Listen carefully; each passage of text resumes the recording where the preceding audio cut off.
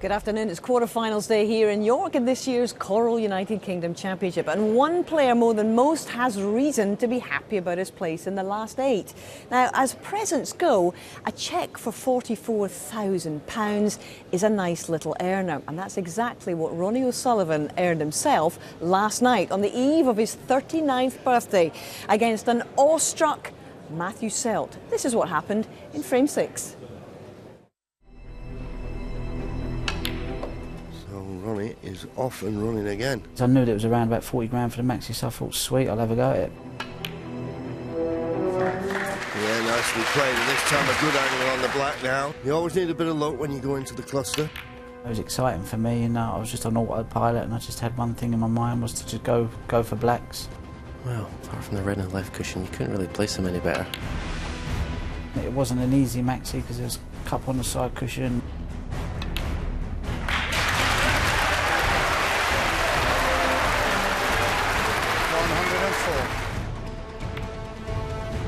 105. The last black to get on the yellow was kind of nigh on straight. Has he got the angle on the black to punch it in off one cushion? Is he absolutely perfect? He's got to make the angle. Dug it in with a lot of side and zipped it in for the yellow and got on the green. You know, the brown kind of off straight, so I knew I wasn't going to get great on the blue unless I hit perfect. I didn't really catch it great, so I just needed to just chip the blue in. Play for the pink in the middle. Is he going to rip it? It's gone in! Ooh! And straight pink in the middle. And he's already punching the air. You've not potted the black yet, Ronnie. Nerves are jangling, getting a bit tight, and then got perfect on the black, and you know, couldn't have put the white any better. Superb! Absolutely superb! There's only one Ronnie O'Sullivan. He's the maximum man. He's a genius. 12 maxes, yeah, that's 13 now, so just giving them something to chase. Hopefully don't get beat. It gets beat when I'm in my grave, that'd be nice. Well, he was punching the air even before he potted that black, as you saw. The 109th maximum in snooker history, and as he was saying, the 13th of Ronnie's storied career. It's the 4th maxi of the current season. Ryan Day, Adita Mehta and Sean Murphy have all experienced snooker's ultimate high since June. But as the prize pot rolled up, this one means that Ronnie will earn a $44,000 bonus, or share it if someone else knocks one in before Sunday night. And Ken Doherty was commentating on the other match. Everything stopped. Everything stopped. You watched it. It never gets old, does it? It never gets old at all. I mean, we were buzzing, Willie and I. We could see the monitor, and we said, well, he's on for a maxi. It was after 2 reds, 2 blacks, and I think the guy's Davy Morrison, he was on an important shot actually to win the frame, so he said I better stop. But the atmosphere here yesterday was just electric, and I've never heard such a roar for a maximum. I said it to Ronnie just earlier. I said the roar when you potted that pink, it was just magnificent. And then when the black went in, and he was really up for it. He teased the crowd in the frame before, he almost made it there. But when he made the maximum, I mean, Willie and I were just standing and applauding in the other commentary box. It was just majestic. Yeah, it was. John Virgo nearly went apoplectic actually when he said, you haven't potted this black yet. And blacks have been missed from the final match. Yeah. I can't think of who, but I can't think of who. No. Sorry to bring that up, Not Ken. when it comes to mind. But it was quite a gutsy thing to do, wasn't it? It was, yeah, but he was perfect on the black, and the crowd were absolutely buzzing, as I say, and you could feel the electricity even from Ronnie himself. He was loving it, you know, and he was on for it. I think Stephen commentated that, you know, after about 8 blacks, he said, well, he should make a maximum from here. They're all on, you know, a little bit premature. But no, it was fantastic. Sublime. I mean, that's snooker at its finest, and it's given the whole tournament a great lift. It has. It really has invigorated everything. And actually, Ken, his opponent Matt Selt, who is a very humorous fella and took it all in great grace, he tweeted actually this morning, had a dream that I got spanked 6-0 and Ronald had a max. Oh wait, duh, Where's the practice table? That's the hashtag. Good on you, man. Not much you could do about that one. No. But obviously, Ronnie is through. He's got a lot of reasons to celebrate. And can you believe only a week ago, with this ankle injury that he had and a real threat of him pulling out of this championship, it seems a very distant memory. He is one of the 8 men through to our quarterfinals.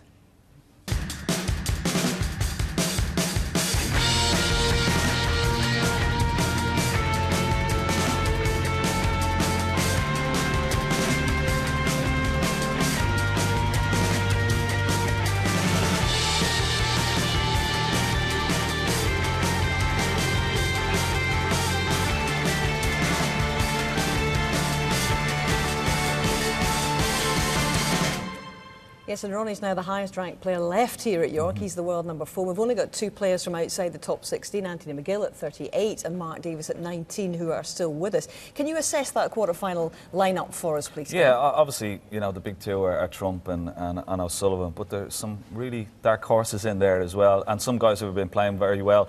Graham Dott, of course, a great win over Neil Robertson.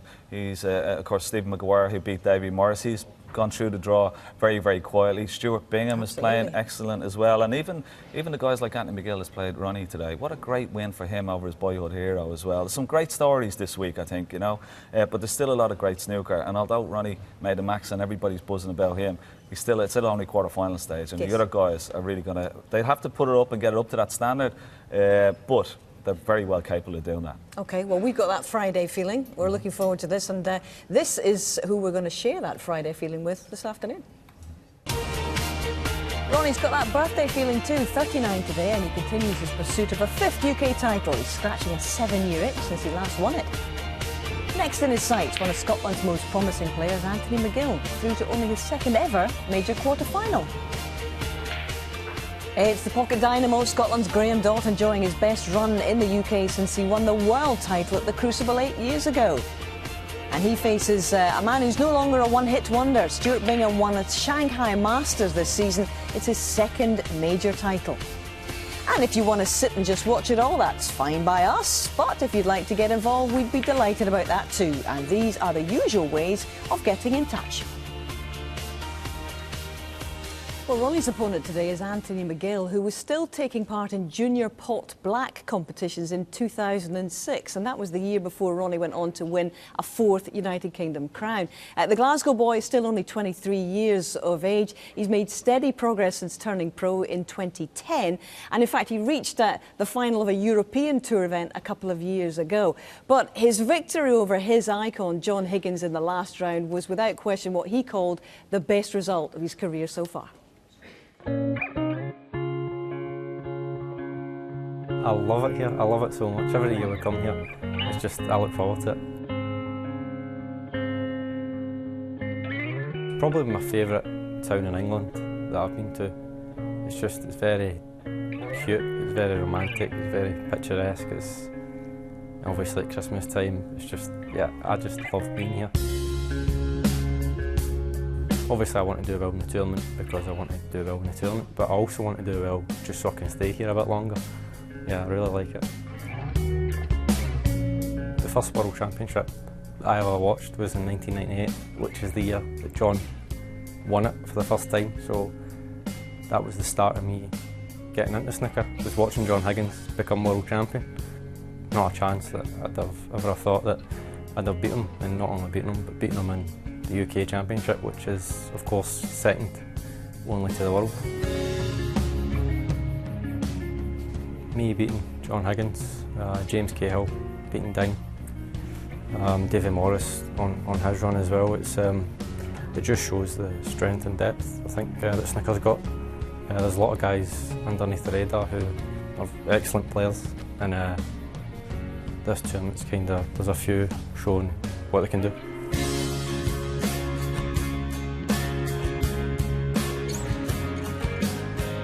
John really let me off the hook there, Ronnie won't, but it's good in a way because I know it's clean cut, I know I've got to be spot on, anything else won't be good enough. I've played them a few times and I've just been terrible every time. I just let the occasion get to me and stuff, but hopefully being out there playing one of the legends, and I thought I dealt with it not too bad. I'll try and drop on that and hopefully feel a little bit more at home. And at the end of the day, you know, it's another match, and I'm just going to try and take care of my side of things and see how it goes.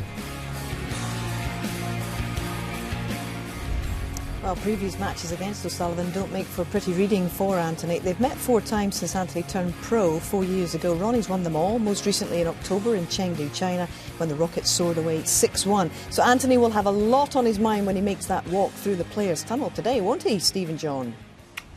Yes, obviously down here in the tunnel there's Steve.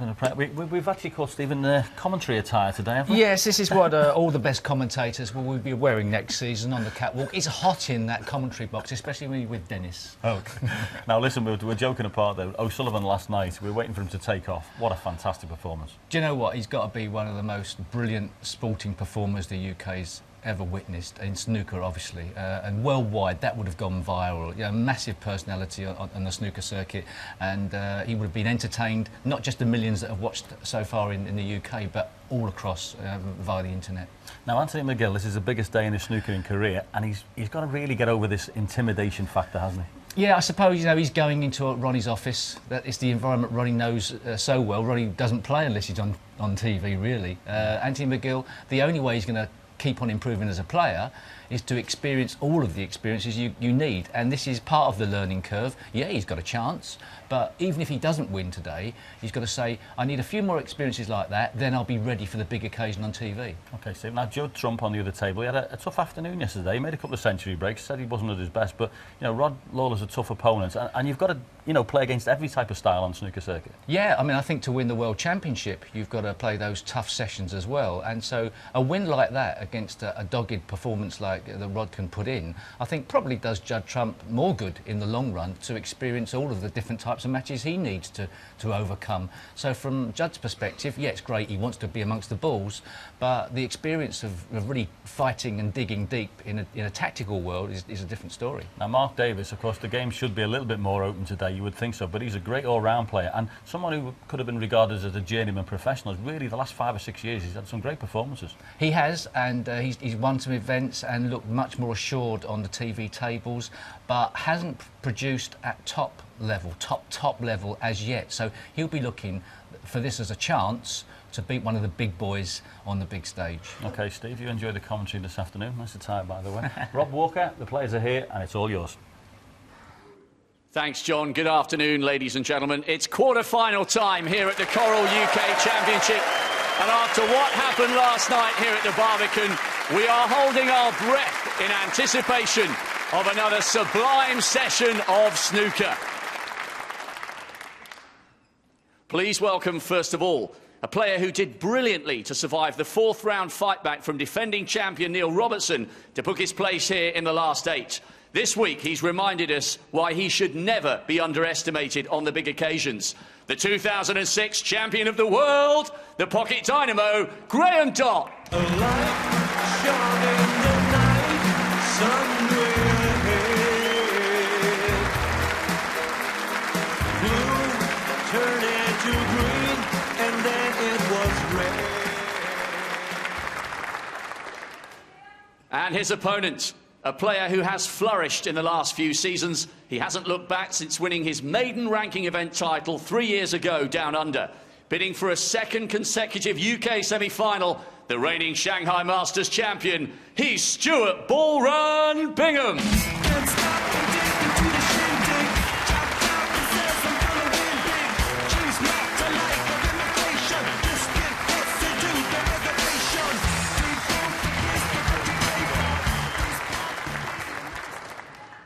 And on table 1, please welcome a player this week delivering the kind of performances his talent has been promising for several seasons.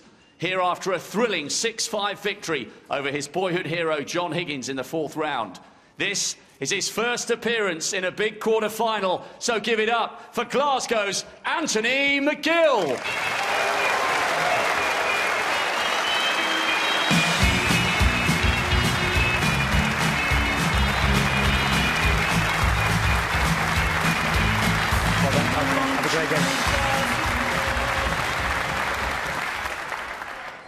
And his opponent, who with 8 minutes of magic last night once again demonstrated why he is the most gifted player ever to lift a cue.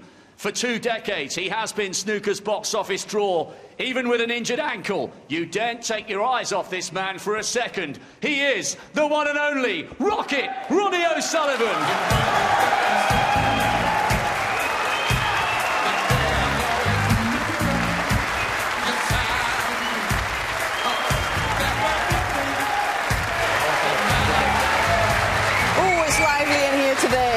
Just how we like it. A reminder that we will reflect both matches this afternoon on BBC Two, but if you'd like to start with Table 2, Bingham against Dott, it's on the red button now, but we're heading first for Table 1.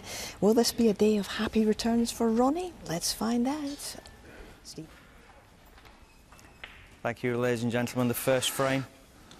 Ronnie O'Sullivan to break. Thank you, Hazel, and a very good afternoon to everyone. And what has today's play got in store for us on Ronnie's birthday?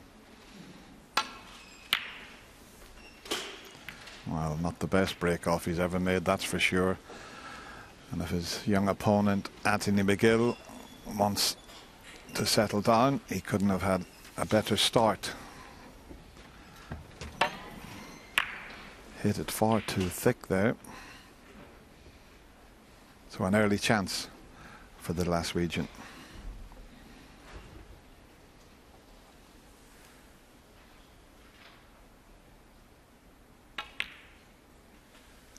One.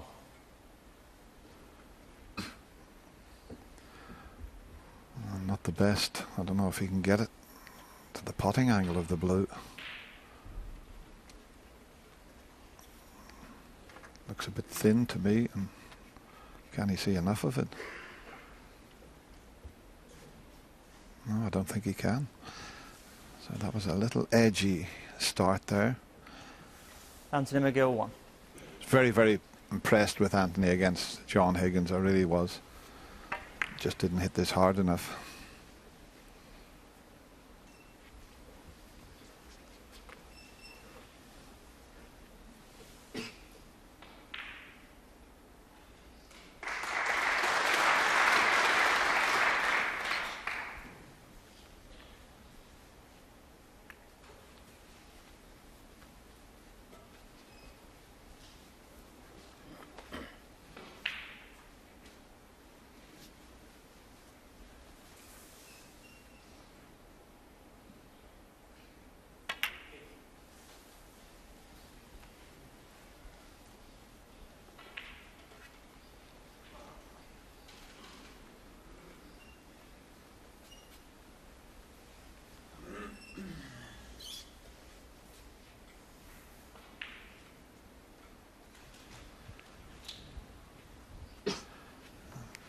Just can catch the edge of that red.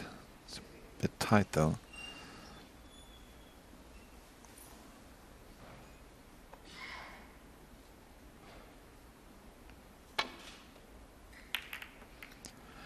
Packed house again here today, the Barbican Centre, and as Ken Doherty was saying earlier, the atmosphere last night when Ronnie made that magical maximum was quite incredible. 2 tables, as you can see, but at the moment you can hear a pin drop.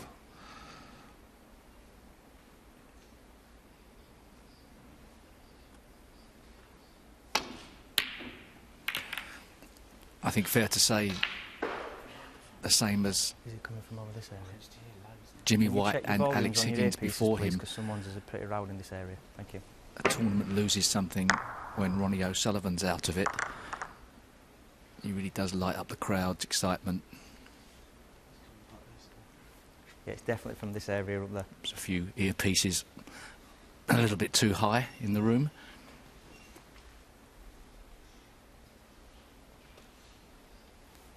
Yeah, that's the earpieces that, well, it's the modern day thing. Never used to have Somebody those. over there, we can hear your volume over here. Can you turn it down, please? Yeah, somebody's volume's just a little high. Not sure what Anthony said there, but he obviously got a good sense of humour, as all Celts have.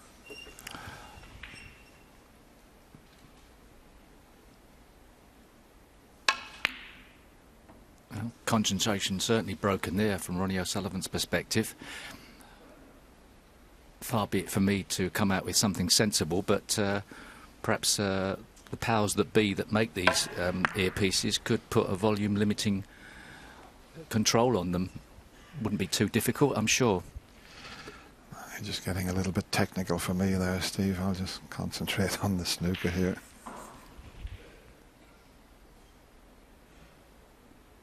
Oh, that will go. I thought it wouldn't pass the green, so... And I tell you what a positional shot he's played there, and he's given himself a terrific opportunity here. It was a lovely little piece that did with Anthony walking around York, and he seems a really nice lad. Very sound cue action, and of course practicing with the boys up in Glasgow and with his boyhood hero John Higgins, who he done remarkably well to knock out in the deciding frame. But I'm impressed with his style, Steve. Yes, he's very focused. Before the match, you'll see him go away into a corner, sort of getting himself into a meditative state. It's not easy to pick the future heroes of the game from 16. The chasing pack. They all look so promising. 17. But it's on the big stage that in the end they are separated. You can't get any bigger than playing Ronnie O'Sullivan in one of the major events of the year. 24.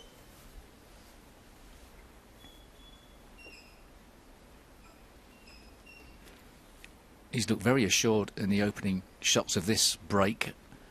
Easy to panic knowing there's a good chance. We've seen many people really get off to poor starts against Ronnie because they feel under a fraction more pressure. But when they do get a chance, they've got to convert it.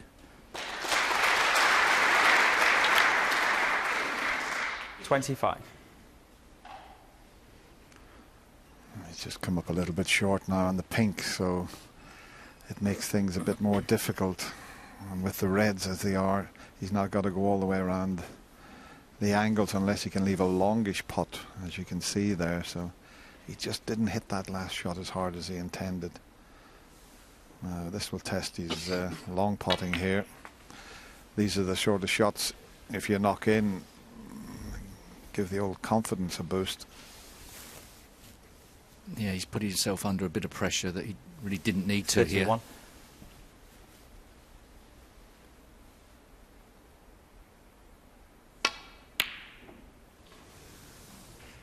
Anthony McGill, 31.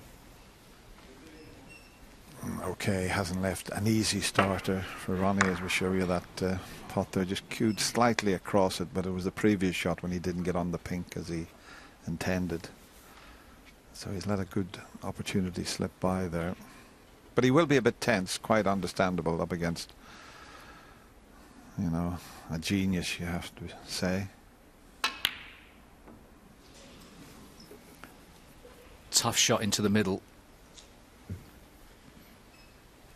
Screwed back to a relatively safe area, or as safe as he could possibly make it, and give himself a chance to win the frame. Anthony's got a couple of tempters, but he's trying to get in behind that blue and green here. Good chance as well.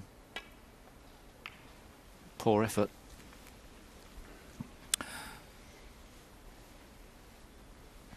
Unless he just concentrated on stopping Ronnie getting through to that left-hand side red.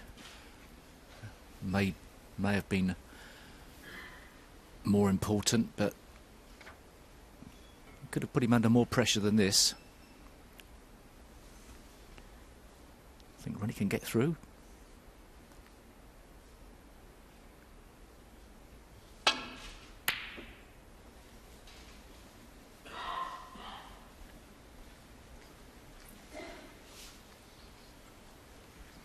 He was a way out with that, but actually he erred on the right side of that shot. if he'd have missed to the other side, the cue ball would have been running free.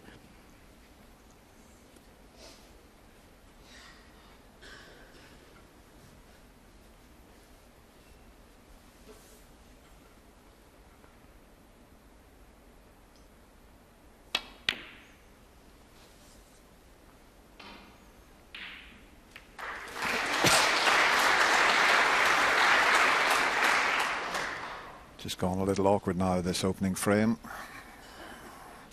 as Anthony stretches there just to loosen things up a bit.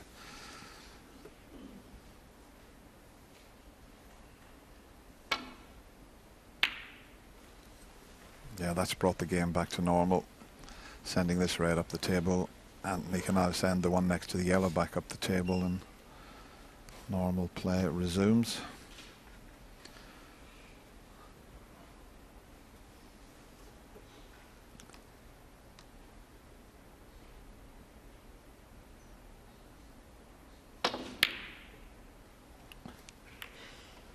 That blue and green are a nice area to try and get in behind, and arguably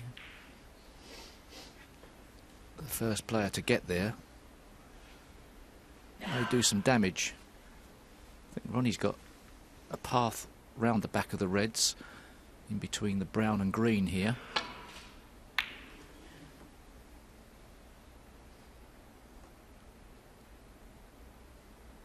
Oof. Nearly, but a bit short of pace. So a chance for Anthony.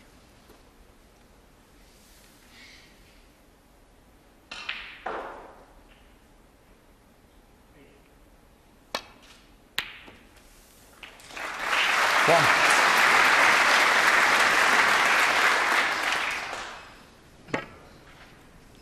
Nice cueing there. Now the reds all look as if they're sitting in a nice position, but not just yet. He needs one good shot. They're all sort of covering each other somewhat into both corners. There's just one in the middle to the right of the pink that's available. But with the angle he's left with here, he's going to have to cannon into other reds. So he's got to be a little bit careful here because the blue's not on its spot. He just, once again, just underhit that slightly. Instead of a straight red to get on the black, he's now got to do it with the aid of a cannon, and you know, they can go wrong. Well, this is a horrible shot to really play because it's not a certainty, potting it with speed. There's absolutely no guarantee to get on a colour either. So it's a low value shot, but one he must take on, I suppose. Be bizarre to try and play safe from this situation, but he's going to be spreading reds all over the table, and if he's not on a colour, now he's looking at the plant, which is an option. Well, it's not a bad option either, is it, Dennis? You could screw back to some type of safety or just commit.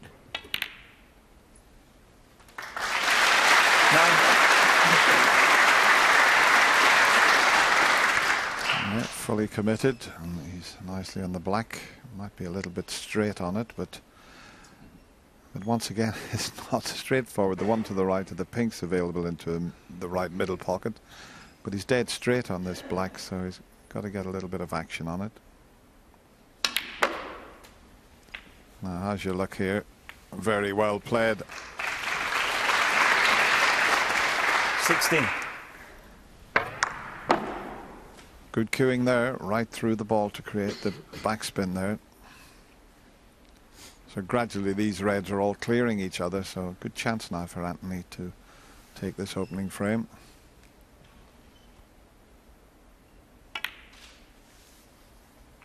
$17.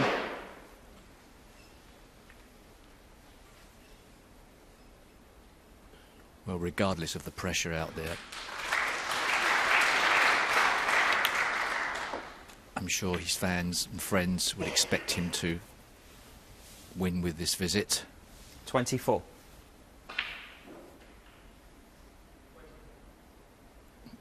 Just having a count up there of points. How many reds does he need?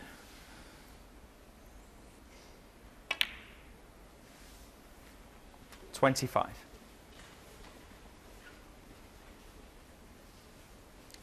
black, red and another black, and the frame would be safe. The maths of the game aren't that difficult, but under pressure, sometimes you find it 32. difficult to count.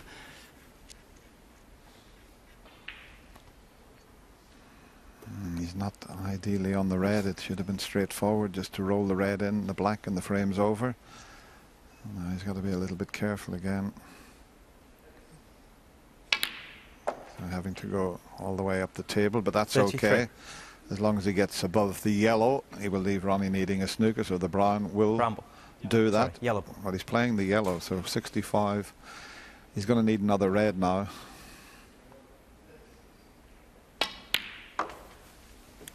And interestingly, Anthony McGill, one of the players who uses his outside eye, 35. if there's such a thing, to line up. Right-hander using his right eye seems a little more unusual than the left.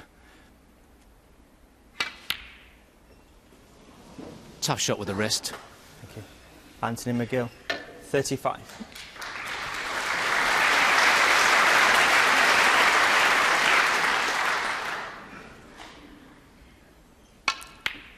Just left the door fractionally ajar for the counter-attack from Ronnie O'Sullivan.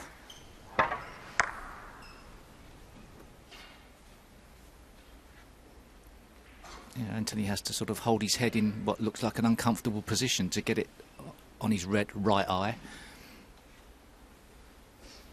Lots of discussions on players seeing one picture, obviously with two eyes. What eye do they use? I'll tell you what, he's played a clever little shot there, knocking the black safe, because Ronnie needs these 5 reds, 5 blacks and all the colours to tie.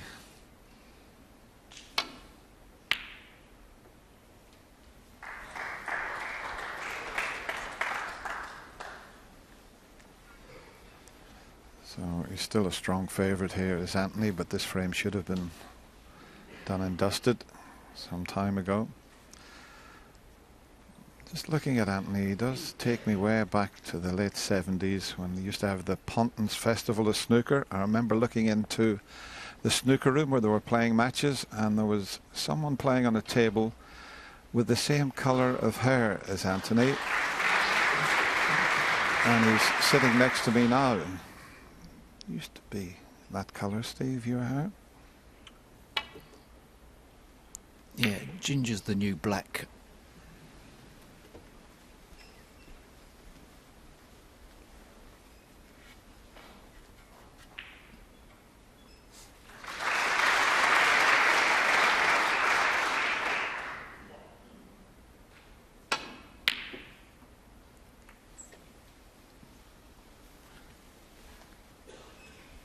Of course, Ronnie will know he's got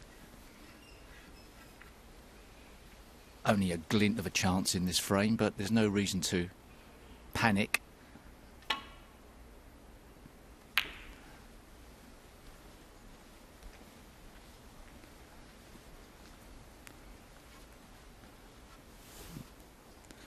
Unlikely to take this red on. He might be able to try and shift the black, or if not, just keep it tight until he gets a chance to get that black into open play. Well, Anthony may have a chance. That red won't go in the corner, but it will go in the middle pocket, and I'm just wondering if he can take that into the right middle pocket. Just take the white up into the corner past the yellow. That would certainly give him the frame. I don't know if he would cannon the other red if he tried that. If he could miss the cannon on it, just try and drop this in the middle pocket, and it's the end of frame. Oh, he's overcut it. And now there's a glimmer of hope, and if Ronnie can pot this red and get the black back onto its spot.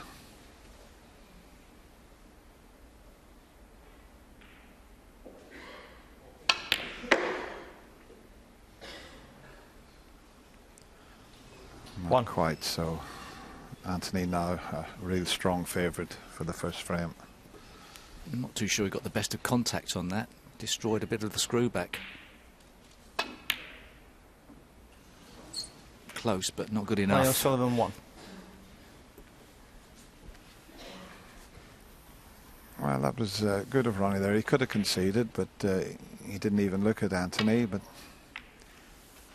you're not supposed to concede, you know, while your opponent's at the table. But this gives Anthony another chance to settle in. The frame's over now, so it'd be nice to knock this yellow in, just as another little confidence booster.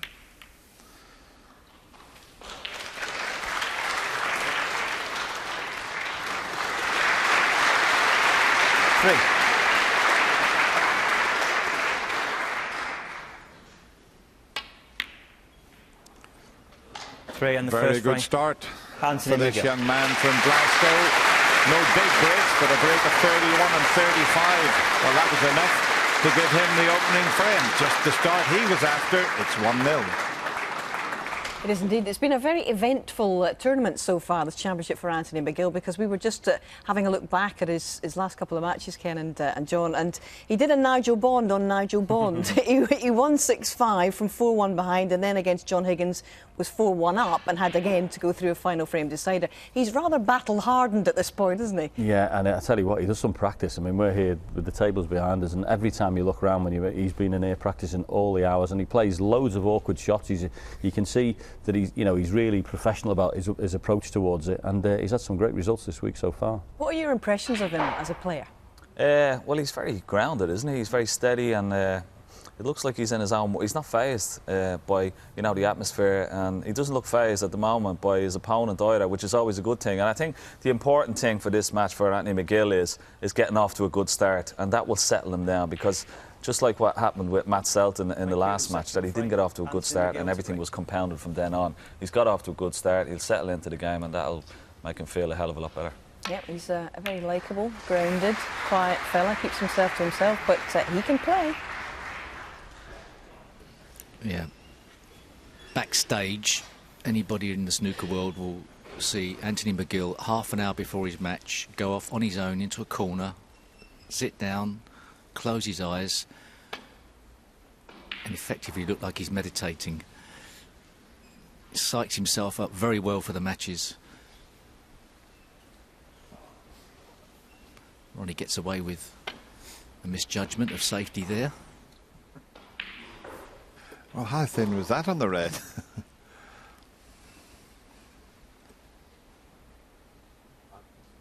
Hit it. Anthony says, back please. Put it back. Well, he didn't realise Ronnie did it, but it was such a thin contact.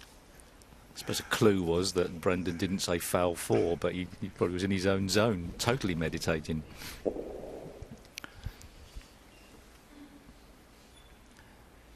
Easy safety shot, but Reds will move in the pack.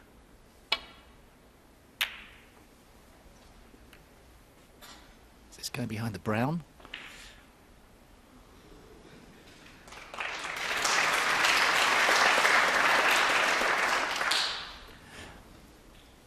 Of course, regardless of what happened last night and how breathtaking Ronnie O'Sullivan was, the scores go back to 0 for this match. And you've got to reassert yourself again. Every day's a different day. But he's not the type of person, is he, Dennis, to have sort of suffer a reaction from how good yesterday was. He's so used to that sort of standard. Well, to have done it 13 times. I remember years back a player, if he maybe made the highest break in a tournament, he couldn't play for 3 or 4 frames after it, but those days are long gone, and you're looking at a man that's achieved everything in the game.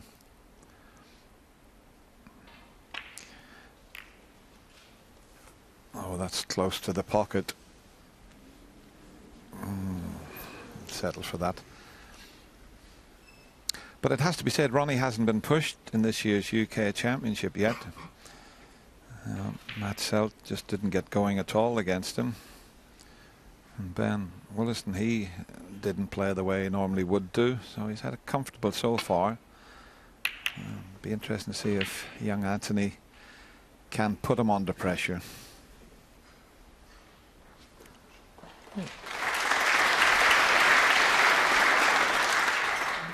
I'm not absolutely sure, but got feeling Ronnie's back arm is a little bit more tucked in than it has been in the past. I don't know if it's something he's ever worked on or looked at, but perhaps I'm having a lapse mentally, but pictures of him playing a couple of years ago, was that back arm as tucked in?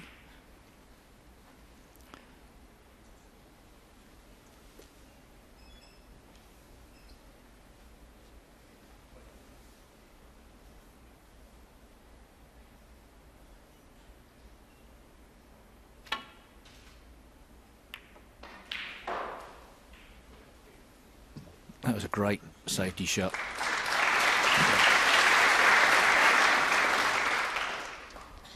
And this is quite a test for Ronnie. That red, he's got to avoid behind the black that's on the cushion if he takes his pot on. And he can avoid that and get back round the table for either blue or both colour, but it's a tester. And let's see how his long potting is, because he hasn't really had a chance to do much in the opening frame.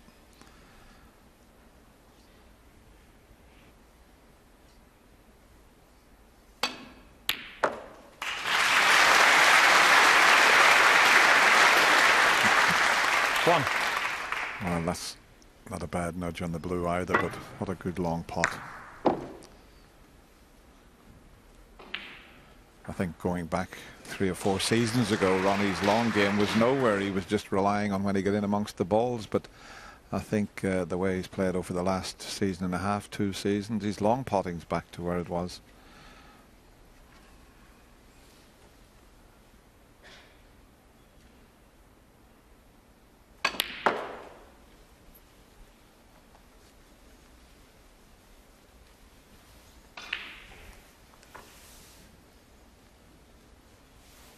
Five.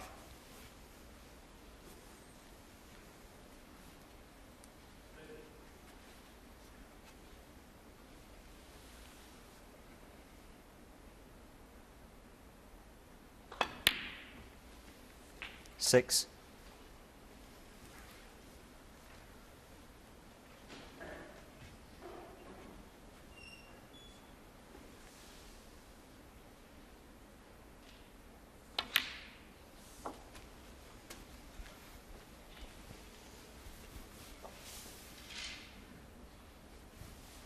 13.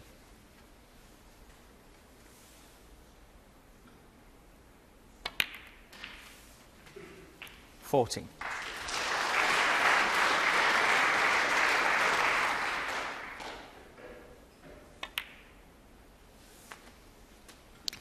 This is where he's just awesome when he's in amongst the balls like this. It's just like 21. 22. Like John Pullman used to say, it's just like watching a symphony orchestra playing. Yeah, all the reds are there to be potted. They're all nicely spread apart, just the right amount, but so many players 29. we see come unstuck in situations like this.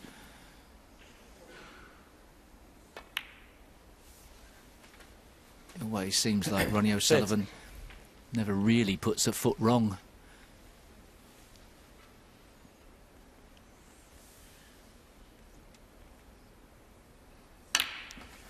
Got those comfortable shoes on again because of the ankle injury. 37.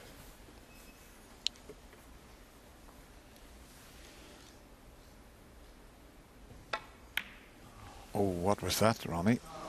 Now that was a big lapse in 37. concentration. He didn't even think about things there, and it just shows you someone like Ronnie O'Sullivan, if you don't give every shot 100%, this is the sort of thing that can happen. I mean, that is the easiest shot you'll ever see missed. That's probably my fault.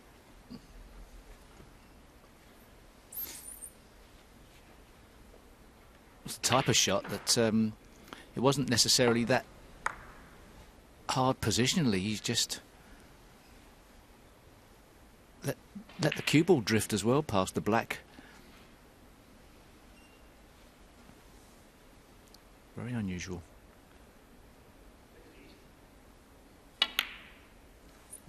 And a great starting red there from Anthony.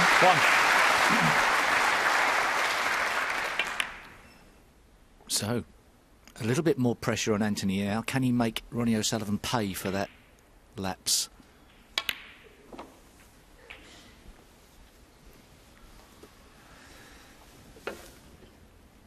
Well, the first red he knocked in, he was up. He knew he'd hit it perfectly. He was up and walking around for the next shot. Thank you. 9. Well, can he make him pay? As you say, Steve, he's got the chance to do that. Red to the right of the pink would be a nice one to cannon into.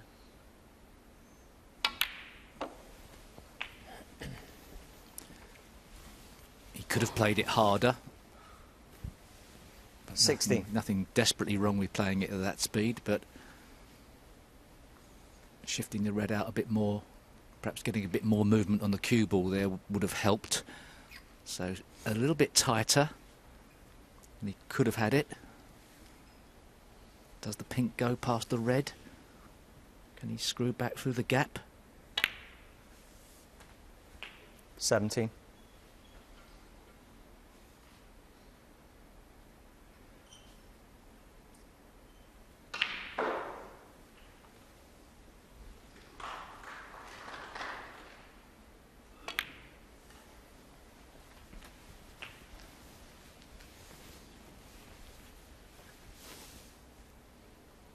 $23.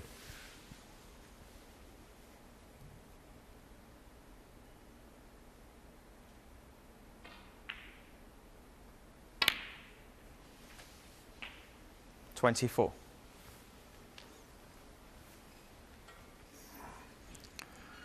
it's not too bad. He can avoid cannoning this red that's on the top cushion, but the fact he's having to go the right side of the table, there's only that red that's near the middle pocket that's on. The other 3 reds there, the 2 together and the one next to the pink, won't go into the left corner. So he's got to get on the one for the middle. And he's coming up a little bit short for that. Might just be okay. Slightly hampered, but 31. Once again, a little bit more pace would have been a lot easier. The white's going to have to travel in and out of the balk area. I think looking at that angle, he's got to avoid the green and the brown, and also the yellow coming back. Yeah, he's created a problem for himself by not staying on the black here.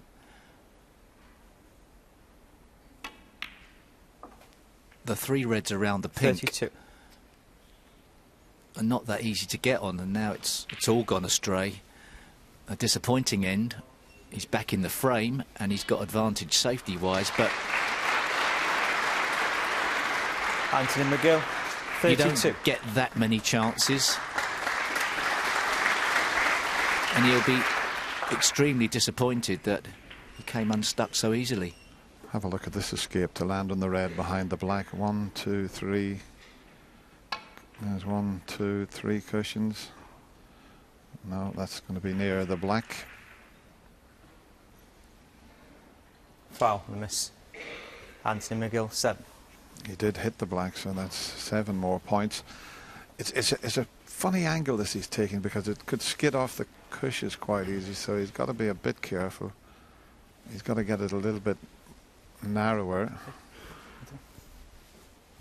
I think he's got to go a little bit near the pocket, somewhere near that line. It'll create a better angle for him.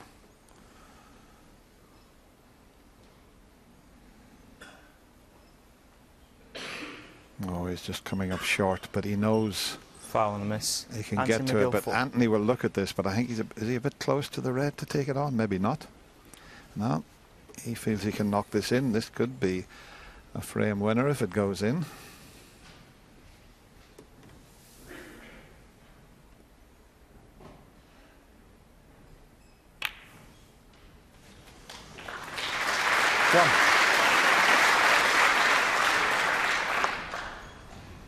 Very good.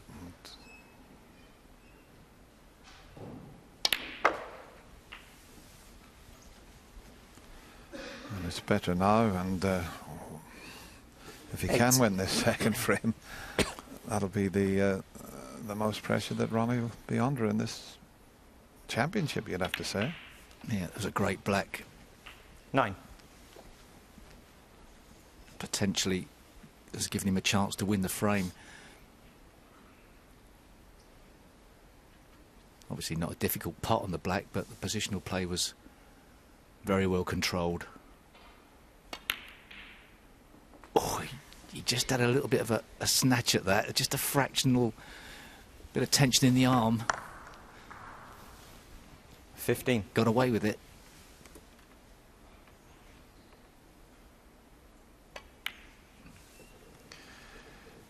Yeah, 16. Doesn't need the difficult red. He's got the one to the left of the pink, and that will leave Ronnie at the snooker's required stage.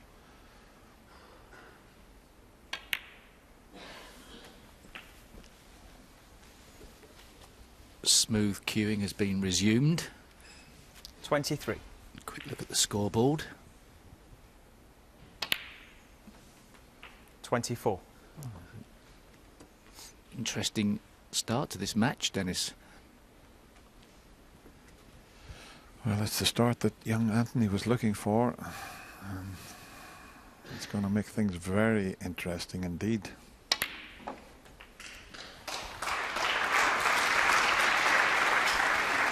Red up past the yellow to make absolutely 31. certain of the frame. There's only one snooker needed at the moment, so he'll put everything into this pot. Yeah, he's away around the table. He knew that was in straight away. 32.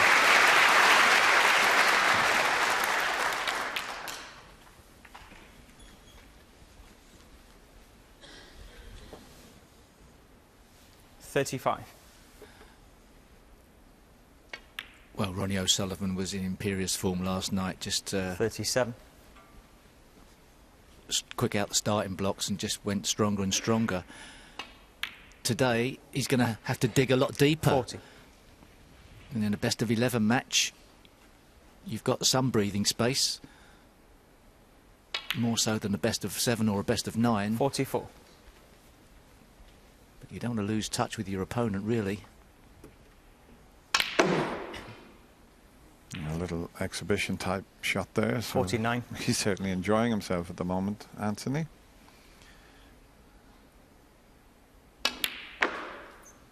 Ronnie O'Sullivan had an earlier 55. break of 37, but that was nowhere near enough. And trying a trick shot there. Can't entertain the crowd. 55 on the Well, front. what a start from this young player from Glasgow. Breaks to 32, and then that 55, he leads the Rocket 2 frames to nil. And I think the crowd are taking to this young man. He seems to have a nice sense of humour. He's had a little laugh with Ronnie and the crowd, but I'll tell you what, Ronnie won't be laughing at the moment, because that red he missed, Steve, that just shows you what can happen. Yeah, he's usually so strong in retaining focus on all of the easy shots around the black spot area. It just didn't look like there was a problem in holding the cue ball, and actually if he'd have potted it thicker, he would have been perfectly on the black. Just an amazing miss. It wasn't a kick, it went wide. Very rarely would that happen. But this long pot, he knew it was in straight away, because he he got up and he was walking right towards the black. There you can see him, he's on his way. The red's only halfway down the table. That's a sign of a confident player. Yeah, he didn't clear in one visit, but he got a good safety and won the second time of asking. The third frame. Ronnie O'Sullivan to break.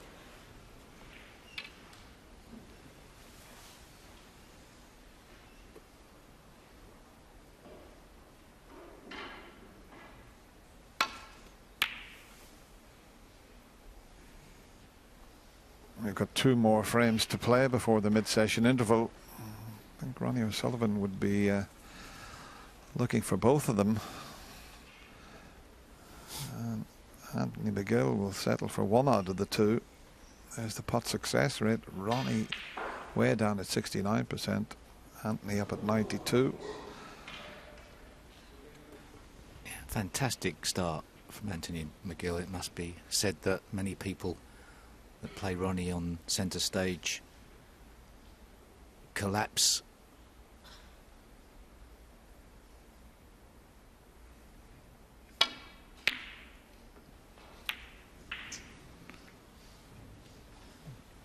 Damage report is a bad one.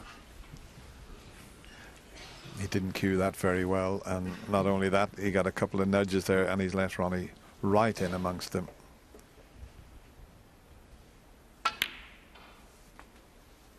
1. It looked as if he was going to get away with it for a moment there when he missed that red.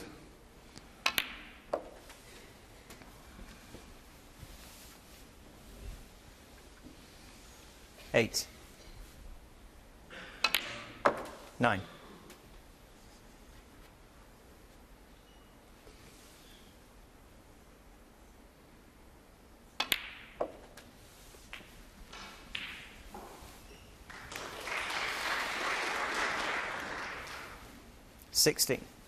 That red below the pack. Just loose of 17. the pack is a ball that Ronnie O'Sullivan could use to open up more reds in potting it. He's got a guarantee that he actually gets out on the black as well, but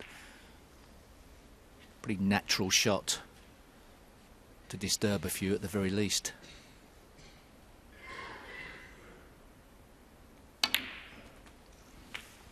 So he wants to keep the cue ball fractionally low if possible, so that he can 24. Play both parts of the shot. As it was, he was too straight. 25. So now a bit more difficult to open those reds.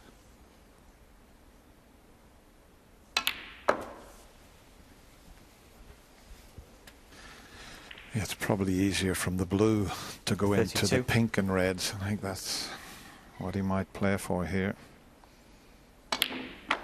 He was on all blacks, but he's not concerned about that. 33. He's concerned about getting his first frame on the board. Fantastic control of the cue ball there to strike it so hard, retain control of the cue ball and get right side of the blue. Oh. Well, it wasn't a great angle to go into the pack. He did his best, but he got 38. a fraction unlucky.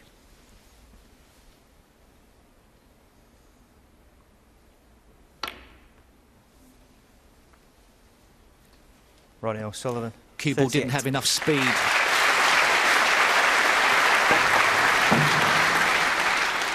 By the time it got to the reds, Dennis, it didn't have enough speed to do any damage. Yeah, he didn't get on the blue as he wanted. He wanted to go straight into the pink, but he couldn't do that. It was a good effort, a bit unlucky not to push at least one red into a potable position. But he's got a 38-point advantage, but he had a 30-odd point advantage in the previous frame, and we've seen what happened.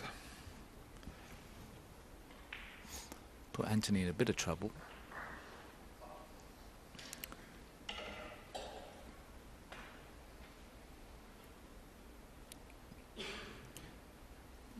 Could attempt as a last resort, if he doesn't fancy any of the reds he can see, to try and nestle into the pack of reds, but that would be a last resort.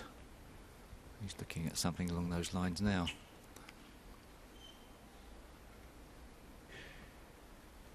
Go off the top cushion with a bit of left hand side and gently go into them. It's a bit risky. Doesn't want to hit them too hard, that's for certain.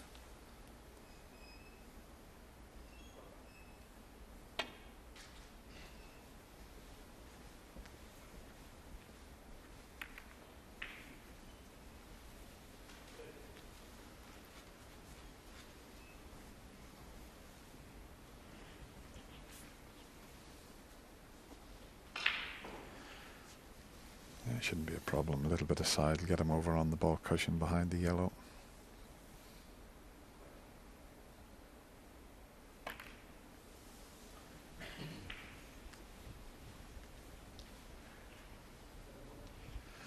Nicely played, blocked off the route back down the table off those reds. He can't play the same shot this time.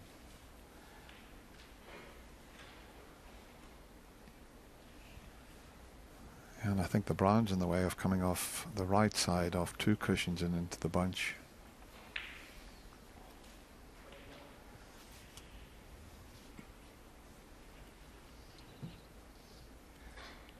It still looks like the shot maybe to try and somehow get to nestle into the pack.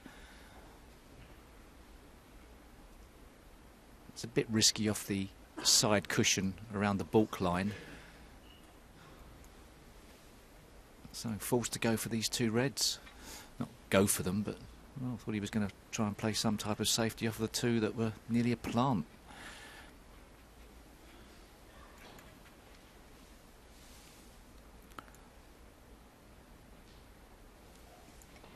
Well, it is nearly a plant, but is he playing it? Surely not.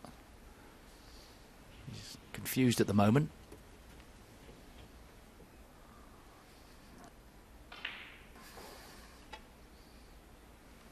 Is this white going to run in a straight line? This is a delicate one. I don't think that's going to get anywhere near the red. Foul on the miss. Ronnie O'Sullivan 4. Oh, can't believe that Ronnie won't put this back. That red that he's trying to land on, he knows if he hits it with any amount of pace, he's going to put it into a potable position.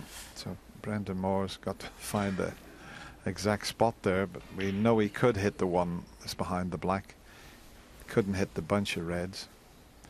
So will he try the same shot again? Because it looked as if it might just be drifting slightly at that pace. Yeah. I think it's okay. So A little bit more that way. yeah, in fact, he's even making it more difficult for himself. So that's the show off. And that's the beauty about the game of snooker. You know, they never take advantage from this sort of situation. Well, let's see, that's not going to get there again, is it? Is it? Is it? It is? Oh! Yeah. Foul on the miss. Oh, he just stopped short again. Ronnie O'Sullivan 4. If he can hit this full ball, He's going to get warned. he certainly is. Oh, like a warning, don't you? Yeah. Do like a warning, Dennis. Well, did you not lose one against Ken Doherty when you were warned twice at Yeah. Masters in Ireland, Okay, and then. you missed it 3 times, lost the frame? Yeah, okay, Ronnie. Schoolboy error there, Steve. Yeah, that's what they this time for entry on the Anthony. I was the first player to lose a frame under that cruel rule. He's now looking at the plant. Why not go for it? Is he?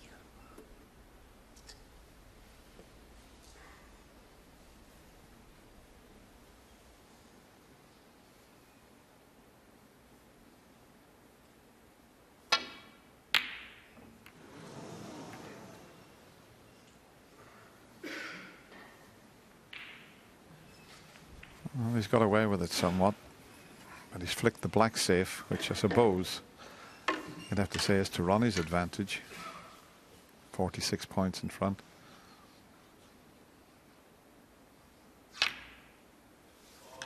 Thank you.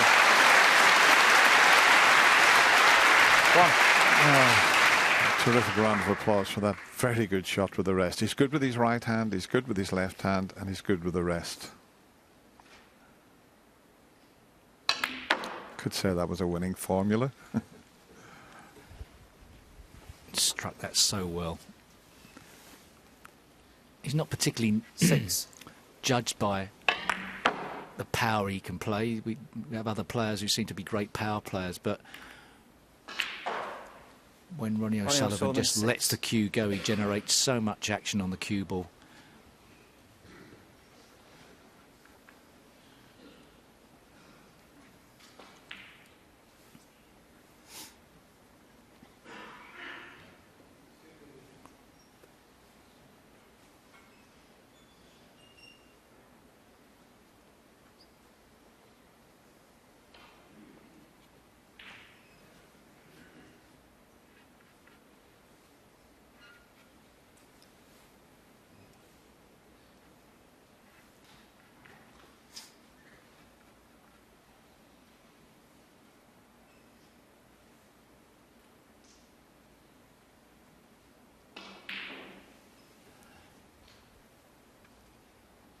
Thin off the left-hand side of the pack.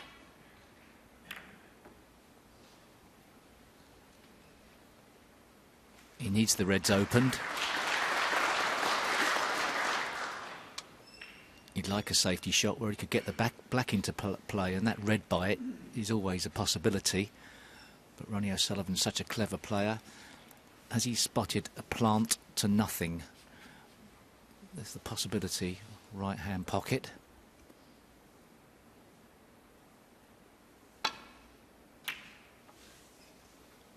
Obviously not on. Thought it might be close. Could be made. Definitely could be made. Perhaps not from the right-hand side of the table behind the green area, but I don't know where Anthony is. It's a different prospect from Ronnie's. He's just lining it up now. So Ronnie had to go at a plant to nothing. If this goes in, it's a plant to something. Well, Anthony's got to force the pace a bit more in this frame from 50 points behind. He's got to make something happen somehow.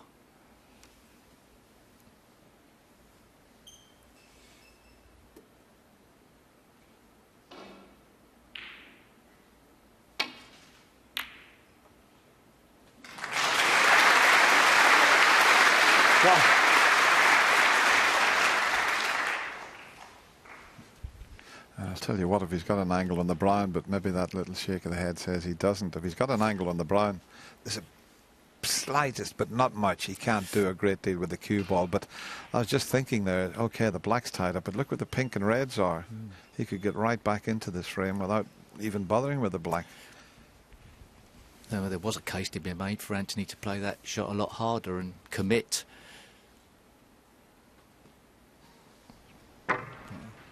Old habits die hard in shots like that. You do play for the baulk cushion a bit.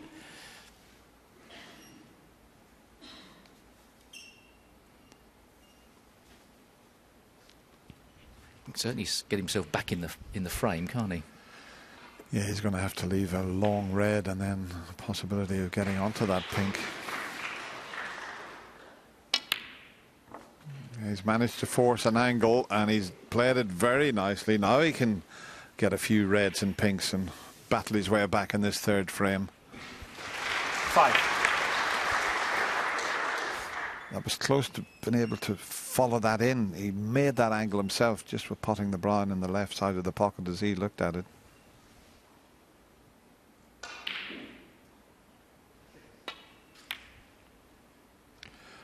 Oh, yeah, the pace 6. took it in. Any harder, that might have stayed there.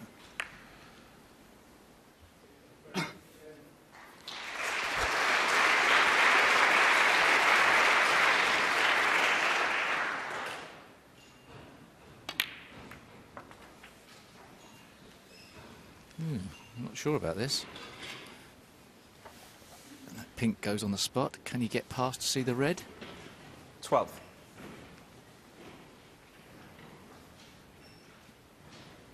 Just.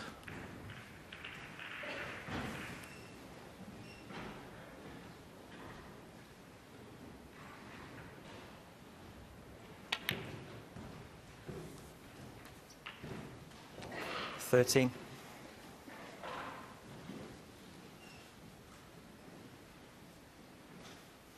Yeah, he's in good position here. Just a nice little screw shot. Just, you can leave both those reds that are this side of the pink, and he's got the one near the corner as well, so no problem whatsoever. And he's played it nicely.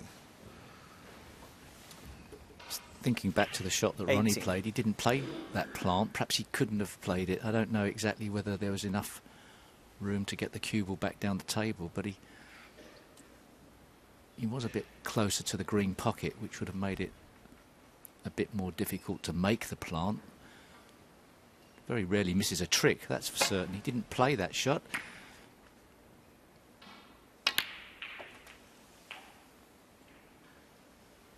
$19.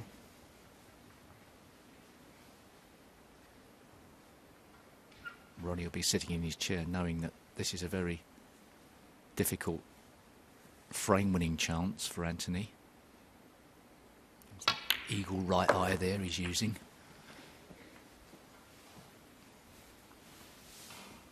It's going to be tough with 3 red safe. 25.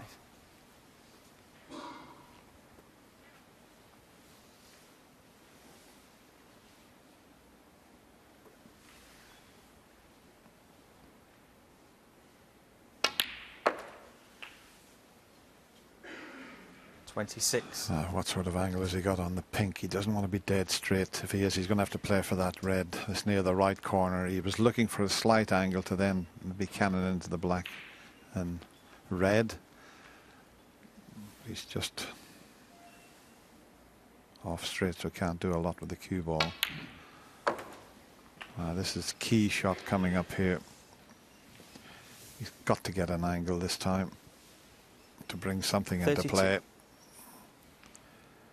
Off the pink, if he's going to try and get the red either side of the pink ball there. He's perhaps missed a trick in trying to shift a couple of those reds off the side cushion earlier, although with a little bit more risk involved. Now he's tried to lift. That's a great shot. He's a little bit unfortunate. 33. He could have expected a better outcome for the white there, but positive shot. Yeah, the only thing is when you move a red, when you're potting a red, you're never guaranteed where the cue ball's going to finish. There was a good effort. This is a bit of a tester for him. He's right back in this frame. He's only 19 points behind. And he's got a dead straight blue. He's looking at the green. He prefers the green.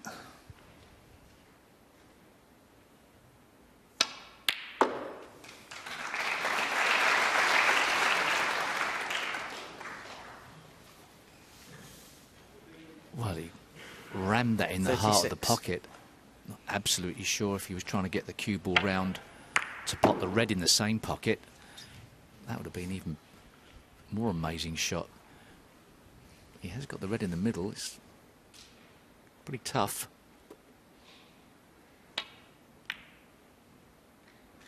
Well, 37. well, he has a chance here. I don't know whether he can do it off the brown or the yellow, but he can go off the cushion and head towards that red that's near the black. And if he misses that, he'll even go over towards the red that's the right side of the table. So I think the yellow is the better one. Slightly more difficult pot, but better angle. And here it comes, and that looks pretty good. Oh, he's unlucky. Not a great effort. 39. Well, he's back in the frame, and he's got control of the table for first chance of a telling safety, although it would be difficult to put pressure on a player with the balls as they are. You'd think it would be the red off the left-hand side down into the balk area. Can he snooker him, though? Not the greatest of shots. 39. But he may have got a bit lucky.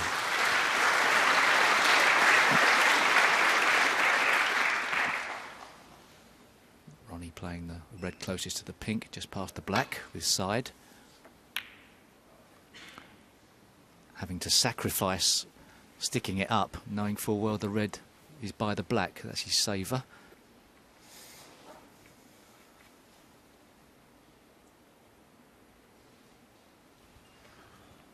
I was just thinking if it had been an easier pot on the red, if he could pot the red and get a snooker. Look where the red is next to the black. He could get quite a number of points off it. You see, there's no possible way of getting to the black and red from the blue because of the pink. So he'd have to get onto the pink in such a way that he could possibly move that. But yeah, it's not an easy pot this anyway. But it's there. And he has got an angle on the pink. And if this works out, he can pot the pink, he can stun it off the cushion, and he can bring that black and red into play. Oh, he's took his eye off the pot. Took his eye off the pot, concentrated on the cannon. He might be in behind the black here. I think Ronnie, I don't know if he can screw the white in behind that black. It seems to be far enough off the cushion to do that.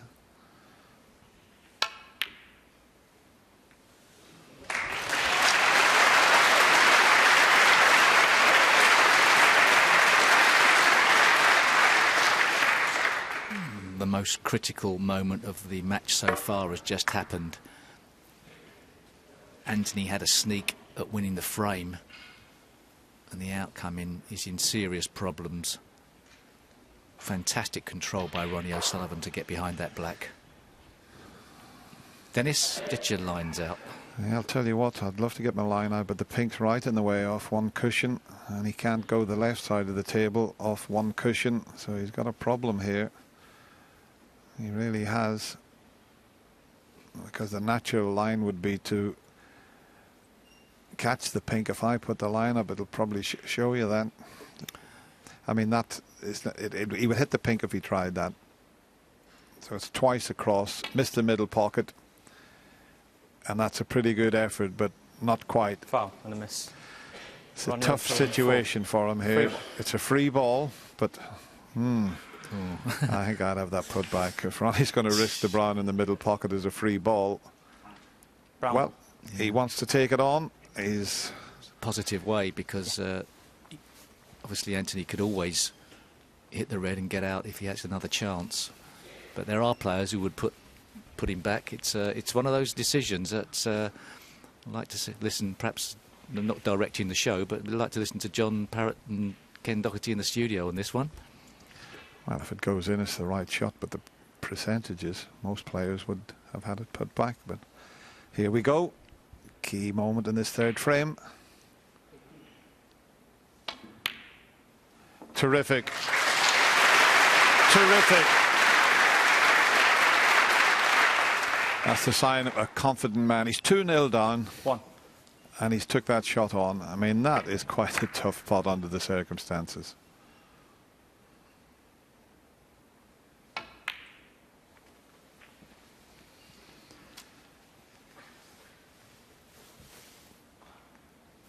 Just a quick glance at the scoreboard, 22 in front.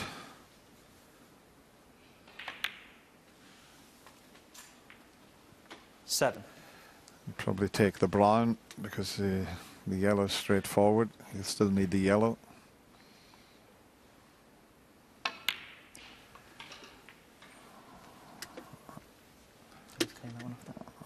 Well, Ronnie's put the red, and he's just cleaning it. I thought he was going to nick the red there. He wouldn't be able to make a maximum with 14 reds on the table and one in his pocket.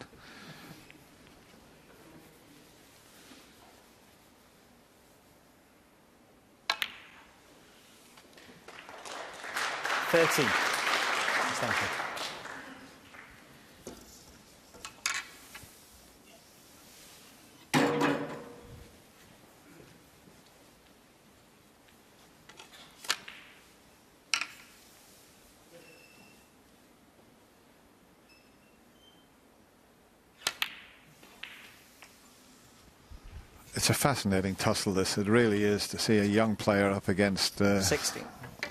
The genius of the game, and he's acquitting himself so well, and he had a chance there in that third frame, but that 20.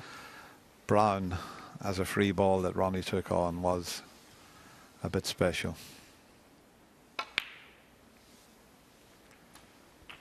25.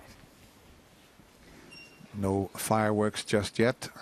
Anthony's highest break 55, Ronnie's 38. 31. But it's been very, very interesting.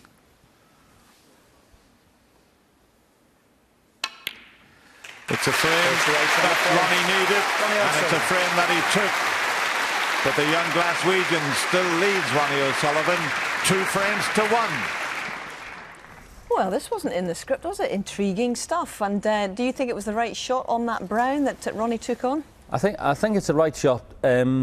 I'll tell you why. Because if he takes this, you know, it's a tough shot to take on. But watch where the cue ball finishes.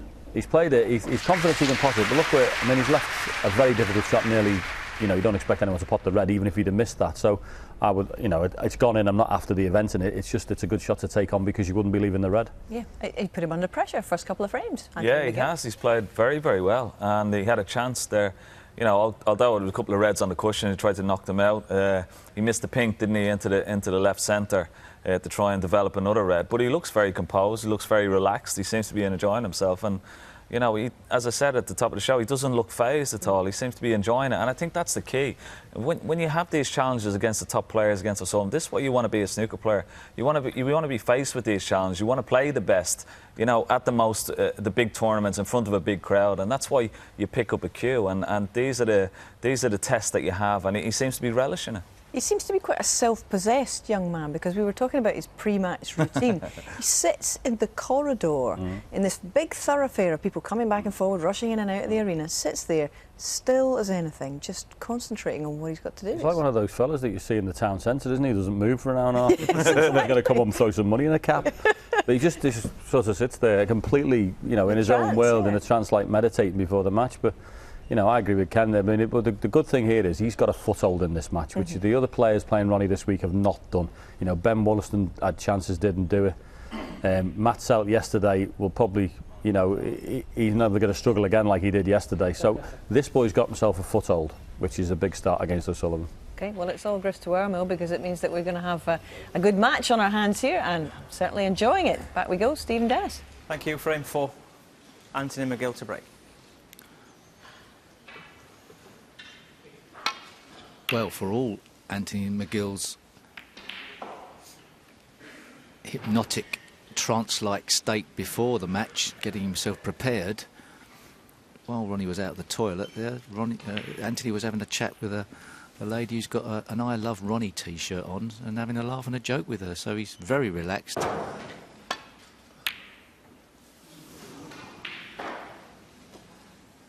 I thought he was going to get up off the shot there. There was just a noise. I don't know if someone dropped something, and he thought about getting up and just carried on.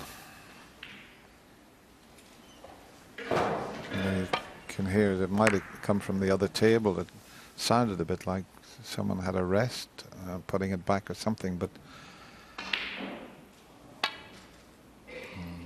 Tough shot to play. He's played it very well.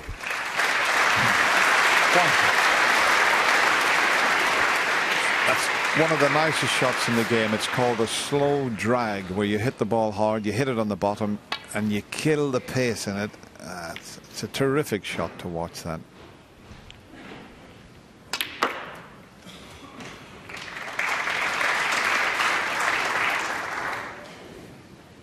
Positive shot there as well. 8.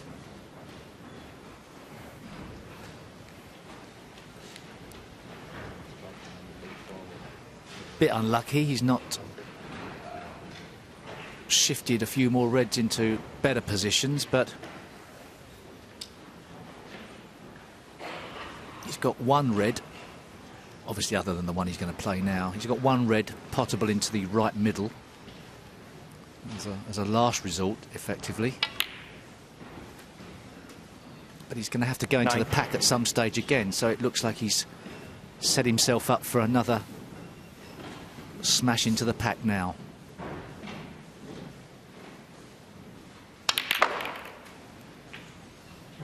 And how well has he played that? You could see the white stop and then spin back again, so plenty of cue power there. 16. Have a look at this. Watch the white stop and then it just keeps on spinning. Well played.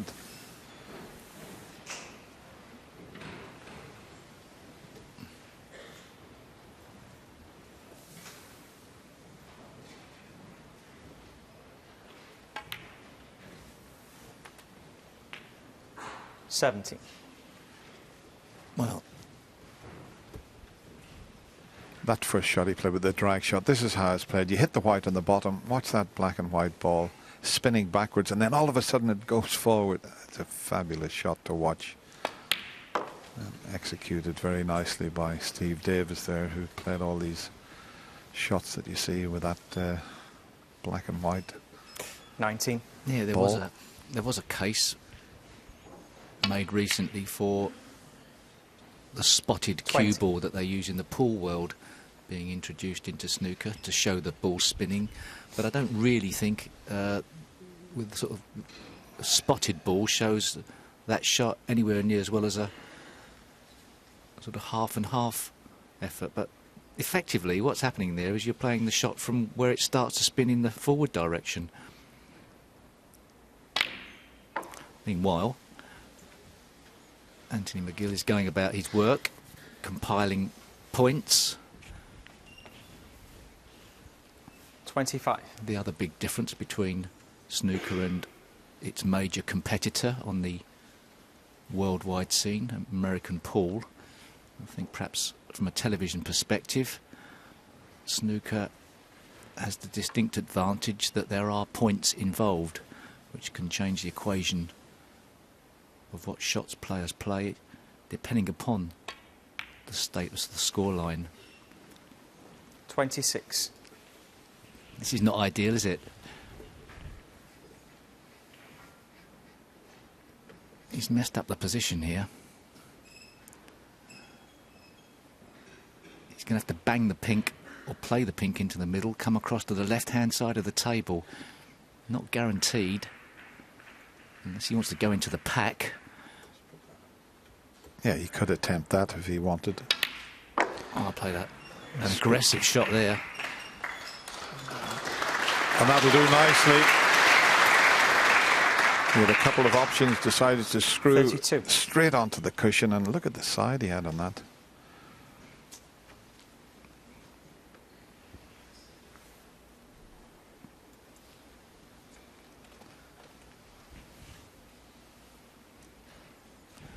Once again, not guaranteed to get on a colour here.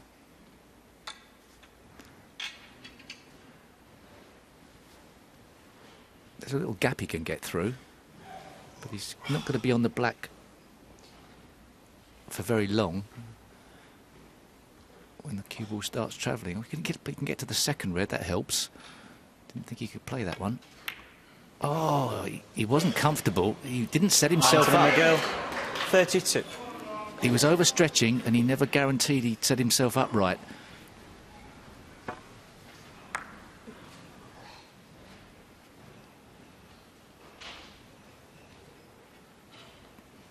That's a bit of a mistake at this level. You shouldn't be unhappy with the setup before you play the shot. Oh, a bit of a mistake is an understatement. He had a great chance to take this fourth frame. He's already 32 points in the front.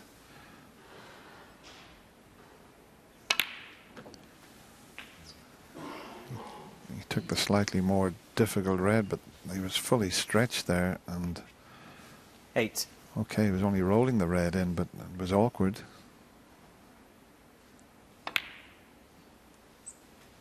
9. I suppose we see many times a player do that and pot the ball. We wouldn't think anything of it.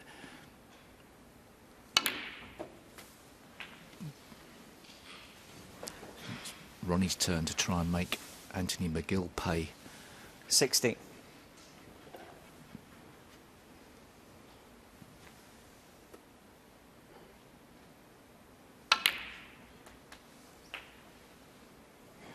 That cue ball dangerously close to the middle 70. pocket.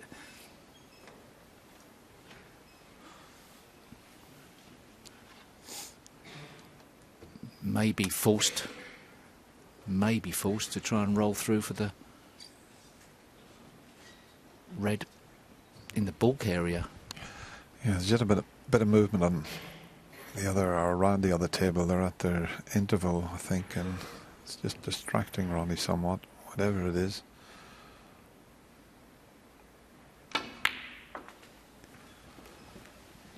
But we keep saying when you're fully focused, you don't know what's going on the next table. I mean, it's happened at the Crucible since 1977. We've had 2 tables, and when you're concentrating, playing well, you don't hear anything on the next table.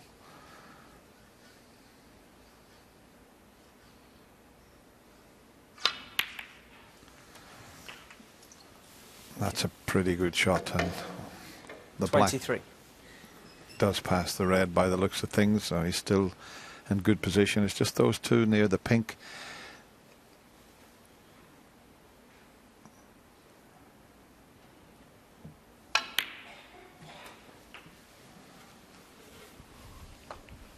Yeah, one of them does go, so he played that nicely. 30. Frees the other one now. 31. Yeah, there's not really anything safe, is there? Good chances for Ronnie. Yeah, and he looks to be digging himself out of the early hole he found himself 37. in. It's so hard to keep under wraps. Puts a lot of pressure on his opponent to try and keep him in his seat.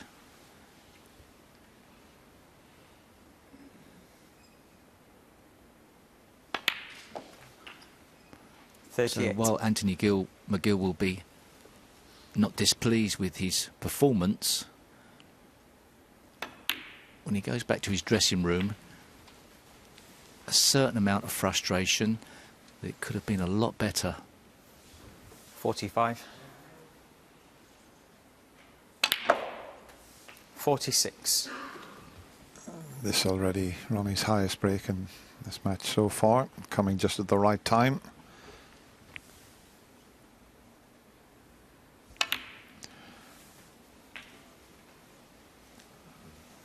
He'd have loved to have had an angle on that red so that he could have potted it and shifted the 53. Other red into play. He's overhit it by a fraction.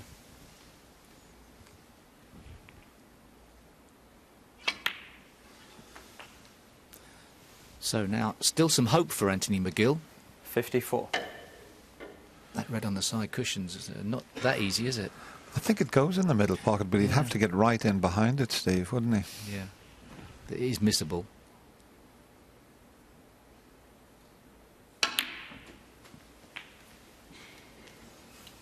He's nicely on it, though.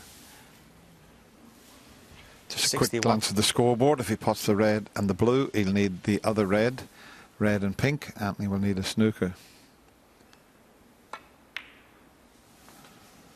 62. He'll take the blue because it's pretty straightforward to get onto that red that's near the corner pocket. So he's making Anthony suffer for that missed red.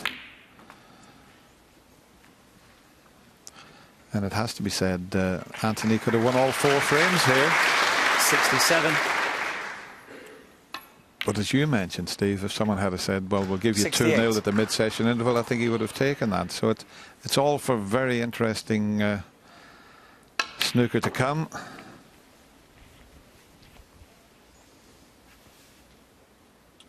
$71. You get the feeling 73. that Ronnie's building up to move through the gears for the second half of this match, so queuing nice and smoothly 76. now. Frame 1.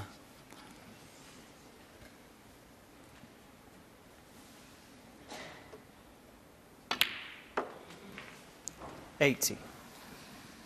Still the best of 11 here in this UK Championship. So first to 6. 85.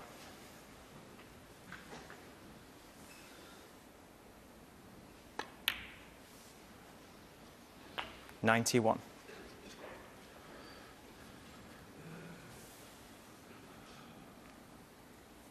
Well, normal play resumes from the rocket.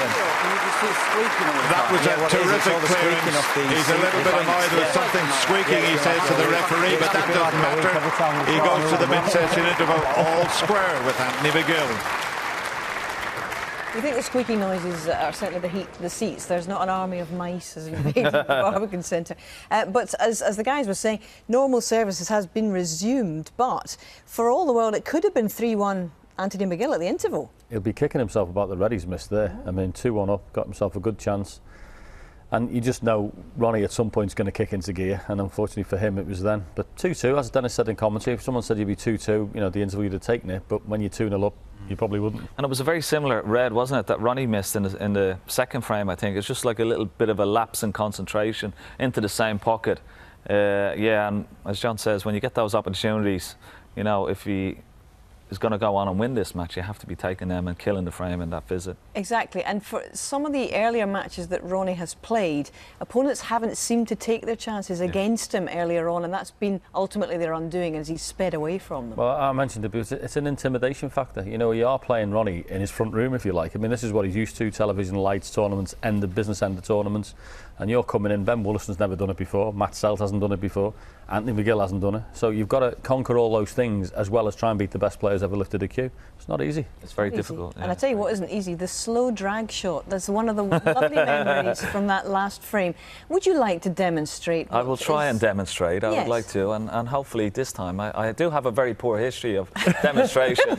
I'll try and live up to that. I wasn't going to mention it. I'll try and live up to my reputation, but I'll try the drag shot. It's a wonderful shot that Anthony McGill tried earlier, and what we'll try and do, we have very unusual ball here, as we saw in the slow-mo.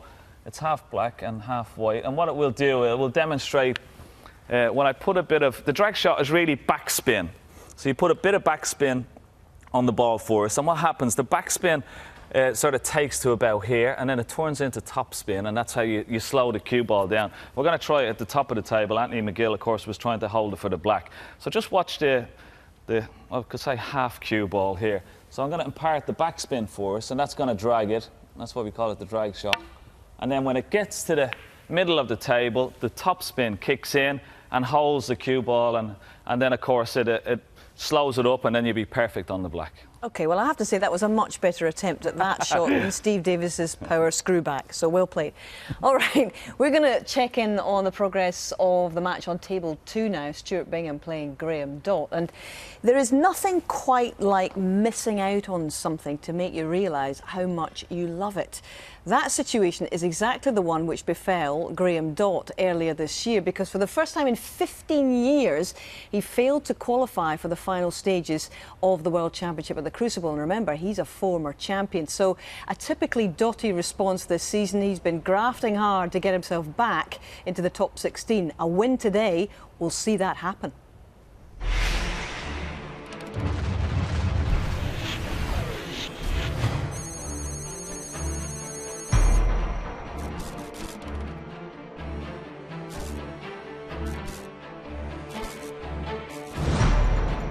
Technical.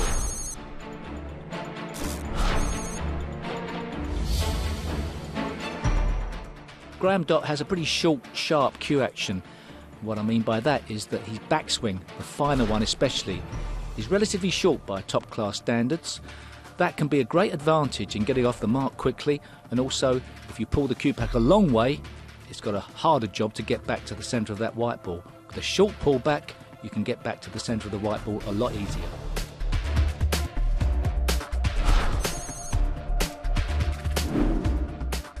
In the past, we've seen Graham Dott play with a plaster on his chin. That means that either he's pushing his head down onto the cue or bringing the cue up on delivery onto his chin. Either way is a restriction in his cue action, and perhaps one of the reasons why he's not the greatest cue power player in the game. Tactical.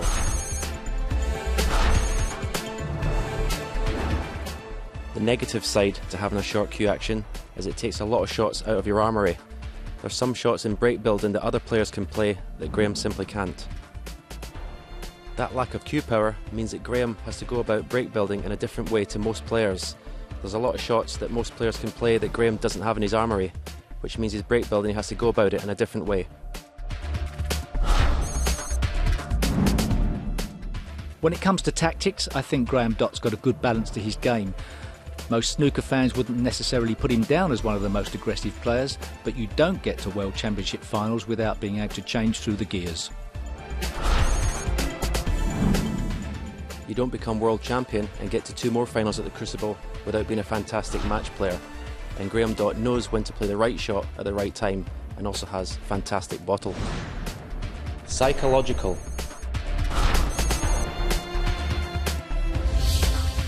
For me in Graham's career, he hasn't been consistent enough. On a lot of the seasons he tends to go missing for a few months and only reserves his best form for 1 or 2 tournaments. He needs to improve on this if he's going to climb the rankings again.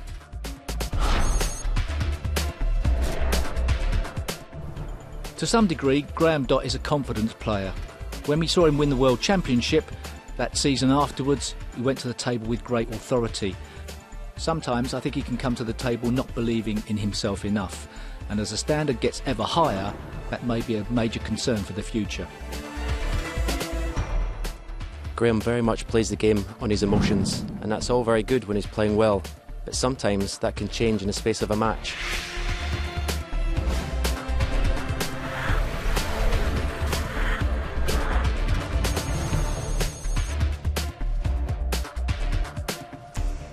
Yes, Graham, currently ranked number 17 in the world, up against number 9, Stuart Bingham. And Dott has the added incentive of knowing that if he wins, he will effectively guarantee a promotion in the rankings, and that will get him an invitation into the Masters in January. So a lot riding on this one. Now, matches between these two tend to be pretty close. In their 6 so far, 3 have come down to final frame deciders, and Dott won their most recent match a year ago in China. We'll head into frame 1. This is tight, and we expect the whole match to be tight. Dott leading 41 points to 39. And it's Stephen Hendry and Willie Thorne on duty here. No, good shot.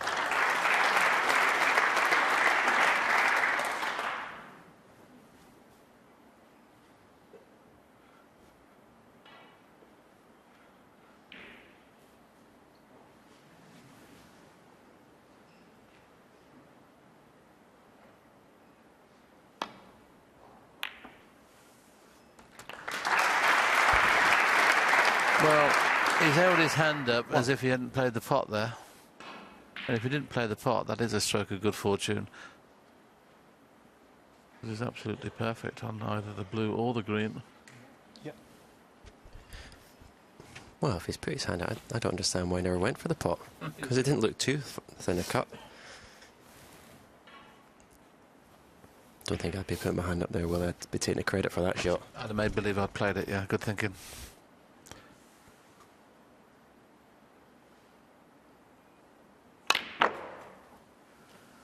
Loads of side there, right-hand side, and Stephen mentioned a few moments ago the yellow may have been pushed slightly out of commission.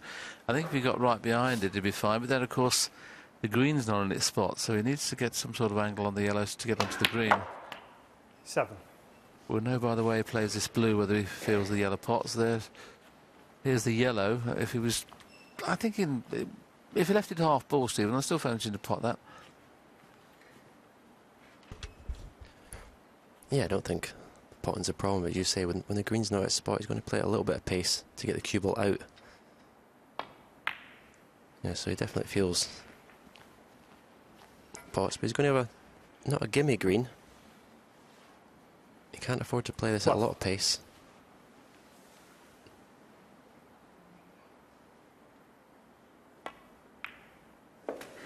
$14.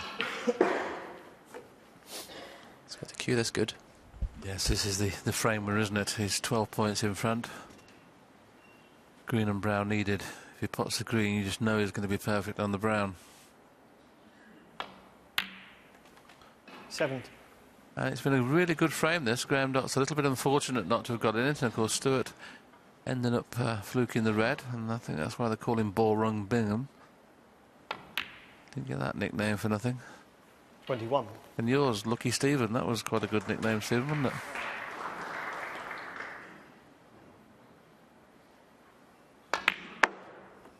$26.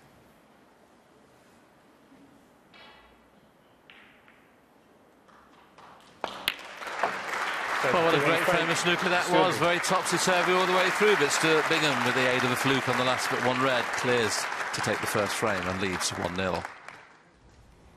Well, it's been a pretty eventful tournament so far for Stuart Bingham. In this championship, he thumped Ricky Walden 6-0 in the last round. But before that, he was up against a man ranked outside the world's top 100, Joel Walker, and he actually had to come through a final frame decider. Bingham had been 0-3 down in that match. So he's had a lot of work to do over the last couple of rounds. Good start here, though. And as we go into frame 2, it's Bingham on a break of 13.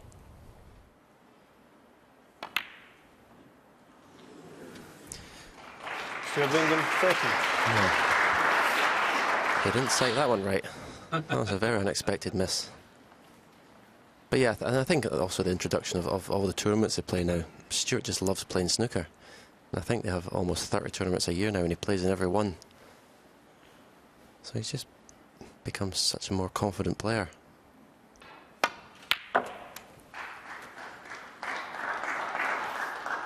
One.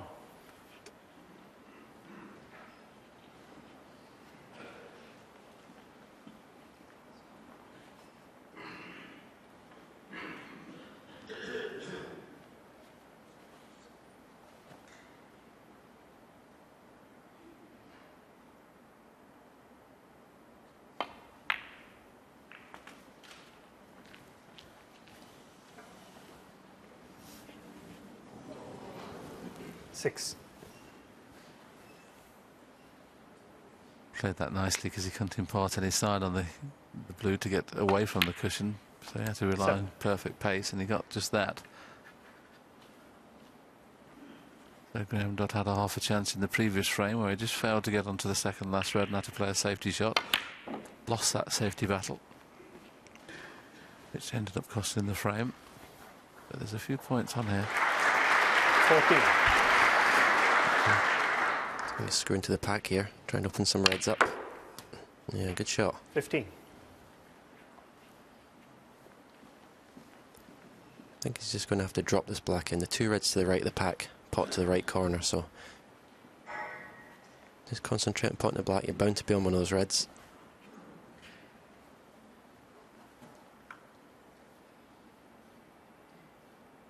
Yes, you would think this is the last difficult pot he'd have to play for the next 30 or 40 points, because they're always missable, those blacks, when you're just playing them half ball.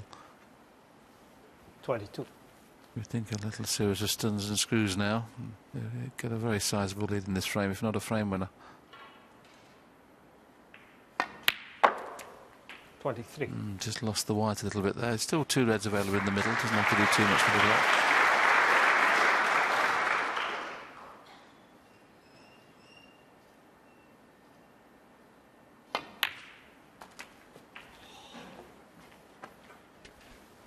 Well, you heard a big sigh from Graham there. He feels he got a big bounce of the black cushion, which means it 30. comes off the cushion quicker than when it goes on. So it's now a tricky little red into the middle. Has to dig down at the cue ball to get position on the black.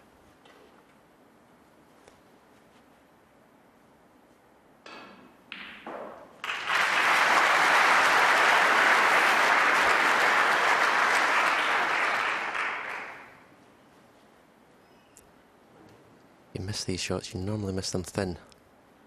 That would mean the left side of the pocket. That's a good shot. 31. Good recovery.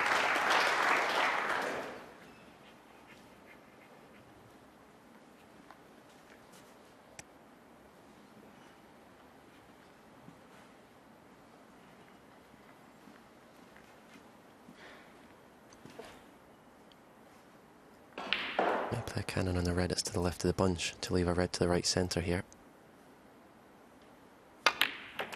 Well, he's gone into the main pack.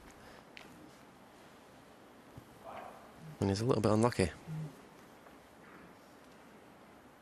38. We all said it's all about fractions, isn't it? If he catches the red slightly thinner on either side, he'd have been on choice of 2 reds. It's about the only kiss he felt he could get, though, not getting on one. Could have got on 3 reds there with that shot, so it's cut red with the rest. Not guaranteed. There's a 25-point lead. This goes in. You'd fancy him to win the frame now the reds are open.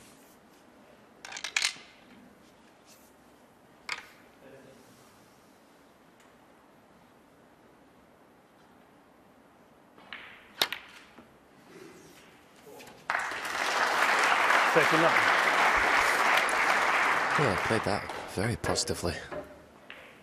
Cue ball in and out of bulk.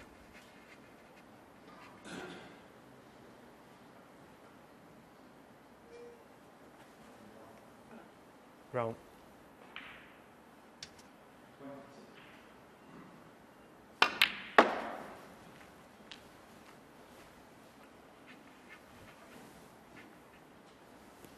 .43. You very rarely see Graham Dott pot balls dead weight. He always wants to pot them in at pace, stuns and screws. I always see the ball hit the back of the pocket. 44. Now you would think just one positional shot of this pink and he must take the second frame.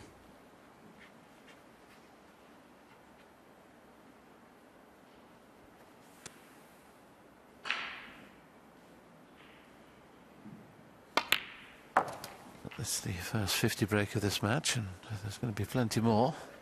Both very good break builders, these two guys. Stuart Bingham is a better century break maker, as it were. He's made a lot more centuries than Graham, but These are the 50s and 60-point breaks that win you most frames. The centuries are great. He's looking a bit bemused here to whether the pinks should go on its spot. 50. Obviously going directly behind its own spot in a straight line. As long as he gets a good angle on the next blue, there shouldn't be too much. He's even screwing back for the black. So whatever the scenario is, 51. he should get on the next couple of reds nicely. And that'll be the frame winners.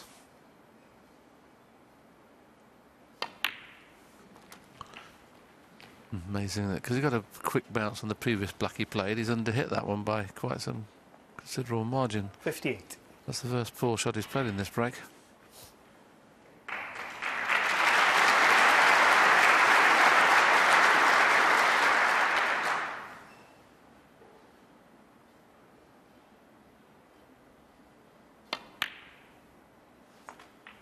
$59.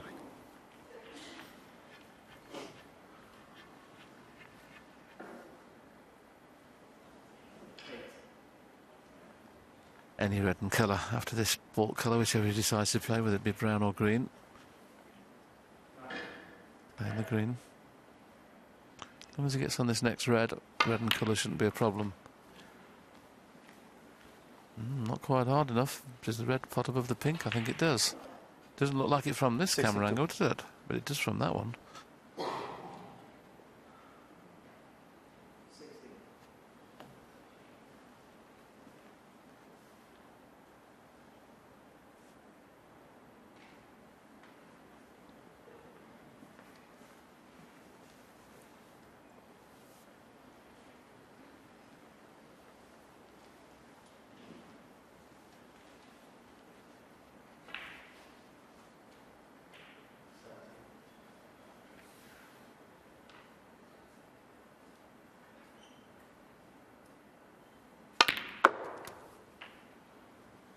$63.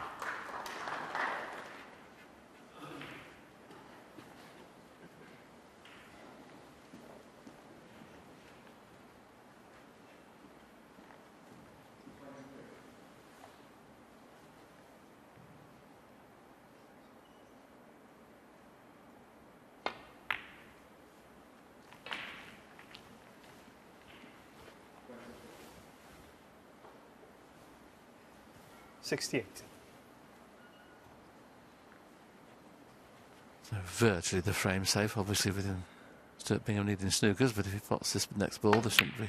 Bingham won't come back to the table, but as you can see there, he knew the importance of that shot. Dott, but barring snookers, it'll be Dotty. It's levelled the scores at 1-all.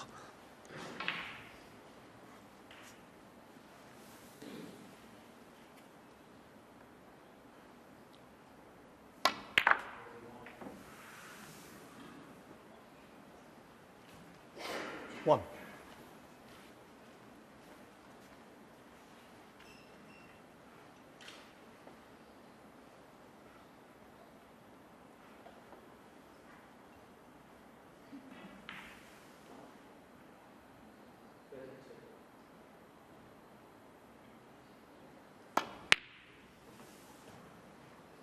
Well, the acknowledgement of defeat there from Stuart Bingham, so pretty fair all round. Both frames could have been won by either player, but it's Graham Dott who levels the scores at 1-all. And we'll be going back to that one a little later here on BBC Two. But you can continue to watch it live, should you so wish, on the red button or online via the BBC Sport website. But it's 2 frames apiece in the match on table 1. Glasgow's world number 38, Anthony McGill, has made a pretty strong start against the Rocket this afternoon. Remember, 1st to 6 will go through to the United Kingdom semi-finals tomorrow. Stephen Dennis, we are once again in your hands. Thank you very much, Hazel. Looking forward to this second session of this quarter-final.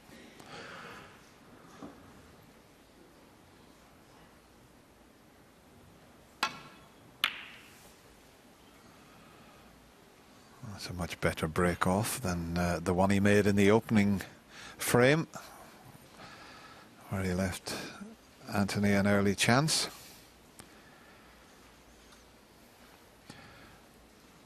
Oh, there's a hair on the cue ball. Well spotted. I wonder, will Anthony spot it? Oh, he has. Eagle-eyed. Anthony has spotted it. Brendan Moore from Sheffield just cleaning that. It wasn't a grey one, so I don't think it's one of Brendan's. Ronnie's.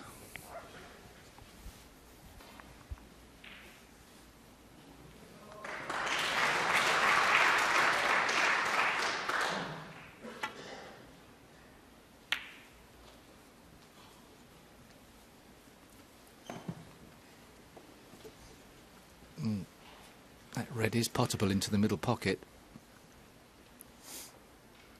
Not ideal. He hasn't got a clue where the cue ball is going to go.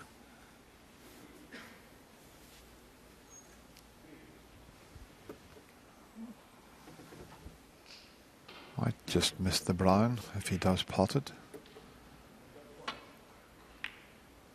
And might just, well, foul. You could stand there for another year and a half and you couldn't pull that shot off. Pot the red in the right corner, find the gap and put the white in the middle. A year and a half? Well, maybe 2 years. Okay.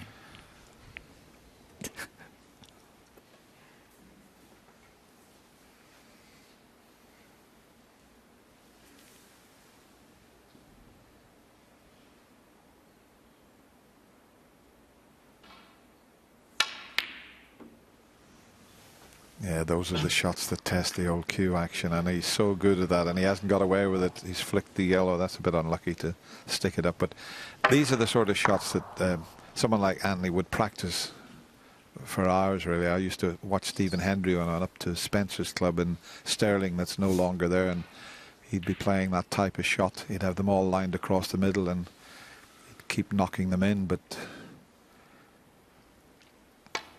it's amazing even for the top players when you get out onto the match arena on television, those shots seem to become slightly more difficult. Yeah, he played in such a way that that was the only one he was going to leave, but unfortunately every now and again you do leave it. That's the element of luck in the game of snooker. 6. 7. Black out of commission.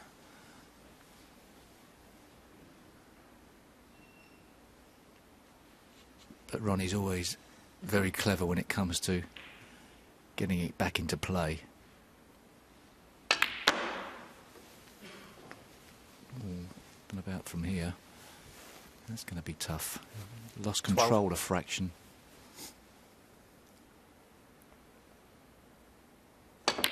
Oh, what a shot. 13.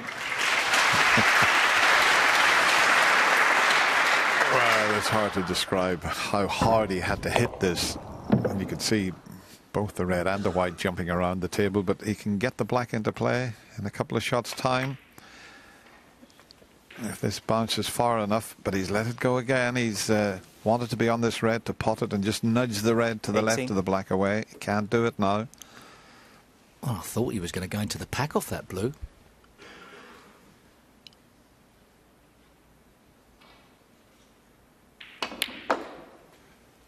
$19.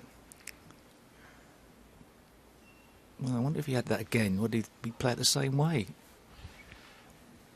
No, he was trying to get on the blue, and he would have went into the pink and reds this time, but he was trying to get the black into play, but he just didn't get the position required.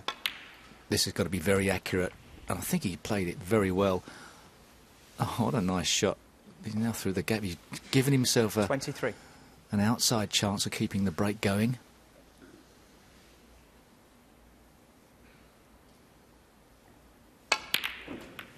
Well, that's just a spectacular shot. It really is. 24.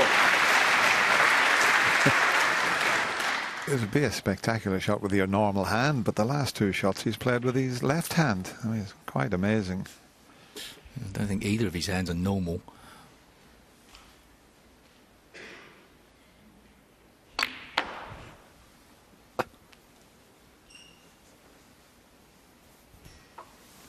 Yeah, that's pretty good. He had a margin for error. He's got the 29. red above the black, or this one. 30. Well, he's in prime position now. Still got 3 reds available. Just the one to the left of black. It's just a slight awkward one. And that's the one he's played for immediately, to clear the black for both corner pockets. And he's carrying on where he left off before the mid-session interval, cleared up with a 98 break. 38.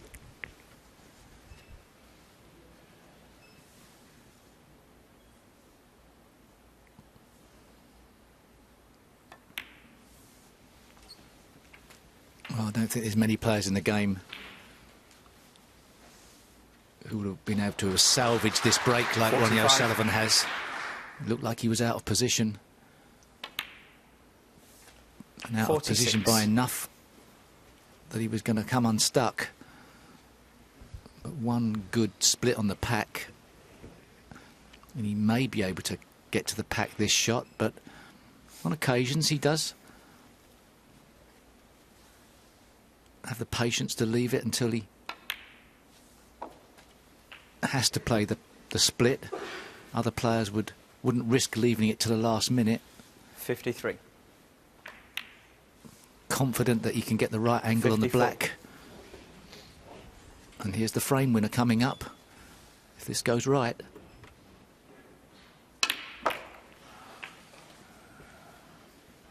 Well, it's a little awkward. 61. Because he needs a colour if he was to pot the red, and it's just stayed close to the cushion. So this red, he'll have to cannon the other, so not guaranteed to get nicely on the colour that he'll need to win the frame. But he's played it with lots of 62. pace. So just the black needed. And there it is. But a couple of the shots he's played in this break with his left hand, 69. well, they were exceptional, I can tell you that. The one into the right corner when he pushed through the bunch was a superb shot. And the one before 70. was just as good. This is the one here, played with the opposite hand. Fabulous.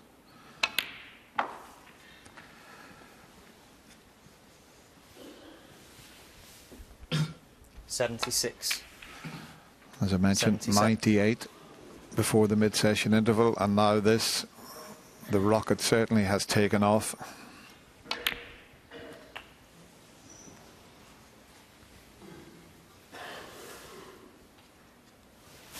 $84. 85.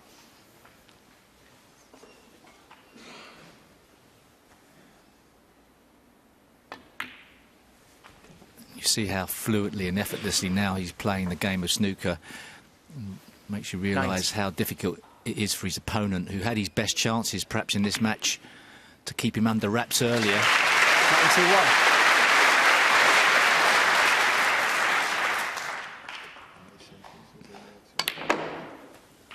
And now, from Anthony McGill's perspective, 98. it's going to be like stopping a runaway horse. Well, that really is a fabulous century break from Ronnie O'Sullivan. That's his fourth in this year's UK Championship. 103. He's now made 768 centuries in his illustrious career. 107. He made 53 centuries last season, just at 19. Well, that one there makes it 20 for this season. 112. Closing in on Stephen Hendry's record. 118.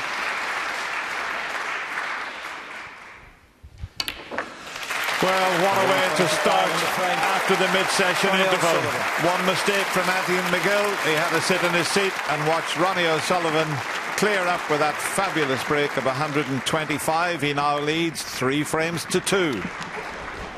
Oh, there's all kind of subplots here in York as well, because as the guys were saying, 768, and he's only 7 short now of Stephen Hendry's record of 775, and he seems to have made that a priority. He seems to be giving himself little targets, or major targets, in his career, apart from just titles now. He's at that stage, Ken. He has, yeah, and of course he eclipsed the maximum breaks by Stephen Hendry as well. He's up to 13 now, where Stephen Hendry had 11 for a long, long time.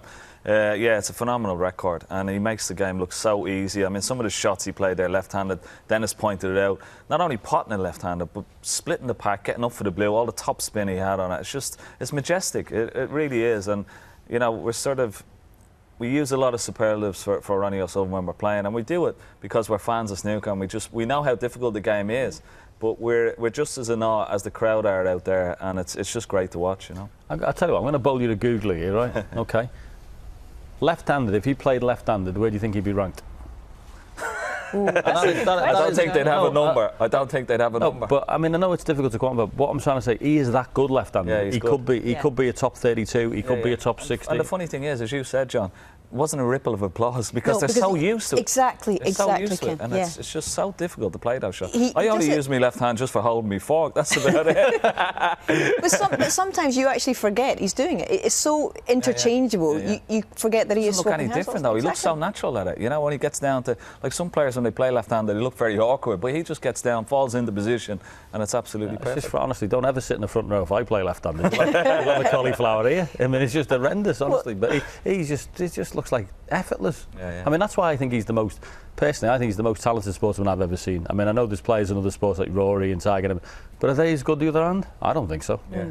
What do you make of his assertion last night, having made the 147, that he was going to try and set a target and go for 1,000 centuries in his career? I mean, I'm not sure whether it was half in jest, but I wouldn't put it past him. I wouldn't put it past him. Well, I think it will be. And the funny thing is, with so many tournaments, there's definitely a case that somebody will even overtake Ronnie and even overtake Hendry because of the amount of tournaments. But I don't think it's really comparable to their records because they had so few tournaments during their career, whereas now they're like 2 or 3 times as many tournaments and opportunities to make them amount of centuries. I mean, it's one thing we don't talk about, above anything else, we wax lyrical about him. We don't talk about his longevity. And, you know, to be able to be coming and win as many things as he does and to keep that motivation in itself, maybe he needs targets to keep that motivation. Yeah, absolutely. And don't forget that he first won this event, 93, as a 17-year-old, turns 39 today. And he's still setting records. Back we go. Frame 6. Well, I'm glad he's setting those targets for himself, because I remember 5 seasons ago, he was saying things like, oh, there's no way I can get near Stephen Hendry's record of breaks or world championships. But that has all changed, and I think that's down to one man that he's very close to these days, and that's Dr. Steve Peters. He was here the other day in the corridor with Ronnie. I think he has worked wonders for Ronnie. He's got him in a very comfortable place mentally, and that's why he's producing the snooker that we're seeing. Yeah. I think Ronnie O'Sullivan's got the best chance of going into his 40s in the game and still being a winner. Most players have hit a bit of a brick wall at that age.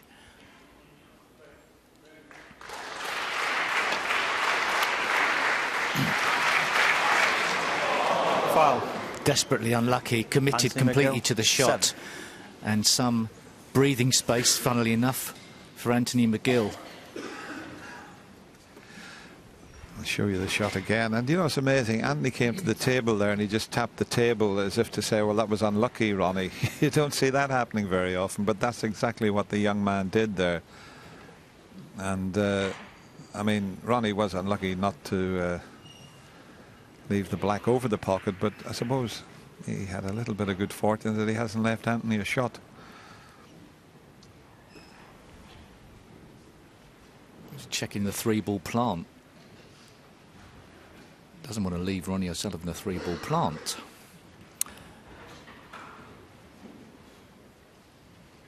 Strange situation. Put Ronnie O'Sullivan back in. No real point, is there? Yeah, it's going to be tough even for Ronnie O'Sullivan to get to 1,000 centuries, depending upon the amount of seasons he plays, because he doesn't play in every event. I mean, if he was going to be playing as much as some of the players, I'd think it was probably nailed on. Take your seats quickly, please. But he doesn't play in the PTC events at the moment. He doesn't always play in every ranking event, so to get another 250 or so centuries, that's going to be very difficult. I don't know how many centuries he made last season, not playing in every event, but I don't know. He made 53, Steve. Another five seasons worth? Tough. Seen Anthony having a little smile there. I'm not sure what he was smiling at, so he's still got a sense of humour, even though he's one frame behind.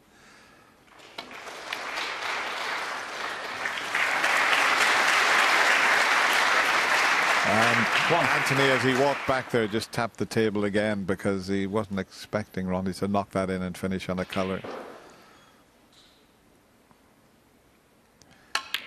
So that tells me that the young man's enjoying himself out there. And I'll tell you what, he'll maybe enjoy seeing that positional shot that Ronnie's just played. Because Ronnie is out of position as we show you the initial pot with position, but he's overdone his last shot.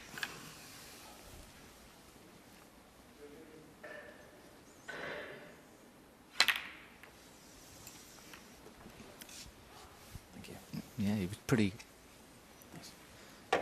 effortless in screwing that green back. I think he must have caught it perfectly. Overscrewed.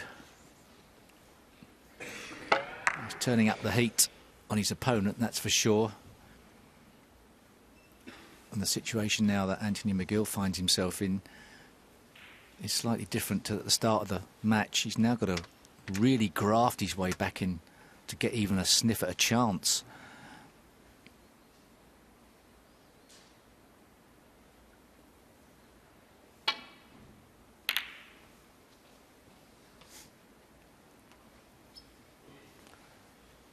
That's the best he could probably do there.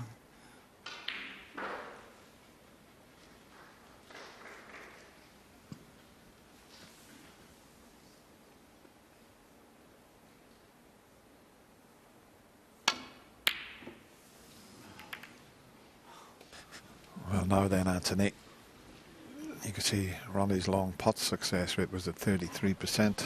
And, he's usually pretty good at that type of shot, but it's now left Anthony with an opportunity here. That's what he thinks of it. One. Just about okay. Wanted to be further out into the table, but shouldn't be a problem getting on that red that's to the right of the blue.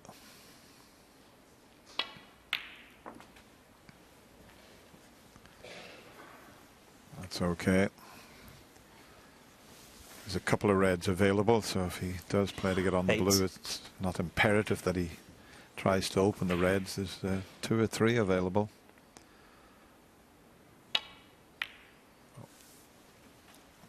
Nine. Yeah, there's 2 reds at the back of the bunch. One will go in the right corner, one will go in the left corner.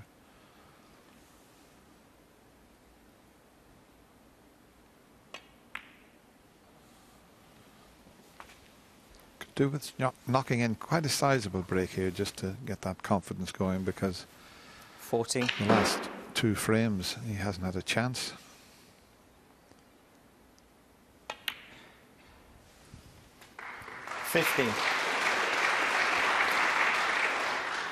Yeah, I felt that Ronnie wasn't going to present chances to him that easily, but one went astray.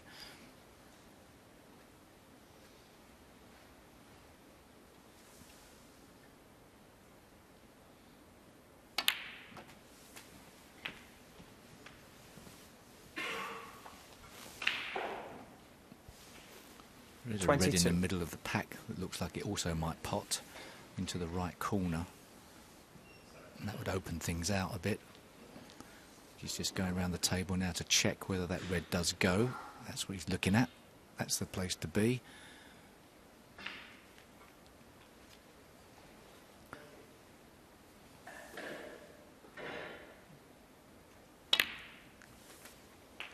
23. That's in preference to going into the pack off the black. So, fraction of right-hand side, perhaps. Just a fraction. Oh, changed his mind. He had the perfect angle.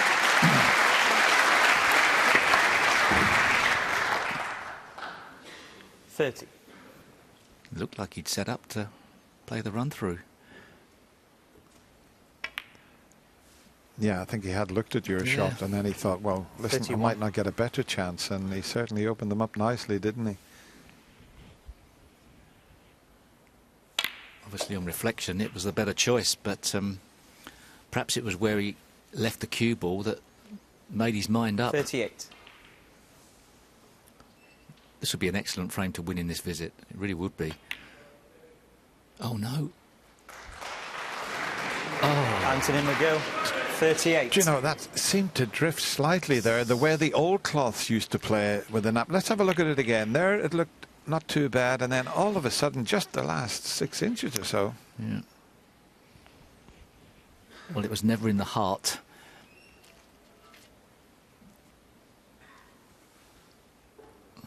The last thing you want to do is leave Ronnie O'Sullivan 1. in a position to counter-attack. Well, it's one of those points that could be a big turning point in this match. It really is. Because it looked as if Anthony was going to level. Talking about 6. Ronnie needing challenges in the game, it always feels as if he enjoys the challenge of winning a frame when the scores are 7. not in his favour. Seems to focus his attention on the situation.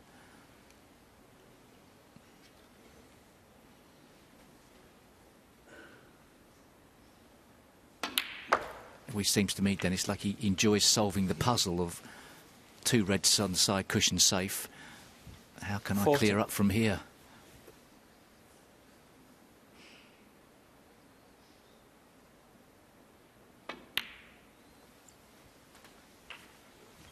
$50. Yeah, he'll have one eye on those reds. He'll already be working out in his mind as he's concentrating on these colours, how he's going to go about moving those. And maybe the one next to the pink is available.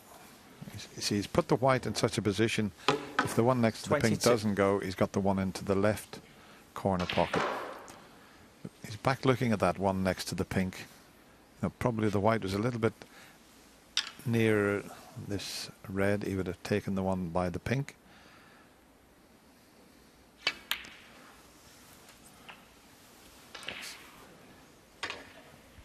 $23.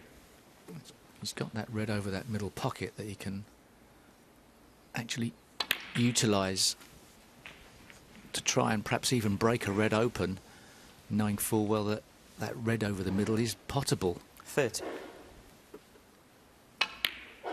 Yeah, the pink's the ball that you want to 31. move the reds when they're situated like this, and he's got an angle on the pink to bring that one, the right side of the table, into play.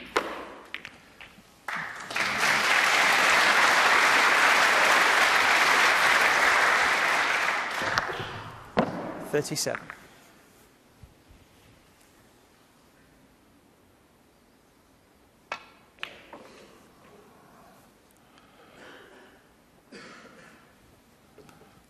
$38. I don't know if he's got the angle to try and bring the other one into play here. He might just have to play for the one the right side of the table. I think he'll do that.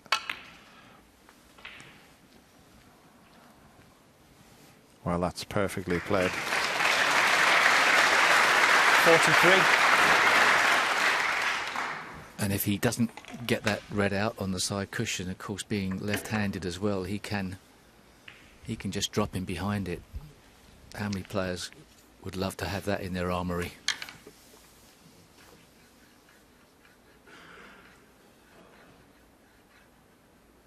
I still think he's looking to move that, and as he overscrewed it slightly, he was trying to leave an angle on the blue, but he's gone too 44. far. But he can get there from the yellow, and he can play it to. It's a bit further down the cushion. He'd love to move it rather than drop in behind it. Let's see what he can do, but it's a funny little angle. I don't know whether he can move it now.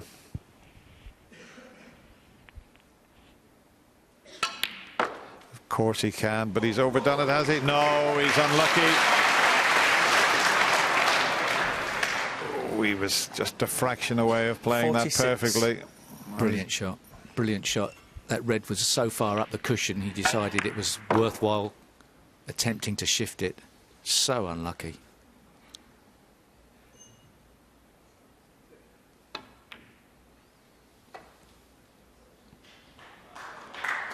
Ronnie O'Sullivan, 46.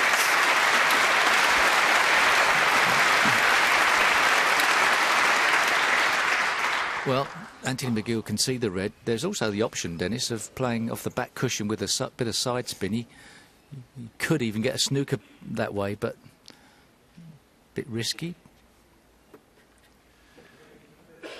Yeah, I think the white's just a little bit awkward. Otherwise, he would have played that shot. I'd be very tempted to play this off the back cushion. That's what he's looking at now. And if he catches it right, as you mentioned, every chance of getting a snooker, but he's got to catch it right. I mean, he's got to get lucky to catch it full ball, but the white ball will stun if he does catch it full ball as it comes off the cushion.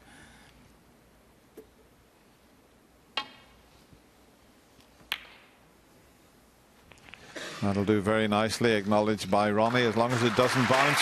Yeah, well played. Yeah, he needed to hit it a bit harder and obviously a bit fuller to get the stun effect. I'll tell you what, it's so nice to see this young man smiling out there. He's up against Ronnie O'Sullivan, who gets a flick on the pink and has got a snooker, but it should be easy to escape from. But isn't it great to see him smiling? He's really enjoying the moment out there. It could be just a grimace that looks like a smile. I know. Yeah, he's enjoyed himself as much as you can do playing against a genius. That's definitely a smile. That's a Glaswegian smile there you're looking at. Never.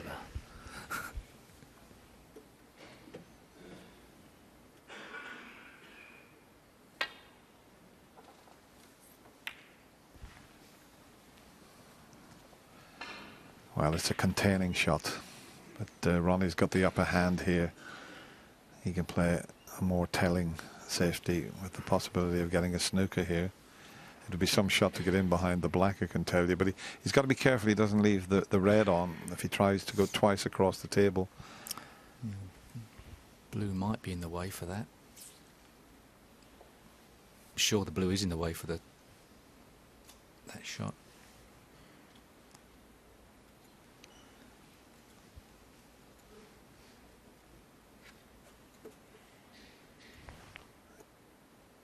Yeah, that's the possible shot I thought he could play, but he's plenty of other options. He doesn't have to play that.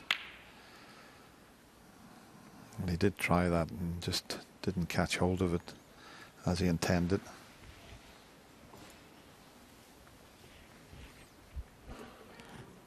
Anthony McGill's got an easy safety shot, but not one where he's got an easy snooker.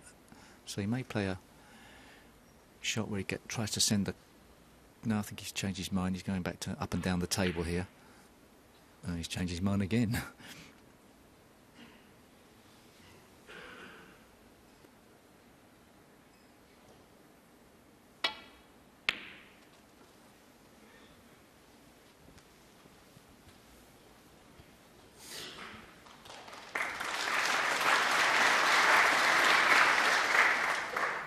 That was the best option there, not to get too clever.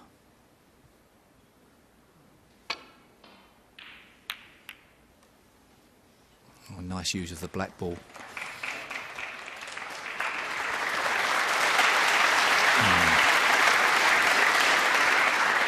Horrible shot, and Anthony McGill is, I think, obligated to go offside cushion and try and... Oh, he might be able to just go... I don't think it's necessarily the right shot. He may just be able to flick it off the back cushion. If not, it's the two-cushion escape. Side cushion and a attack the red from the back. You wouldn't want to hit the red on the way up.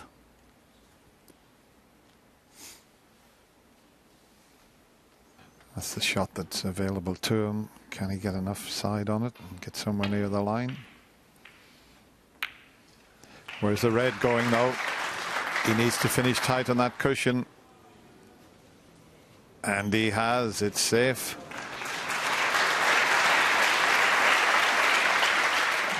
You're never guaranteed where you're going to put that red. And for a moment he thought it was going to be over the pocket, but he did well there.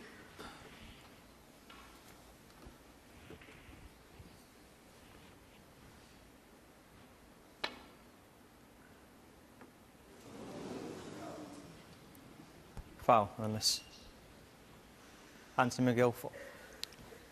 Well, with the scores roughly level, Ronnie O'Sullivan's considered that it's worthwhile having a risk at playing this ultra thin. I think the white ball's a bit further over, yeah, fractionally. Yeah. Which way? Yep. Okay. He could play full in the face up and down, but if he catches this right, he's got another go before he's going to be warned. If he catches this right, he could play a telling safety shot.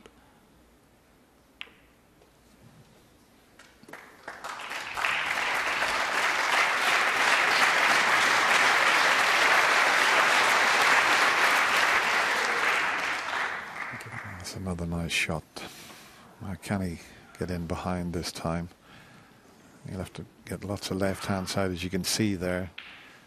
But he can, where he's pointing the tip of the cue, if he hits there and hits the red there, he's telling us what he wants to do. Can he pull it off? That's the question.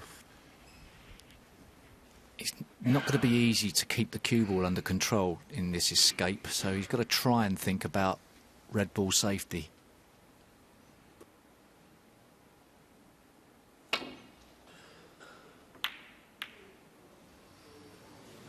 Oh, he's had a result there. He really has. And not easy for Ronnie because he's full ball snookered, and when you come off a side cushion, you're not absolutely guaranteed to knock it safe. He needs a half ball contact on this red. He's got it, but he's hit it a bit hard. Where's that red? Oh, it's flicked the pink and it's gone safe. Why, this is a big frame for, well, both players, but I'd say even more so for this young man. If he could level at 3-all, and every chance he can do that, if he gets the chance, that is.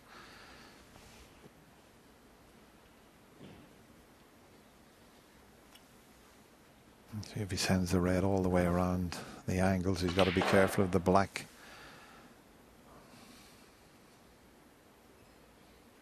So he didn't want to risk that, and this looks pretty good. Oh, it's just gone slightly too far, I think. Ronnie might refuse the pot. You can see enough to pot of it, but he might just play it thin off the red and back up towards the black. It depends how he feels. Yeah, I think he's guaranteed to get the red safe if he plays that shot. Took the pot on, and that was a difficult one. That was a risk. Didn't need to play that shot. Very aggressive.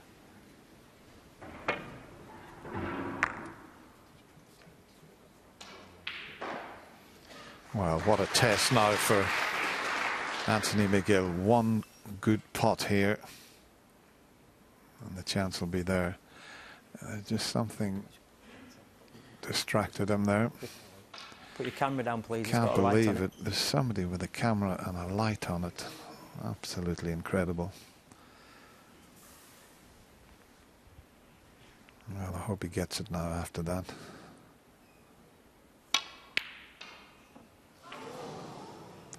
Not only has he missed it, he's, well, it's not right over the pocket.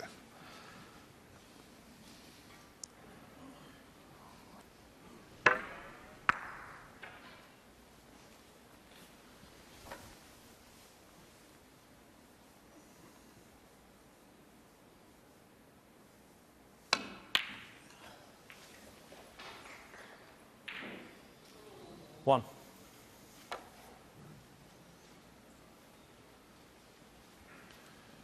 He's just glancing at the scoreboard to see which colour he could take, but he may need the blue.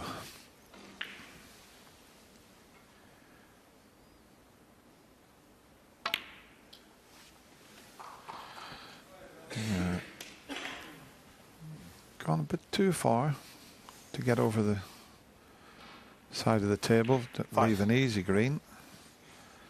Might have to leave it into the other corner pocket. Yeah, hasn't got so much room to work with now. He's got to judge the pace of this correctly. Unless he can screw. I don't think he can get across that side, Dennis. That's a big screw back to get that to pull back for the green into the yellow pocket. Yeah, he'd rather get over there than... Yeah. But he may have to just sacrifice it and leave the green. Yeah. Yeah, it's not as easy to get on the green to the right corner, but I think that's a better choice than trying the deep screw. Can't play it left-handed, the black's in the way. And now, is he trying to get over there? Or no. Has he gone too hard? He has. 7. Oh, I think he sort of rushed it in the end.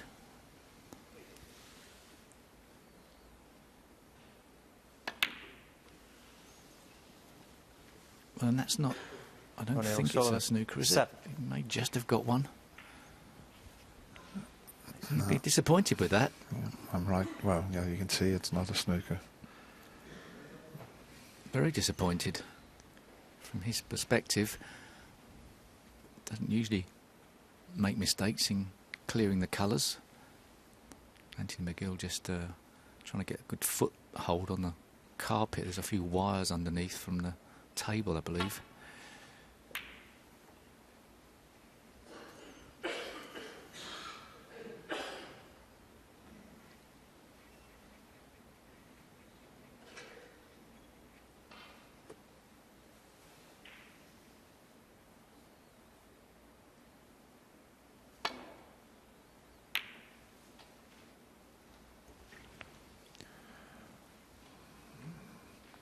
Tell you one big difference with Ronnie O'Sullivan as well now. You see where he played the poor shot on the positional side of it. A couple of seasons ago he got really annoyed with himself, but he just didn't bat an eyelid, got on, played the next shot, and that is quite a big difference. And he doesn't just sort of throw the cue at them these days. No, it's been a long time since we've sort of seen the Ronnie O'Sullivan who ends up with a towel over his face, in turmoil in his chair.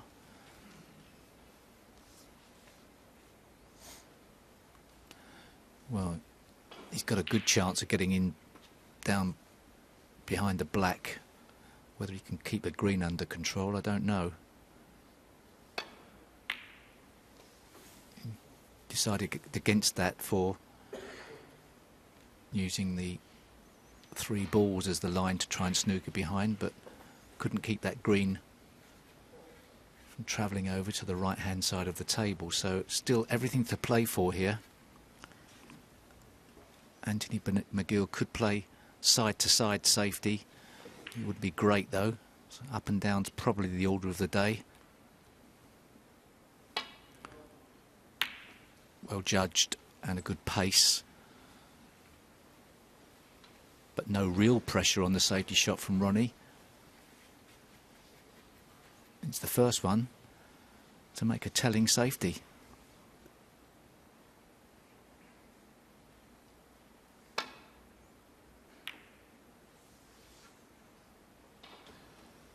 Oh, that was a good kiss on the brown, because I think he was going to leave the green, you know.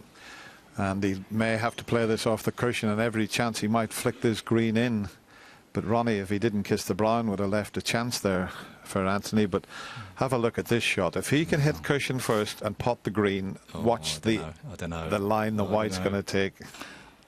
Oh, call me old-fashioned, but I think I'll be playing this from the back cushion. It's an easy... yeah, if it goes in, no guarantee to be on the brown, or it could be, but... Oh, I don't know. Well, He's going for it. Okay. And if he pulls it off, he might be on the brown.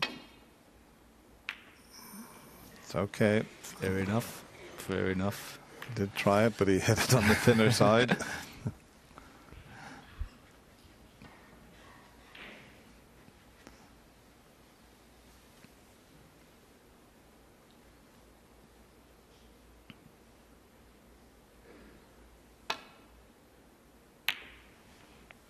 Oh, great shot.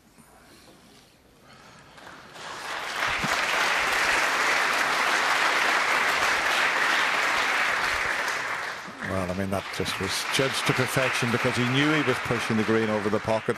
He knew he had to get a good cue ball, and he did. Although I'm splitting hairs here, I think if Anthony McGill had decided to go off the back cushion, he may have got lucky and got a snooker behind the black himself. Well, he's got to shift this green, hasn't he? Can play it dead weight, of course. If he misses, he's going to not leave the green into the yellow pocket. Yeah, it's a tough one, and there's enough room to slip around the back of the green here. So this is key shot coming up.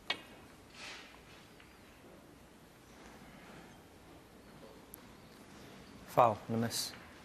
Miscalled. So 12 points the difference. He needs to be very precise with this. To not only hit it, but to knock it safe is just so difficult. Right. He can afford to miss it another 3 times before he's got to hit it. That's where he needs to go. And he's unlucky. I'll tell you what, if he hits that a little bit harder, it goes in. But he was in a terrible position there. Ronnie sort of tapped the table as if, yeah, he can pot the green, but can he get on the brown? Looks like he can.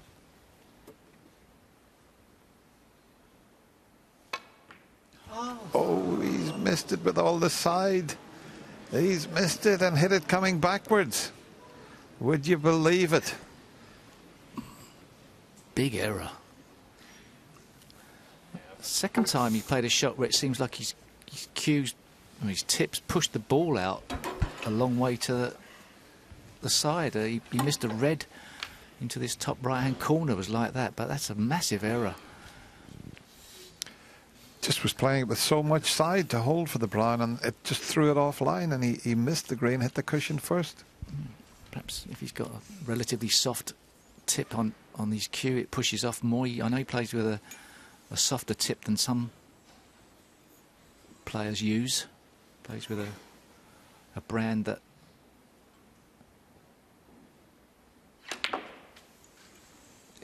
isn't always consistent, but great chance now for Anthony McGill. 3.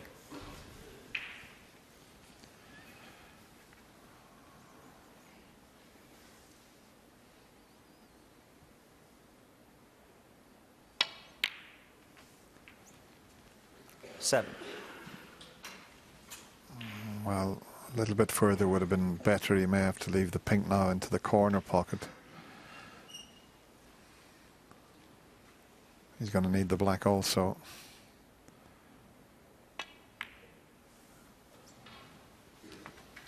And he wants to get a little bit closer to this black to make it slightly easier for himself.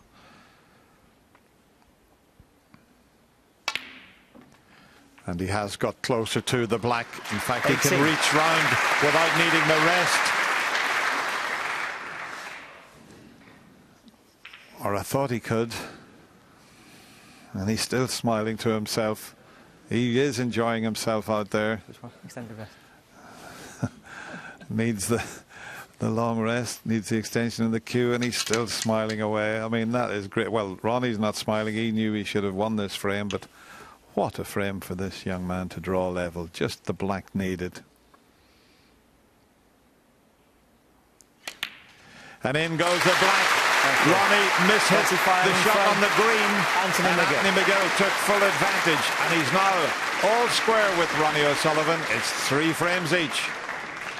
Oh, and I'm sure Ronnie is going over that mist green to the top corner there, that little fine cut there, just put a little bit too much on it. Yeah, what happens with this shot is you put right-hand side on it, you try and help the cut, but unfortunately when you hit the right-hand side of the cue ball, the first thing you do is push left, and with there being no distance between the two balls, that's what's happened. The cue ball's gone left on him, he's played the thin cut and obviously missed it and hit it on the way back. But you have to applaud the composure shown by the 23-year-old. Yeah, it was a big frame for him, you know, because Ronnie looked like he was going to sail away a little bit, but he's reeled him back in now, and Ronnie would be a little bit annoyed with himself not putting pay to that frame and having a 2-frame lead. So the match is completely in the balance. He's clearly not scared. No. And the guys in the commentary box have been mentioning how much he seems to be genuinely enjoying this experience, going toe-to-toe and properly competing out there with Well, it. the great thing is, this is what he's turned professional to do.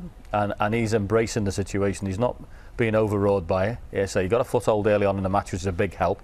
But he doesn't look out of place. He's tapping the table when Ronnie plays a good shot, and he's relaxed talking. You know, he's talking to the audience. He's very comfortable out there, and that's absolutely great. He's comfortable in front of house, and he's comfortable backstage. This is him. He's just gone out. Here we go. There they are. Just there. He's enjoying it.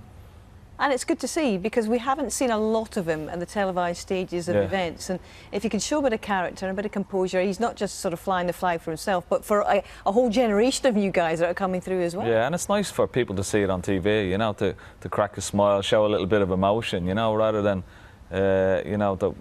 someone who doesn't show any emotion at all. And he's quite an unassuming lad. I mean, even around the snooker circuit, I mean, I might have only, had about, 10 words in the few years that I've known him, but he keeps to himself, but he seems a nice lad. Like. We did have to tell him to put his music down in here, though, didn't we? He was practicing listening to the Smiths the other day, which I'm not so sure is probably the music you want to get yourself up with. I'll tell you what, if he's listened to the Smiths, he's got very good taste, that's all I can say.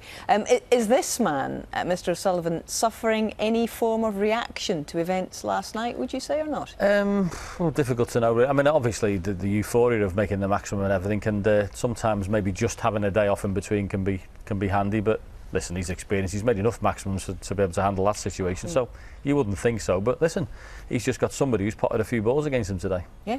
Ken, your impression of that? Yeah, absolutely. I spoke to him earlier and he said he actually prefers playing during the day, in the afternoon, rather than the night sessions, because he's not sort of hanging around and waiting for the evening session. So he was quite happy going out this afternoon to play, and I don't think his foot is paying him as much as well, but he seems to be going around pretty freely as well. So, but he's involved in a match, as John said. Nobody has really put it up to him just yet in this championship, and it's been put up to him now. So it'll be interesting to see how he's going to react. And a lot of reaction on Twitter about the fact that he can make a dress suit and loafers look pretty cool as well. He's the kind of Fred Couples of snooker at the moment, isn't he? Freddie did that in golf, didn't he? Best things for your feet, those shoes. They're brilliant. You want to play golf in those? Are fantastic. There they are. Now, it is strange to think that, just a few days ago, he was talking about leaving this championship because of the pain in his ankle, and he seems to be moving reasonably freely now, even though there is a fracture to his ankle. He's making the most of it here, but as the guys have said, he's in a fight here. 3 frames all, frame 7 coming up. And it's Ronnie who gets frame 7 underway. Once again, that red going to the right of the black, as happens on numerous occasions from the break-off shot. Just sort of ties the black up, unintentionally, of course. He's just looking to see if the black possibly pots, because if it did, he might have a go at that red to the left of the blue. But I don't think the black goes. Well, that's very tight, isn't it?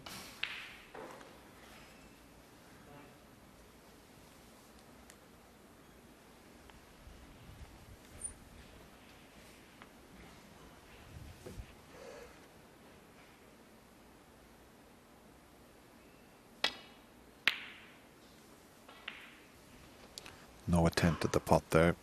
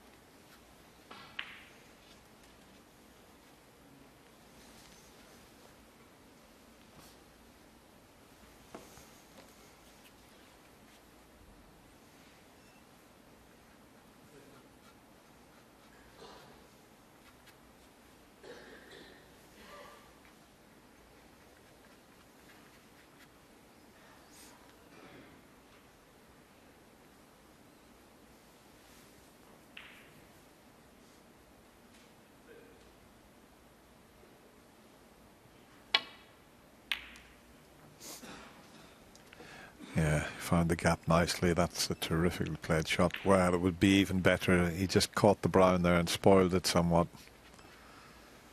But the pink's tied up, the black's tied up, so there might be a path through with that little flick on the brown to the red that's nearest the pocket, and he can get round the angles towards the blue. Do you know, he's missed a few into that pocket, and he's missed them all to the same side of the pocket. Has he got away with it? He hasn't. I don't think. As we show you it again, maybe that red doesn't pass the green. Oh, he was fortunate there.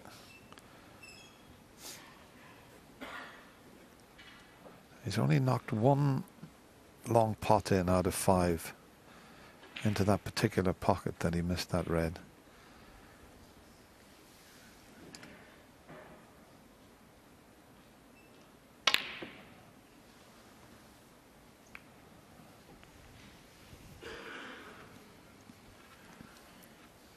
I think he liked that one again.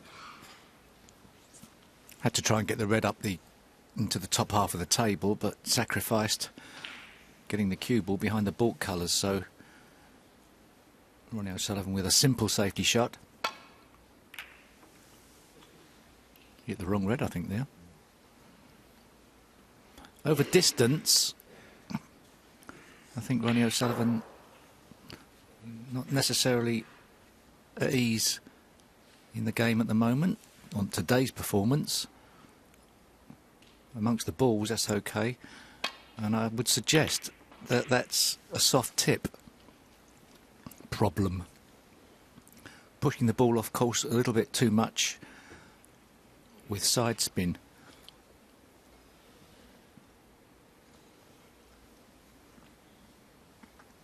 Maybe totally wrong, obviously.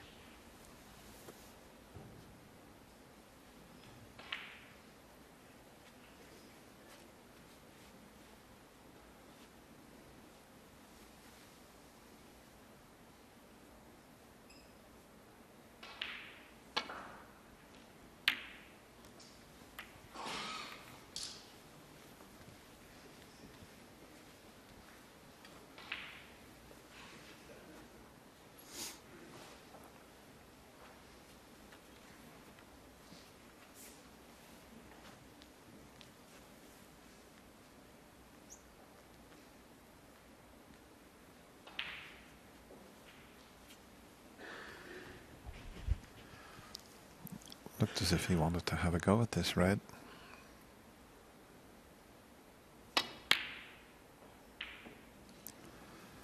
Had a bit of safety in mind, but as I say, you never know where the red's going to finish, and Ronnie might just take this up into the left corner as we show you that attempt. Now, if he could knock this one in and give himself a chance.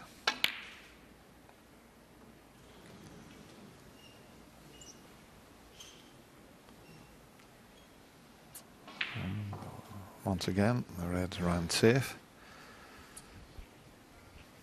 It's always a big help that if you risk a pot and you see it run safe, it's a rub of the green, as they say, and it does help. Yeah, it was the done thing years ago. You didn't risk the shot for fear of it going over a pocket, but I think perhaps the statistics bear out there's more chance of it going safe than going over a pocket.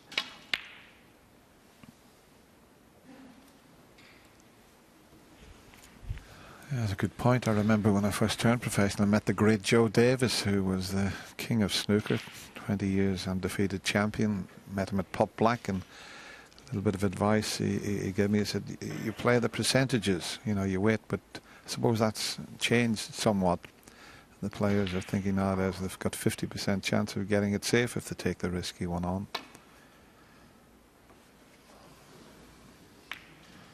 Now, that's not the best. Anthony McGill 5.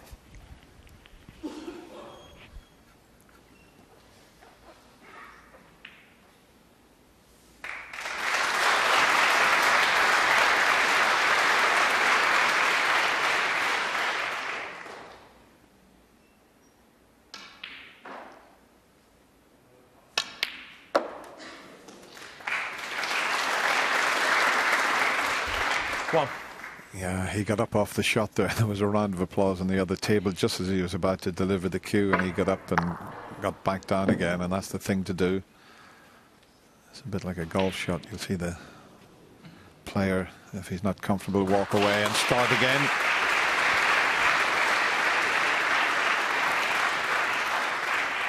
Well, Anthony McGill is getting some inspiration from his opponent here, because all of a sudden Ronnie's confidence in his long game has evaporated. Anthony McGill sensed that. It was a great long putt to start off with. He's been very unlucky with that split. 5. Incredibly unlucky, and not easy to play a safety shot either.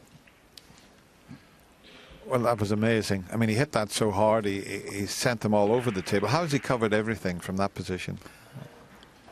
The balls have gone messy as well, but well, you're cursed to some degree that that's not gone.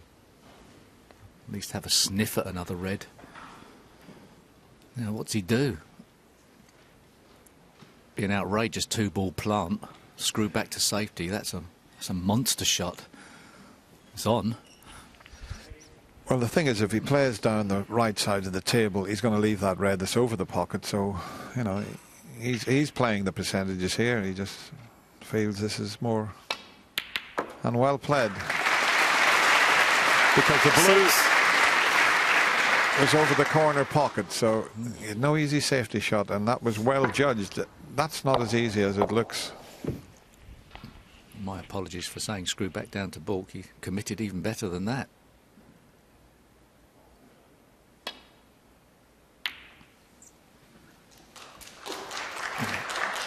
Cue ball just running down the table more than he wanted. He didn't want to play that red over the left pocket. 11. Oh, he's on one. I didn't know that one went. Hang on, Steve. He's not only on it, he can flick the other red out of the way and bring the pink into play. So all of a sudden things are opening up here for the young man.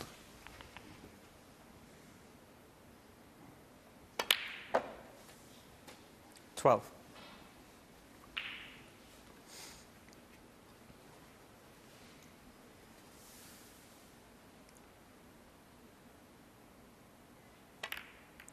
It's going to be tough. Just the pace once again. The red's gone on the pink spot. Does the pink go on the black spot? That's messed things up.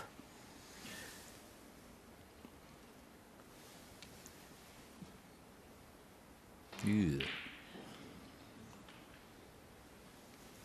18. So, obligated to work off the blue now.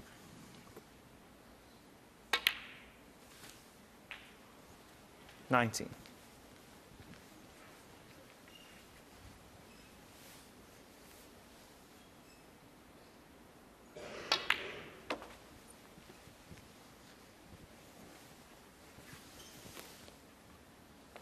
$24.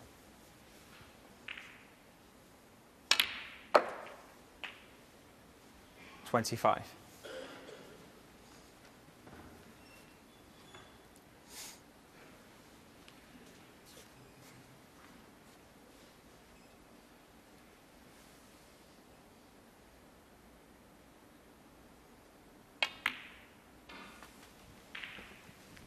Yeah, he's playing for this red that's on the pink spot. There's no way through to cannon the black and red because of this red. This time he can pot the red, get a nice angle on the blue, and then he can play from the blue and cannon the pink and black out possibly. Let's see what sort of angle he's got on this. 31. No, he's not. He's gone straight, so you just have to play for the two reds there that are together the right side of the table. But in a couple of shots time, if he can get nicely on that blue, he can cannon into the pink and black there in the reds. So he needs one more good shot. He's what, 41 in front? 36. I mean, he could go on and just try and get reds and blues, but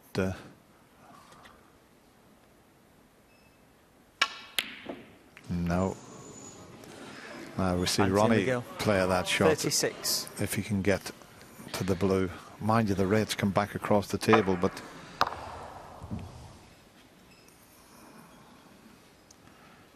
you can see the disappointment there.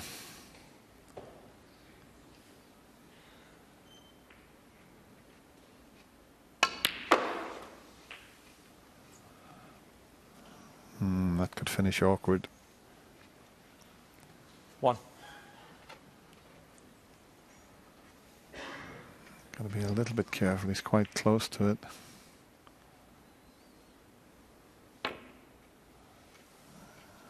That's pretty good. But there's no way 6. through. I'll be sure of that shot again. I said there's no way through to that cannon, because if he's nicely on the blue here, he might be able to play the cannon this time, but if not, he'll remove the red that's near the pink spot, and then he'll play the cannon. So this is the key shot. He's got to get the right side of the blue. Don't think that red next to the pink 12. is available. If it is, he could change his plan. 13. If the red's available, that's what he's looking at now. He can move them without going straight into them from the blue. And it does go, so yep.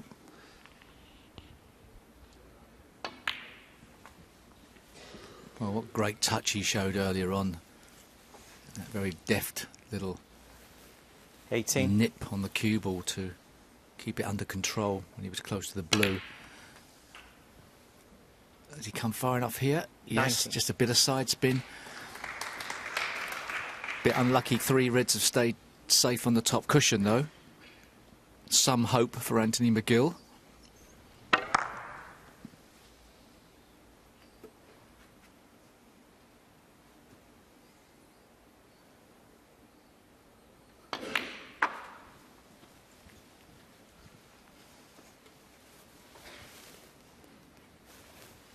$24.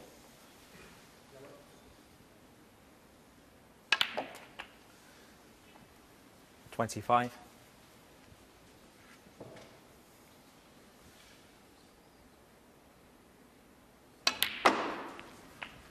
Just make sure he gets a good angle when potting this red on the black to then develop the difficult 32. reds. 33. He just plays the cannon on the middle of the 3 reds. He'll be okay.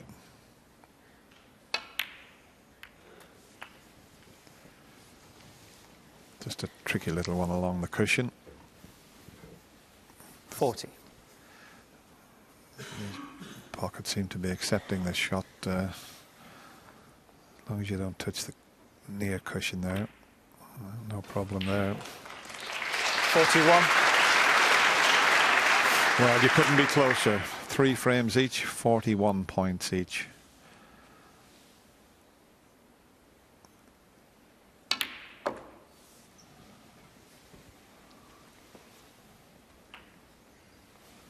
I might play to leave this red along the cushion here 48. rather than disturb it. We'll see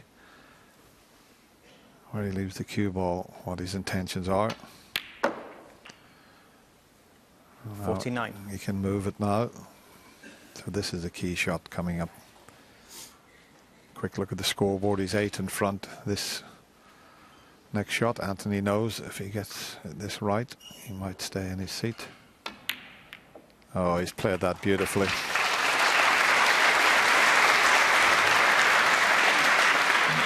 $56.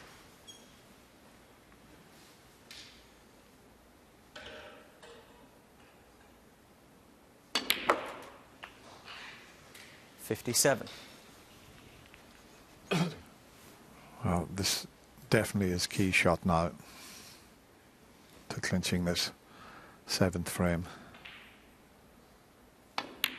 He's missed it. Oh, no. Ronnie O'Sullivan. That's 57. the first time we've seen Ronnie react like that. It was a key shot, and you don't see him react like this, or haven't done for quite a while.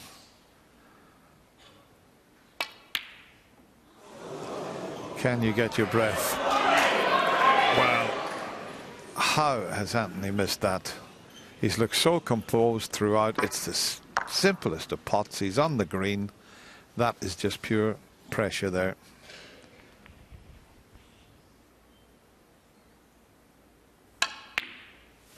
Well, 2.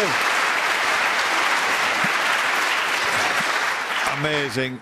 He missed the black off the spot, but what a yellow. So Anthony has missed a trick here. Ronnie was angry with himself, and he should have punished him there. 9. Another big turning point in this quarter-final. Do you know, I wonder whether the shock 14. of Ronnie's outburst put the heat on Anthony McGill in a bizarre way. Well, whatever. 20. And the frame. Anthony will be very disappointed, and Ronnie O'Sullivan, as he leaves the arena, well, he'll go out and compose himself, but what a yellow he's knocked in there. He's in the lead at 4 frames to 3. Yes, Dennis, indeed. And indeed, what a passage of play in the last few moments. It was all happening, wasn't it, Ken? It was all drama. I mean, Ronnie had made a fantastic break up until he missed that black, and you could see how much it hurt him, you know, and you haven't seen a reaction like this from Ronnie for quite a while. He was absolutely disappointed with himself there. And then, of course, the missed yellow, John. I mean, honestly, Anthony he'd never miss this in the club if he stayed there for 6 months. I mean, he just can only be pressure, taking his eye off the ball. For him to miss that, he won't believe it himself sitting in the chair. It's funny, the black, when Ronnie had that black, it sometimes happens like that. He had when we see the start of that break, the balls were really awkward, and he played a brilliant break to get them in that position. Sometimes, concentration-wise, you think you're out of the woods because you finally made all the hard shots, and all of a sudden you come on a black, which you'd never miss, and your concentration goes. Where do you stand on Steve Davis's contention that perhaps in a strange sort of way, the missed black from Ronnie put pressure on McGill because he could see how much it had actually hurt Ronnie? Probably he was in shock when he came to the table. He couldn't believe he had such an easy opportunity, but it was terrible. He's missed a trick, as Dennis said, because this could be the turning point in the match, and he'd be sitting in his chair, he'd be seething about, because he knew he had Ronnie, and when you see a reaction from Ronnie like that, it does give your opponent, it gives yourself, if you're playing him, it gives you that little bit of a G and a bit of a confidence booster, you know, and not taking advantage of that will certainly hurt them. I think if he'd have been here a couple of times before, he'd never have done what he's just done. I think it's just the pure fact that he's getting to a business end of an event first time that he's been under these circumstances. He would never miss that yellow. If he'd have had a little bit of experience more and been in the same situation, like a couple of matches like that, he'd have maybe stepped back, took a little bit of deep breath, gone back in again. He wouldn't have missed the yellow. And also the red he missed as well on that break. Like, he was building up a nice sizable lead during that frame. He missed a straight red into the corner pocket to let Ronnie in originally. So it could be a major turning point in this match. Yeah, McGill has got to make sure that the boat has not sailed at this point in this match. Back we go. Great line there, Hazel. The boat is not sailed. I like that one. Must put that in my little book. Not the best break-off shot from Anthony. I've seen it a few times there. You know, he was annoyed with himself, and it just shows you what it means to him at the moment and how hard he is trying. Did well to miss the pink.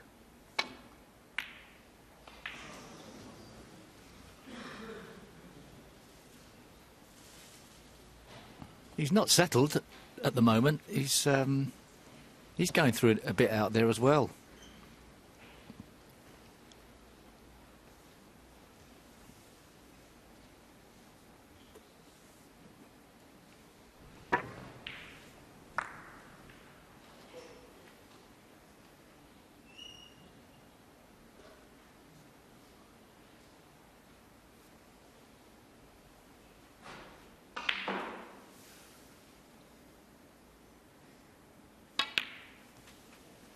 One.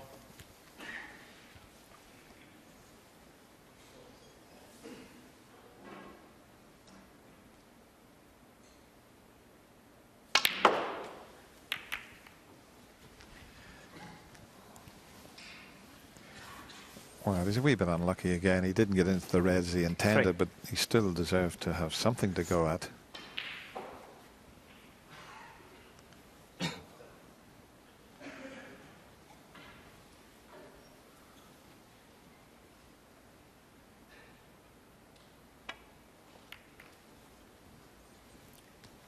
Anthony McGill, 3. That's pretty good. Looks as if he's blocked the escape route down the right side of the table.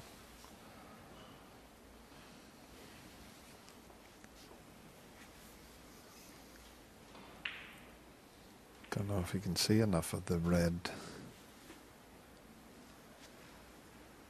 Might just be able to see enough of this red just to find the gap and get back up to the baulk area. Yeah, there you see it.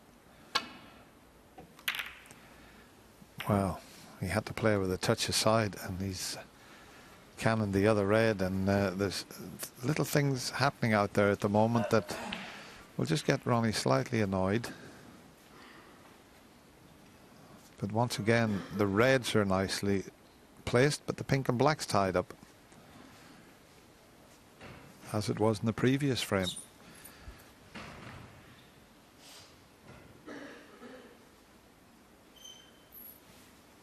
Don't do that again.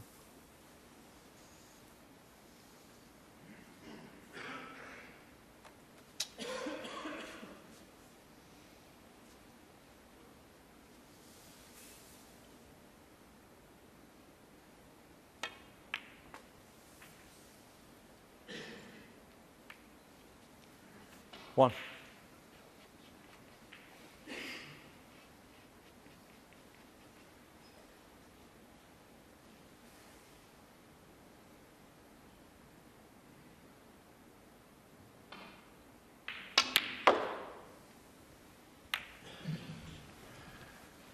Well, you know, he's unlucky again.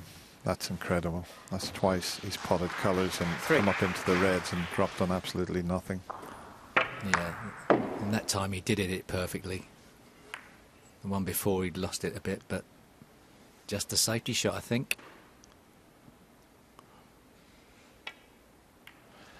I mean, that last shot, Steve, he's come off the side cushion.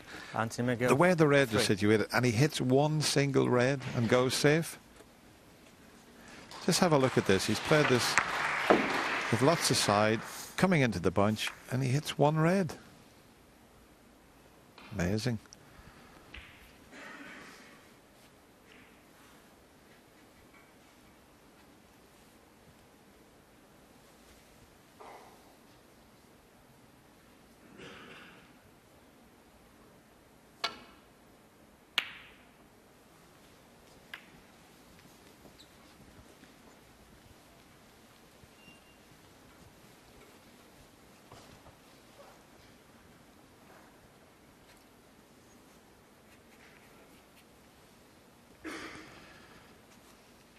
Got one to the right middle.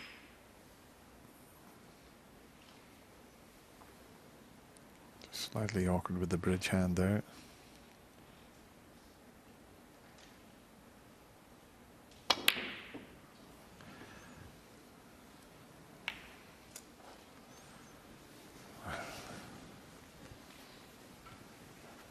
Seemed to hit it a bit harder. He was playing it as a shot to nothing, but you could see the white bouncing before it got to the red there, and in fact he almost cannoned into that red. And, mind you, he'd had a couple of bits of bad luck, so I suppose he deserved a little bit of good luck there.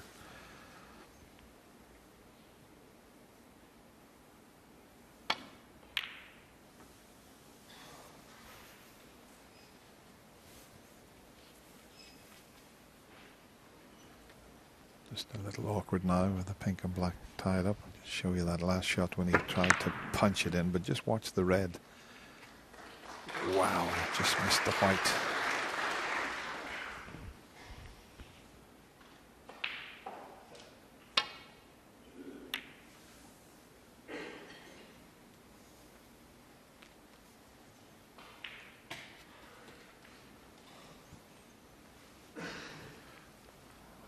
Half chance here. He can swing the white around the back of the black and reds.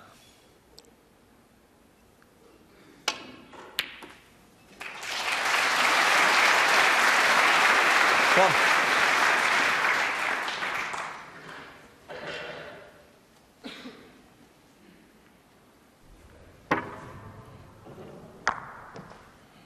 It's worth another look at that good long pot. Still only at 33% though. 4 out of 12 is what that stat tells us.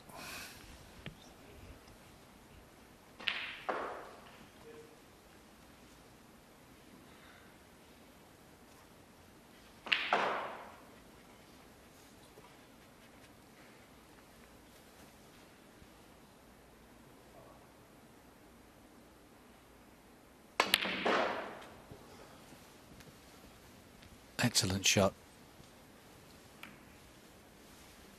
He's not on it. It's his turn to be unlucky, I think. 3. Oh, tight, but it doesn't go. Well, if it doesn't go, he's got a red to the left middle pocket, and well, the only way he could get on the colour would be to try and develop the pink. But he's coming round again to see if he can get this. And which it does. yeah, he's okay.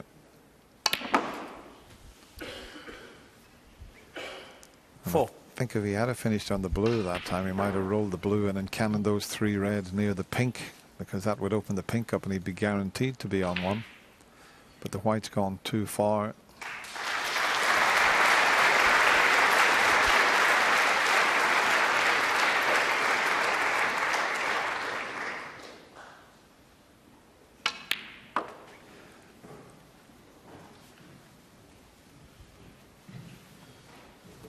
That's very nicely played. 6.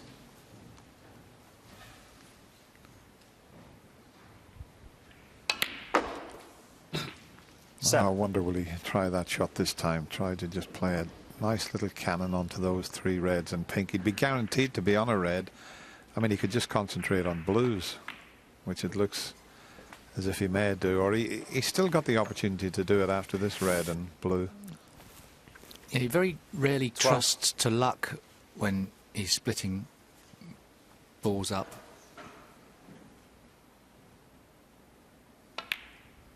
It's only if he's the right angle does he 13. start going into them. Obviously, he prefers them off the pack, but picks balls off so well. Doesn't necessarily need to all the time.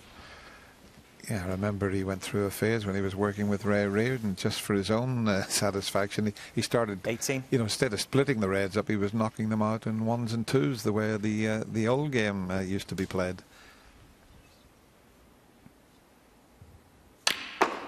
Oh, great shot. Fantastic cue 19. power. And a little bit unlucky, he's not better on the yellow. That's exactly how he played it. Probably hoping to get on the blue. Got hold of it too well.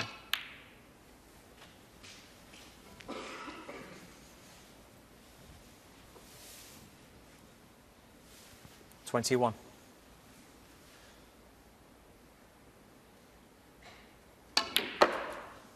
22. Oh, he's making the cue ball move pretty easily around the table now. He's just a fraction shy.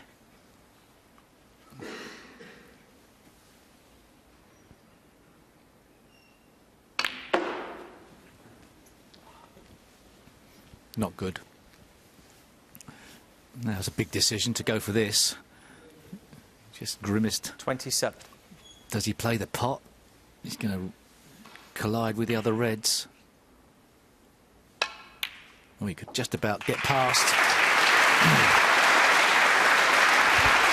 28.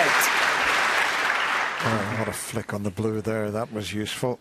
Very useful. Now he can cannon into the reds near the black as we show you this flick again, or cannon into the reds near the pink, but the ones near the black. Oh, it's a great shot. Very unlucky indeed. 33. There wasn't much of an angle on that blue. The sound of the blue going into the back of the pocket, right in the heart of the pocket.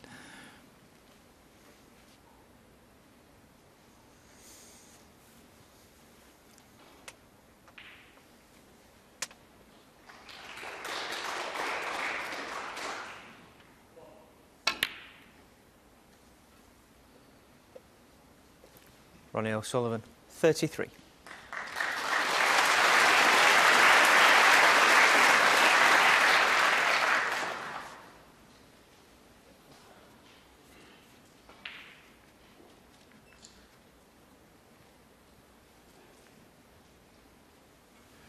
Well, it looks as if he can see enough of this to flick it in, and he might bring the pink and reds into play if he pots it. I'll tell you what, he's had so much bad luck. I mean, he's played a great pot there, and he should have opened them better.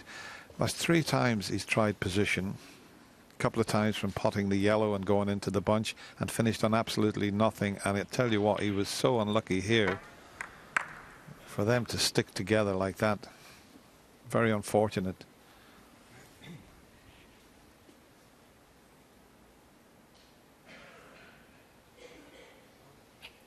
Black ball.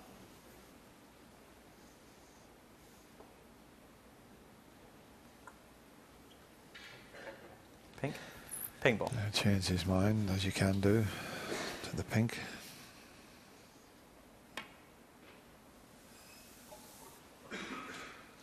Anthony McGill 1.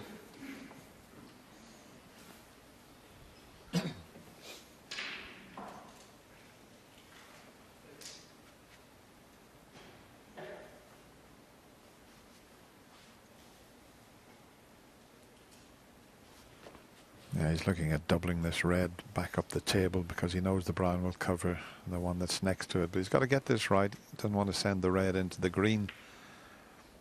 So he may just play at the other side. Oh, he sent it into the green. That's careless. That's very careless. That's what he thinks of it. It was a big risk, actually. This would be a good pot for Anthony McGill to pull out.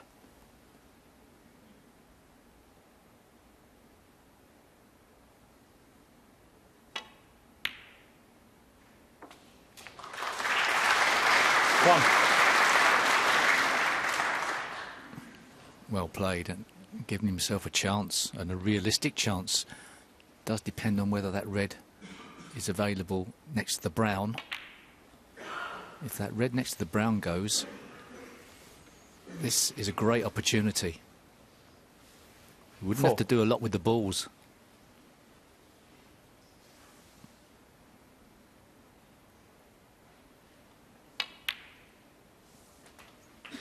Five. We might find out after this next shot if that red next to the brown pots. It obviously does.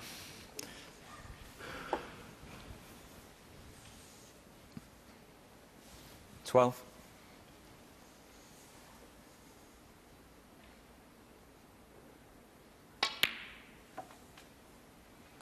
$13.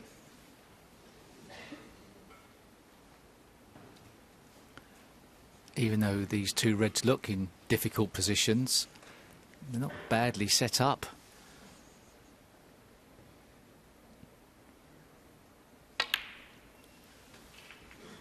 Oh, he's played a poor shot there. I think he needed to be a little bit 50. further over, so he's messed things up a fraction.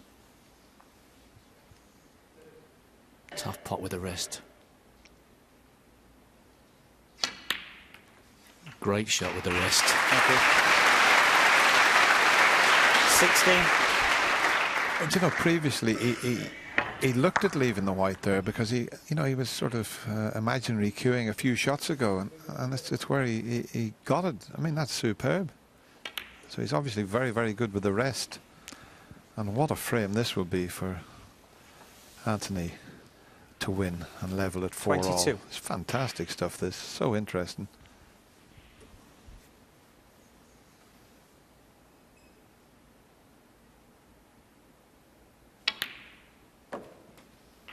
Still a big clearance. He's not perfect on the blue.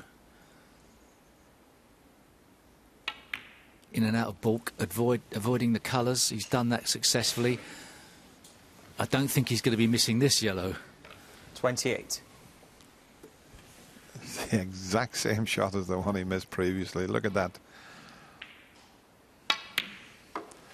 No problem this time. So there's 4 in front. Green, brown and blue needed. Oh, it's going to stay there. Anthony McGill. He can't believe it. This time he misses the green. It's half in the pocket.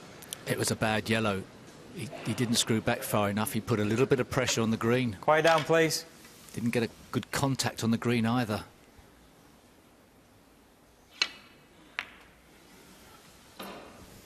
6. Ronnie O'Sullivan's 3. getting out of trouble in this match. Not by his own making, as much as a joint effort. Struck that well. 7. Well, what a difference that has just made.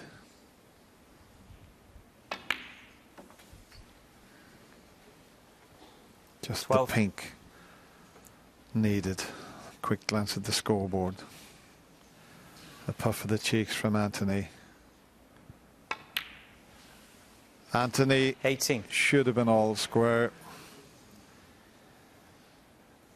But missing that 25 easy green opened the door for Ronnie O'Sullivan, and he stepped right through it. He now leads Anthony McGill 5 frames to 3 and just needs one more for a place in the semi-final. Oh, and for all the world, it should be 4 frames apiece. And put yourself in Anthony's position, sitting out there and thinking about that miss on the green. He should be 5-3 ahead, to be honest. I mean, Steve said it was right. He didn't get into the yellow enough. He should have been a lot straighter on this. But even when he hit it, you thought it was always going to fall towards the other side of the pocket, didn't you? And the weight of the ball would have taken it in. But it should be 5-3 up, realistically. The yellow is missed on the green. You can sense a little bit of frustration, Ronnie, at this point, can't you? You can, but it's only circumstances. I mean, he's missed the yellow in the frame before and the green there. He would never miss them. He's been in here all week, hasn't missed a ball. It's just circumstances of being there and not having, you know, not done it before. And he's going to learn so much from this afternoon. Yeah. But he really should be 5-3 up. Yeah, and it's clarity of mind as well. And when the pressure comes on, it does cloud you a little bit, you know, and you do get a little bit fuzzy out there when the pressure really comes on, and particularly when you miss some balls.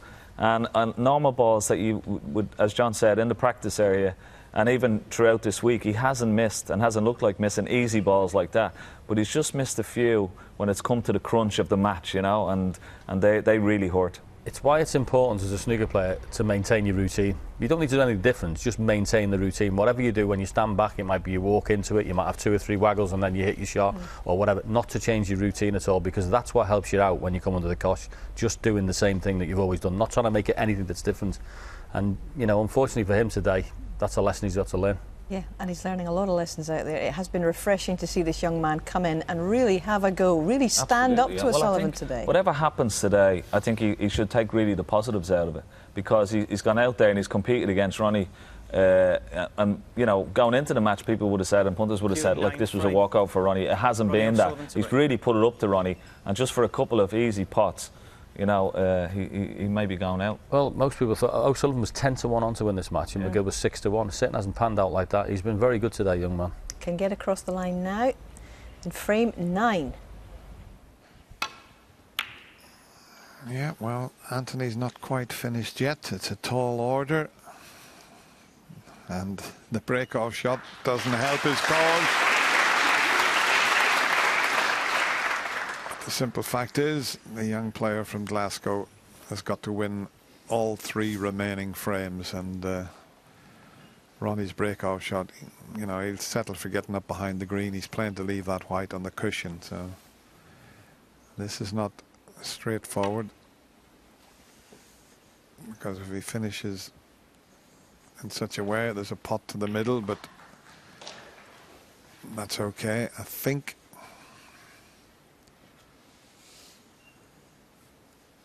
Having said that, Ronnie's looking to see if he can get on the black if he rolled that one into the middle pocket.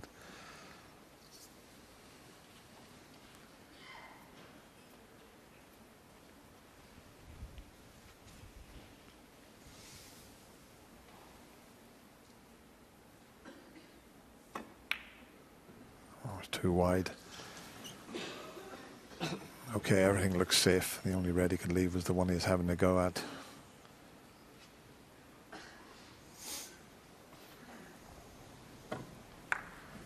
But hang on, is there a plant in there somewhere? Let me show you that missed pot. No, he had a look, Anthony, but all is safe in the bunch.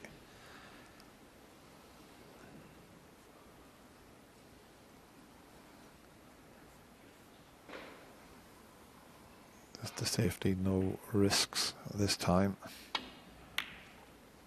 because he knows one mistake and it could be all over.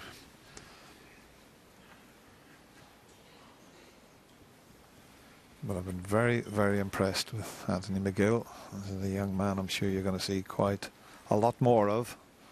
I like his attitude around the table, has a chat to the crowd, has a little smile. Nothing wrong with that. Nice to see it in the game.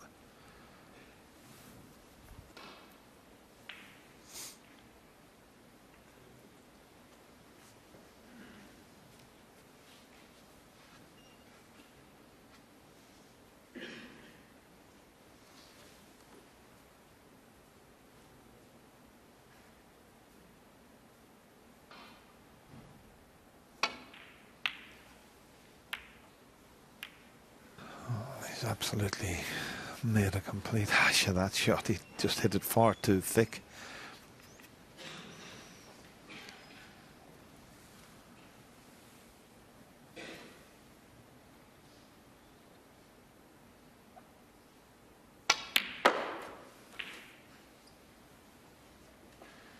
One. Yeah, it wasn't a straightforward safety shot. He was playing thin off two cushions and just hit the first red too thick. That was the reason he cannoned the other red. Now this is a bit of a tester for Anthony.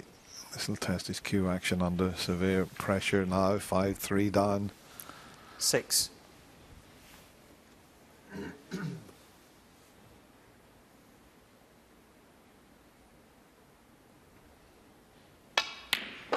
Well done. Terrific 7. shot. Good shot. And he's got an angle on the blue. He felt he got a slight kick there, but he cued this pretty well. You could see the red jumping slightly, but it hasn't affected the shot this time, Steve. No, he made a relatively schoolboy error by failing to get on the right side of the blue the first time. Left himself a bit to do, but he's got back in prime position. And he could easily, if he fancies it now, pot the red and shift the 12. red away from the black spot. Got to be a bit careful.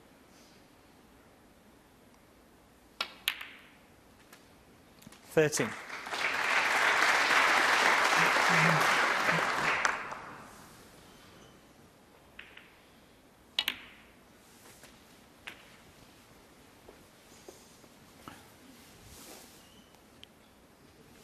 Not plain 20. sailing.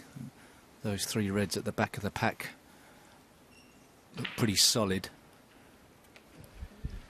If he gets a good angle on the black here, he'll go into the bunch. They're not a good bunch to go into, but you want to go into them while you've got one red in a position that has a little bit of insurance. But he's gone too far this 21. time, so he'll have to just play for the red to the right of the black. Too sure if there's a plant into the right corner. Don't know if that will change his thinking. He's just spotted it now. Probably walk round 28. the table, have another look from the other side.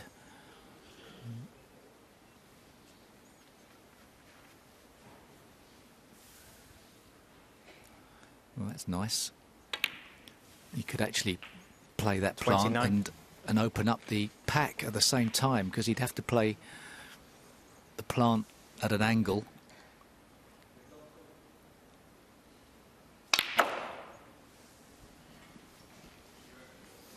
No problem either way.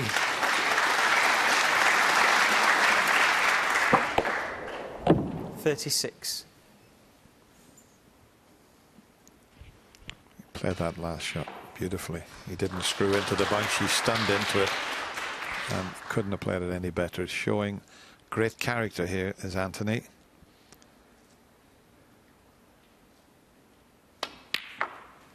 He showed tremendous character 37. in his previous round when he defeated his boyhood hero and practice partner John Higgins in the deciding frame, and he's not finished yet, make no mistake about it. No, this would go some way to rectifying the mistakes of the last two frames if he can win this frame with ease, get himself back on a an even keel in his own mind. Pink looks favourite here.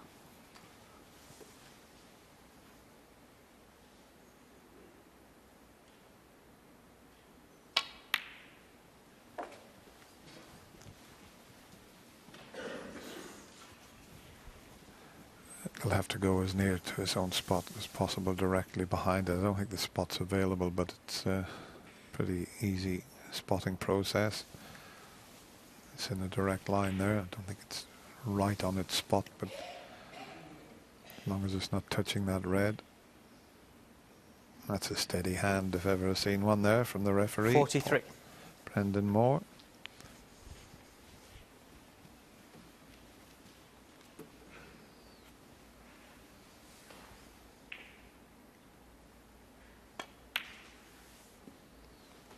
$44.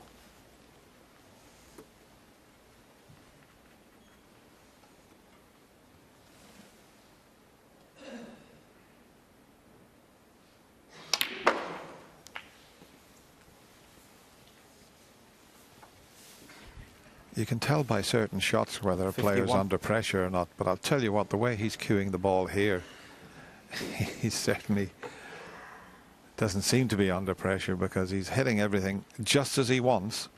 So he's got so much confidence in that cue action that he has.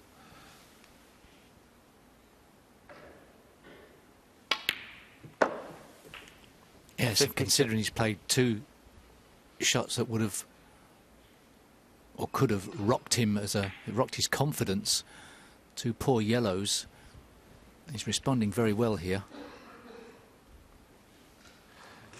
You could see him doing his arithmetic there. He was counting up what he needed. He's 52 in front. He was just working out how many he needed.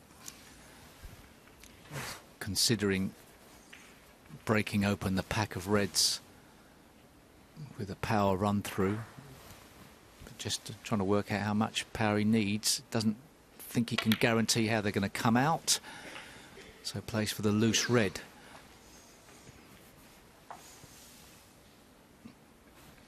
He's going to need 1 58 more good red. Would have loved to have opened the reds up.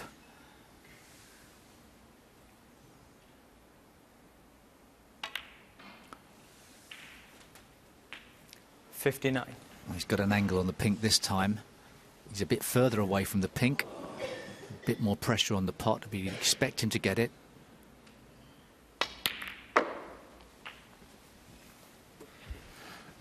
He's left himself one of those little tricky ones along the cushion.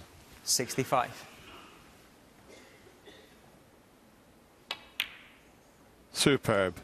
It really 66. was. A wee bit of pressure on that one, and he handled it very well. He's walking around the table here as if he was leading 5-3, and as the boys in the studio said, he could quite easily have been leading 5-3. He's keeping himself in contention, giving himself a sniff at getting over the line. You wouldn't expect him to win the last 3 frames, but as long as he stays in the present, as he obviously has done with this break, he's got a 73. chance.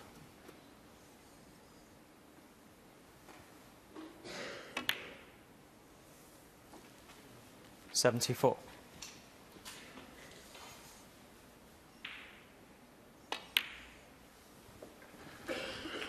Well, his composure here has been top class. It really has. I mean, what a response this is after what happened in the 2 previous frames. He's mentally very strong, this boy. You can tell with all that 81. sort of meditating that we've talked about. It's standing him in good stead here. Obviously studies the game and the psychology of the game. He can't wait to knock them in now. 88. 89. He's yet to make a century this year in the UK Championship. It's a nice break. 96.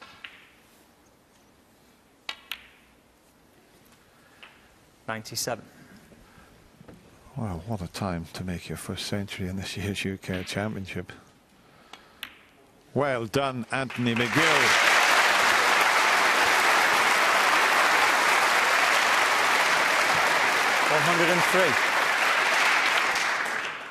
Doesn't matter about Anthony missing McGill, that.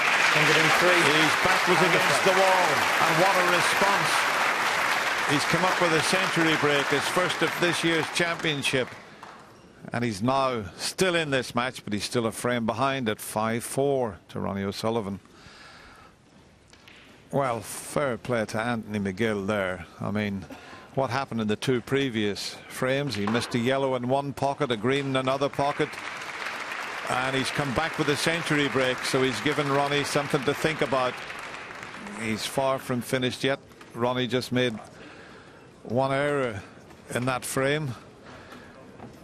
He tried a thin cut on the red for safety off two cushions. It wasn't a straightforward safety. He hit it too thick. But I'll tell you what, it wasn't, I mean, a few reds out in the open, but what a break he's pulled off there, Steve. Yes. And giving himself a bit of momentum. Anthony McGill to break.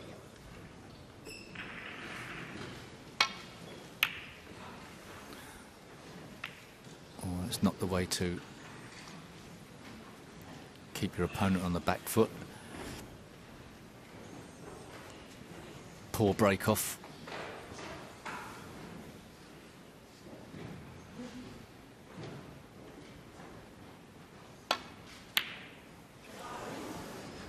Well, gasps from the audience.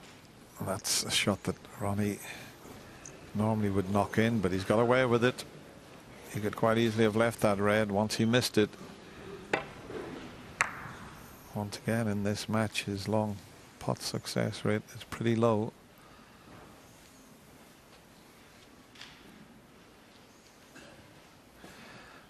He's only potted 4 out of 13 long pots.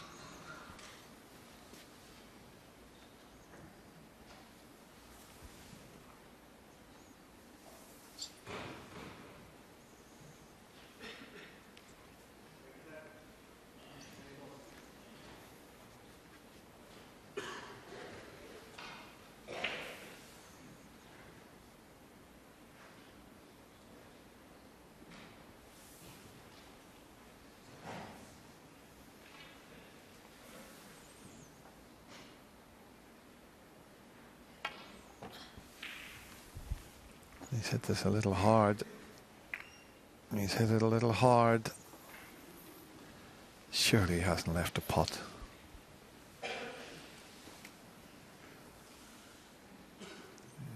He's anxiously looking there, and he just hit that one a little harder than he intended. Oh, well, Ronnie thought he could see that, and he's hit the wrong red. Well, all of a sudden, there's all sorts happening out there.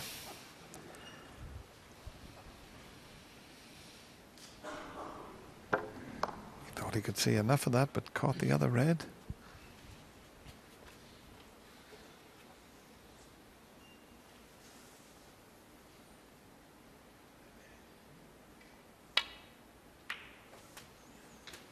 One. But he's got plenty of cue power. He can disturb reds. He's got one available. Should the split not go right? And that particular shot, he didn't use or utilise his cue power. Somehow he thought he was going to be on that red regardless. Yeah, he hit the wrong red when he cannoned into them. He just missed it and went into the little gap.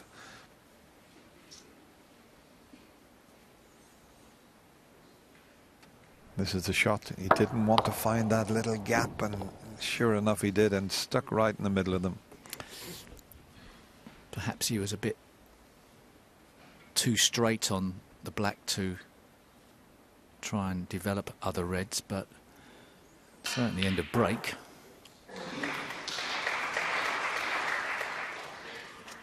Ronnie O'Sullivan let off the hook very early.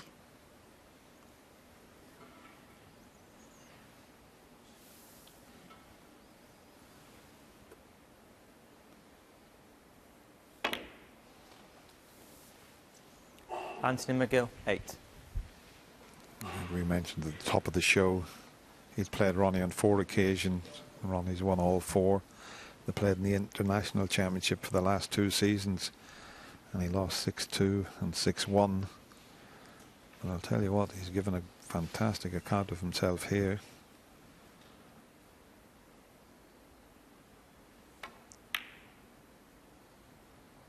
No, surely. What a shot. 1. That is the shot of the match so far. At that angle, to knock that red in the middle is unbelievable.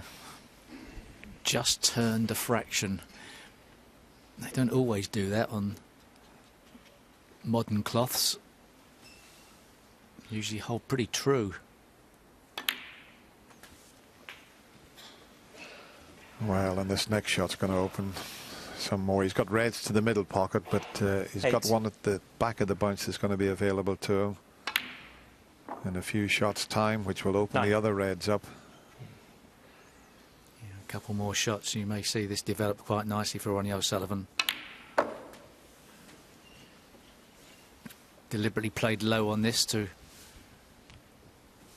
16. Now really try and do some damage. I'll tell you what, Steve, the confidence that red he knocked in the middle pocket must have given him, because that was, you know, by far the best shot so far in the match. Yeah, it was a speculative shot into the middle pocket. Not too much risk involved. He'd have been delighted to see it drop.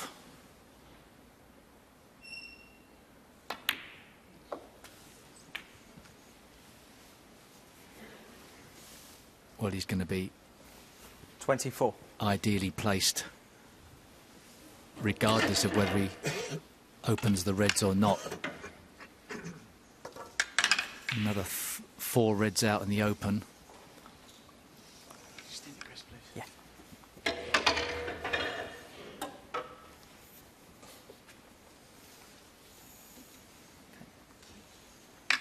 The pink's potable into both corners, and he could realistically use either black or pink in splitting open that pack of 6 reds. 25.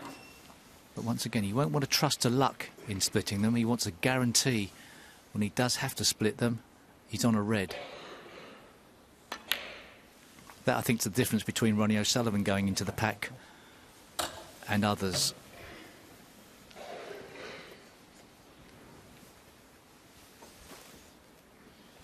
Some 31. Others. 32. He's got the angle now to do that. He still has 3 loose reds. So knowing Ronnie, you know, it's one good shot, but they're not a good bunch to go into from here. But he may take the chance now. No, he's going to hang on. Maybe do it from the pink. They're a better bunch to go into from the pink. 39.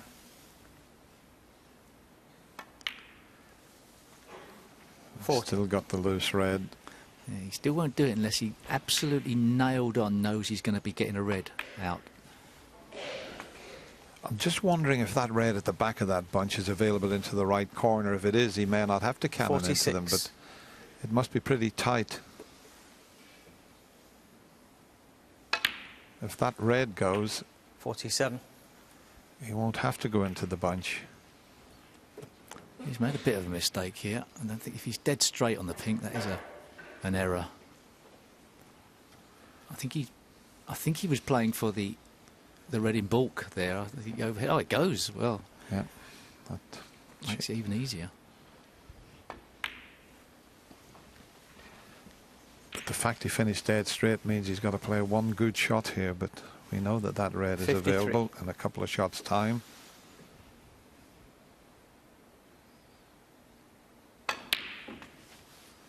$54.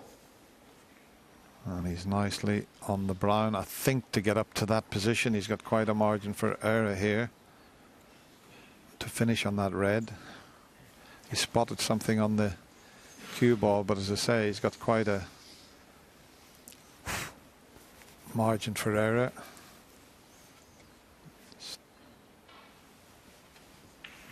anywhere up around that circle, and he's got that red.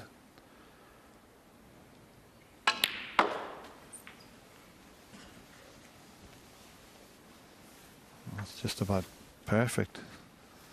58.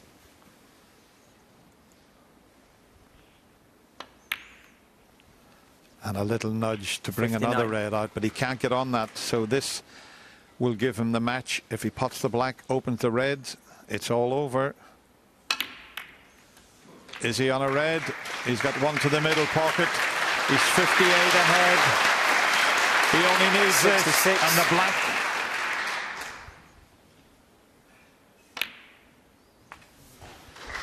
Well, Dennis, he's closed out this potential banana skin of a match with sheer class. Yeah, he's seen his opponent make a century 74. break to keep himself in the match. And how did he respond? 75. With a frame and match-winning break. But every credit to Anthony McGill. He really has made Ronnie work 82. here this afternoon, and he's give a terrific account of himself, and I'm certainly 83. looking forward to seeing a lot more from young Anthony. I like his attitude, I like his game, but it's all about the rocket now.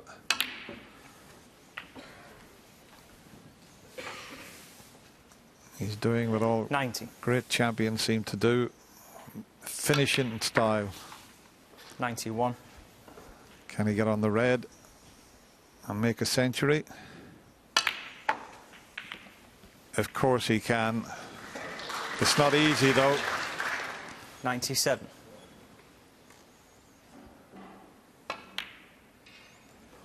Well, no century break. Ronnie O'Sullivan, But he was 97. pushed all the way Frame of match. by Anthony McGill. And he's saying to Anthony there, well played. That's nice to see from Ronnie. I think this was a terrific match. Well done, Anthony McGill. But Ronnie O'Sullivan, you're a class act, and you're in the semi-final. You defeat the young Scot 6 frames to 4. Yes, Ronnie O'Sullivan through to his 8th United Kingdom semi-final, and his first is 2009, in fact. But look at this fella. What a wonderful, wonderful amount of entertainment this guy has given us today. He's only 23 years of age. This is the first time we've really... he's even clearing up there. That's very kind of you. Well done, Anthony. But, you know, that just shows the humility of this young man. What a wonderful afternoon he's had out He's there. been too long in the billiard hall. He's put the balls away. That's absolutely fantastic. But hey, listen, he played absolutely great.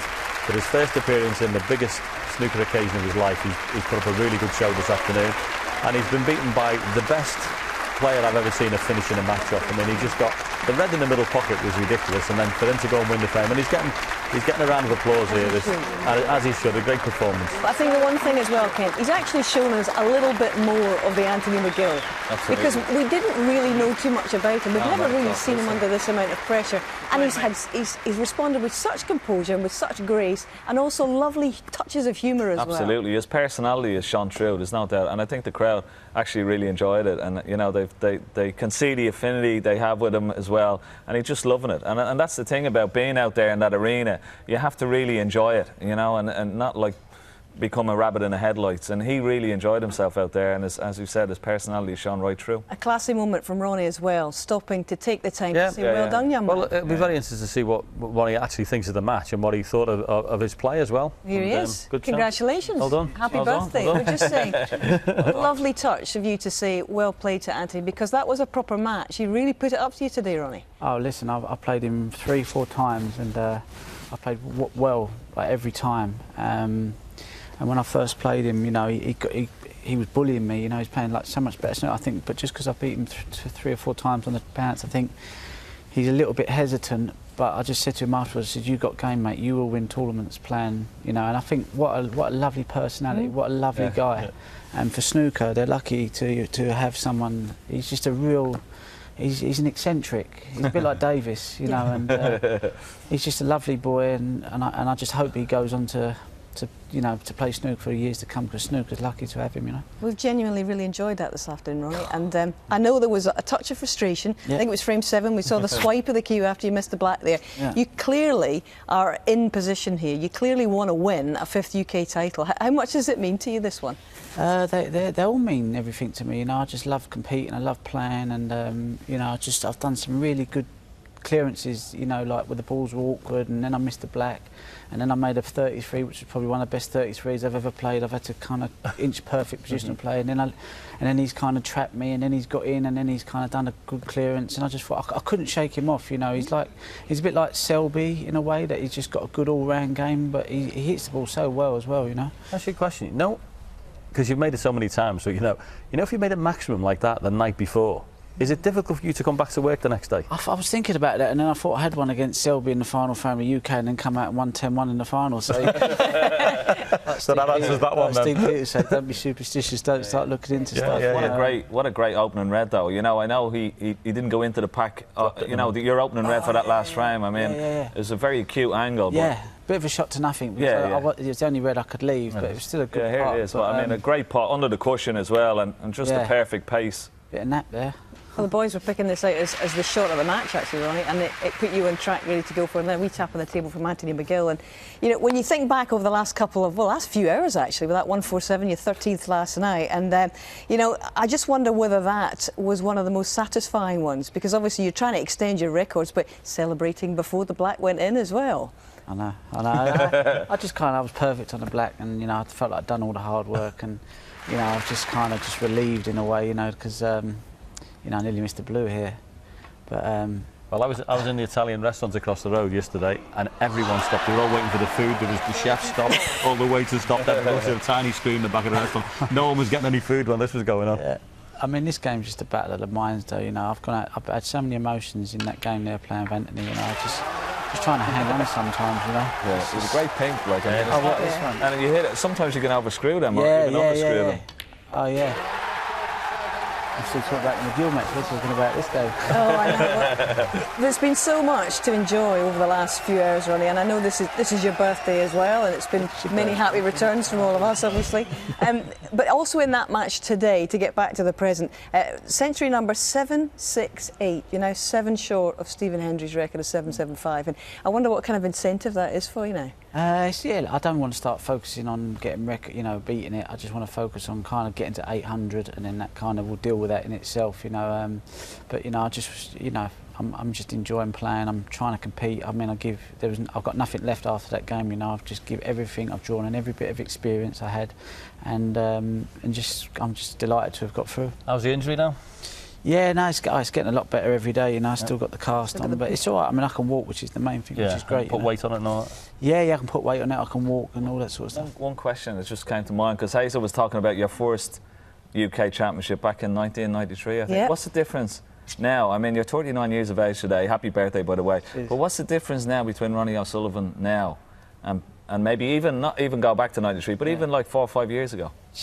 Probably just Steve Peters, isn't it? You know, he's just helped me with my mind, and kind of, even in that match there today, you know, I was kind of losing it a little bit, but I was managed to draw it back and just kind of keep it in the present, and just trying to allow my game to kind of, you know, come out, and you know, and if my game come out, then at least I'm in a good position to win. But if you start beating yourself up, you know, over stuff, and you kind of never really kind of get your true potential. I know Steve was up here for your match against Peter Lyons, and that was at the point where you really weren't very sure whether you would be able to stay in this championship, obviously with this ankle injury. How much has Steve turned a negative into a positive and tried to make you feel that you could win despite this injury? Well, he thought it was just a sprain at first. He said, "Oh, you'll be all right in a couple of days." Now I got X-rayed, and he said, "You've got a Weber fracture." And he went, "Oh dear." He went, "I'm really sorry to hear that." So and then obviously I couldn't walk on it, and then, you know, I think he's surprised that I've managed to kind of keep it going, really. Okay, and the diagnosis is what? When are you going to be able to properly run again? Because I know that is very important. Probably like February, probably about 10 weeks, I reckon.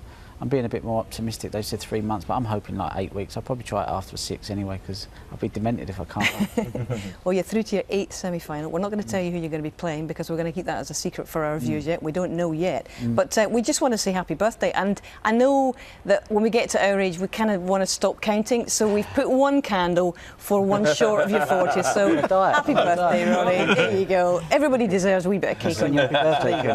We're not singing. We're not singing. We're on the line at that one. I'll make a wish. Yeah. I think I know what it might be. Well done. Congratulations, happy birthday, and you roll on into the semis tomorrow. Cheers.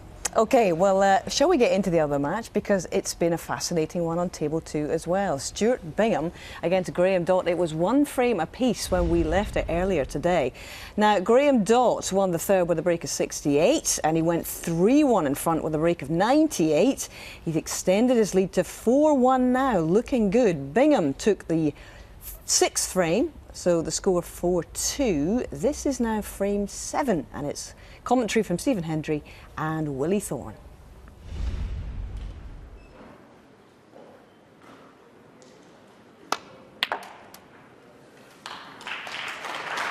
Did really well to straighten that up.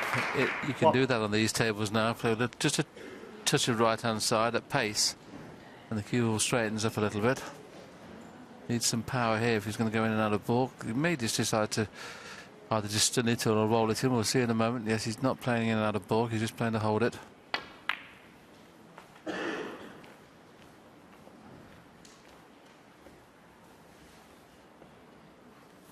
Six.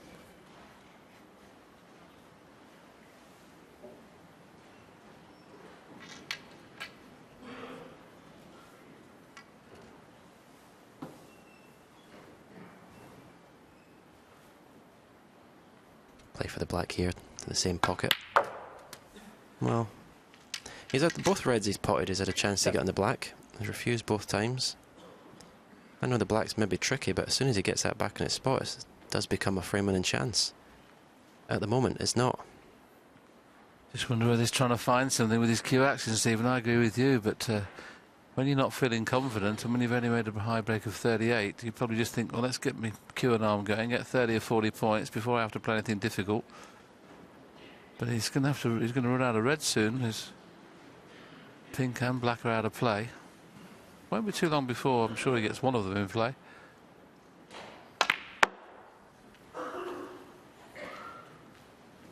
Well, if this flicks the red away from the pink, that helps. 12.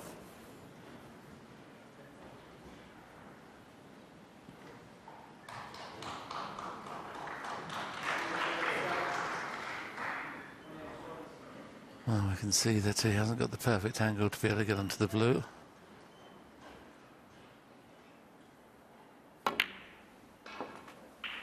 Always going to be difficult to get top side of the blue from there. But now the pink's in open play, can just run this blue in and needs to finish just off straight on this red on the left-hand side so he can get on the pink in the middle.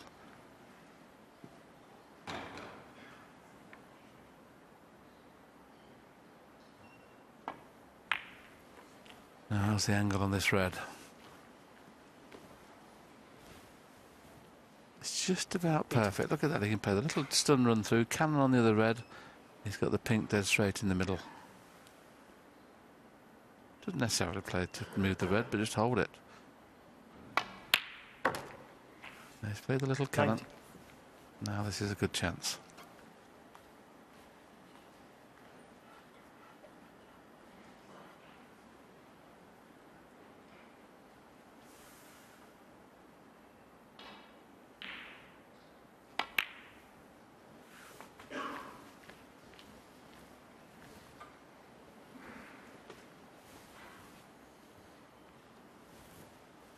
$25.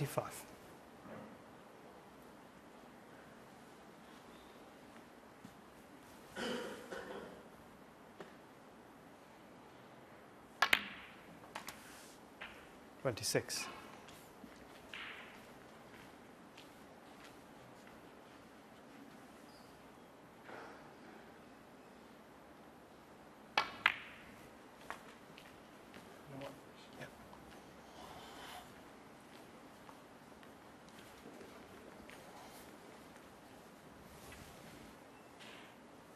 31.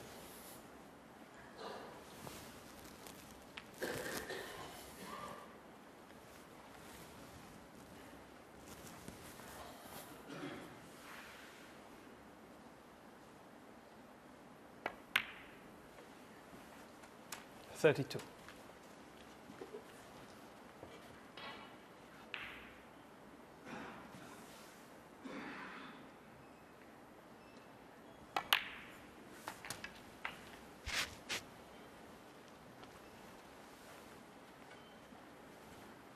$38. Just doubly checking that the pink will pass the red. It obviously does because he's moved around quite quickly. Doesn't have to worry about the black now. He can just win the frame just using pink only. Similar to Graham Dott's chance a little while ago when he could work with the pink until he got that horrible kick. You can see him trying to regain concentration. He's just trying to forget about what's gone before. He's trying to get himself in the zone.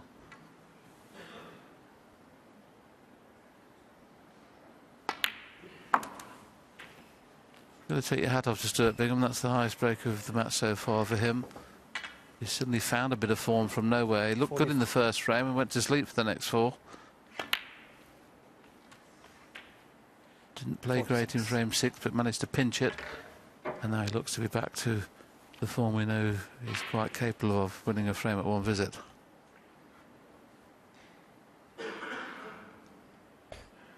Yeah, could have done with just going through another inch or two. I want it to be virtually straight in this pink. I have to play a little cannon.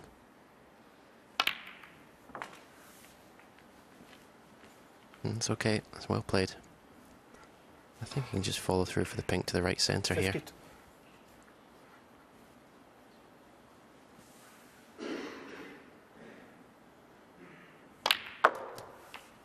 53.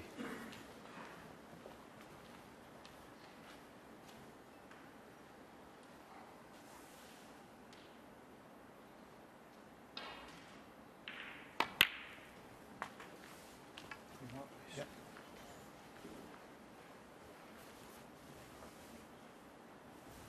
$59.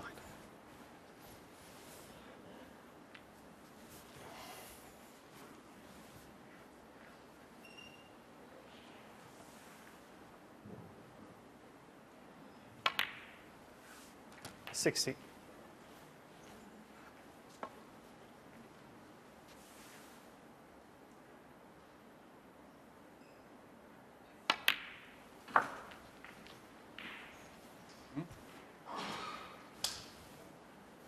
$66.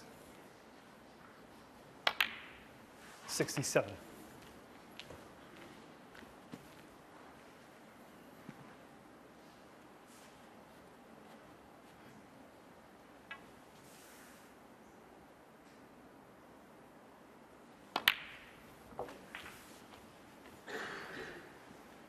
Excellent break this has been.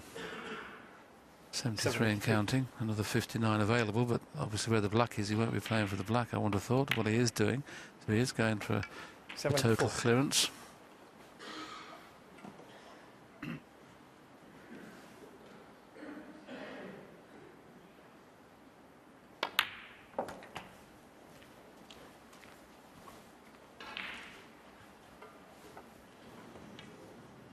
$81.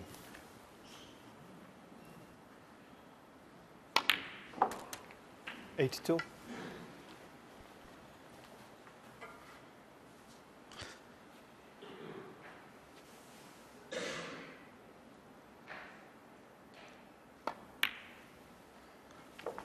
I've not really seen Graham do this meditating before, but he's been doing it during this break. He's probably just trying to get himself up now for the next game. He's virtually had his eyes closed throughout this break.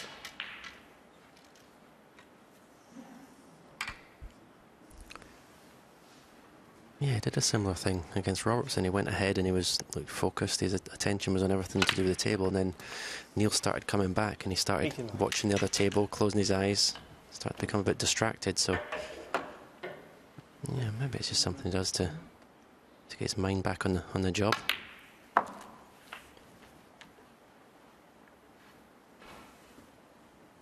$95. If he makes 100 here, he'll level 96. the stat that Graham's got. Graham's had 3 centuries in this tournament so far. This black for Stuart Bingham to have 3 centuries. Well played. That's his 243rd competitive century. And I didn't see this form coming because of the first 5 frames. He was all at sea. Looking great again now.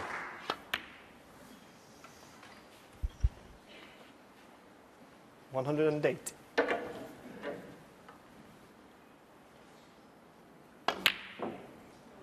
Well, what a shame, no complete clearance, but what a break from Stuart Bingham. He trailed a few moments ago 4-1. He's won 2 on the trot. That 9.96, the highest break of his match so far, and he trails still by 4 frames to 3.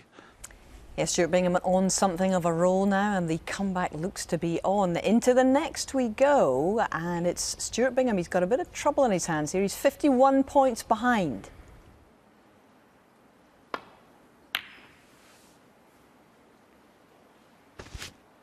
Oh, can you believe it? That was probably the easiest safety shot that Stuart had to play today, and he completely mishit it.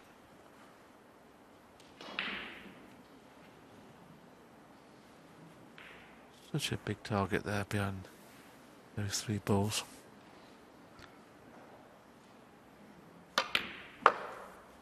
Needs that white to pull up. 1. It has done. They couldn't wish for a better chance now to go 5-3 in front. Yeah, I don't think I've seen Stuart, almost miss-hit so many shots. It's been a real bad day at the office for him. 9. You do get days like that where you just don't see the shots. You can't seem to get your focus. Can't seem to get the ball on line.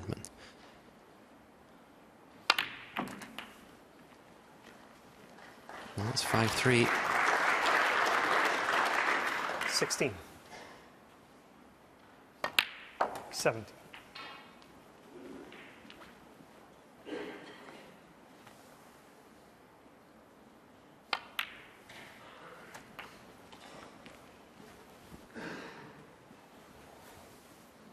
23.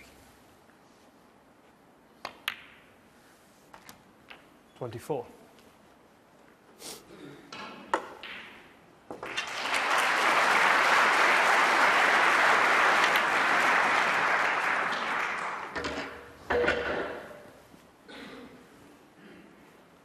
30.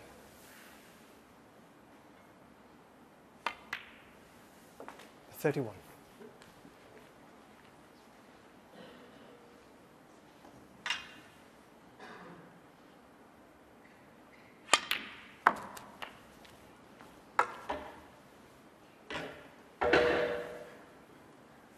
37. 38.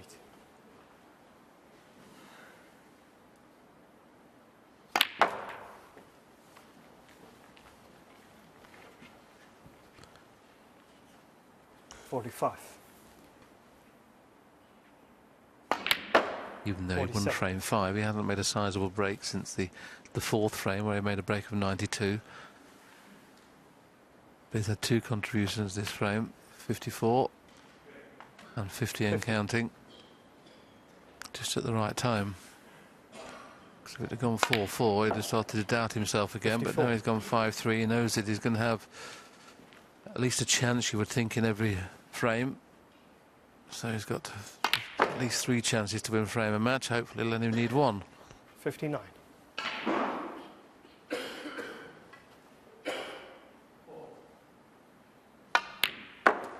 65. This is the kind of speed he was playing in the opening 2 or 3 frames. Played a trick shot. It hasn't worked, but a nice break of 65. His back was against the wall off the previous 2. He's won that one, though, and he goes 1 away from victory. He leads 5 frames to 3. Yes, 1 away from victory, 1 away from a place in the semi-finals for the first time in 6 years, and also with it a guaranteed spot at the Masters because he would go above Rob Milkins in the world ranking. So much riding on this particular match. But as we get into the next, it's Bull Run Bingham in charge.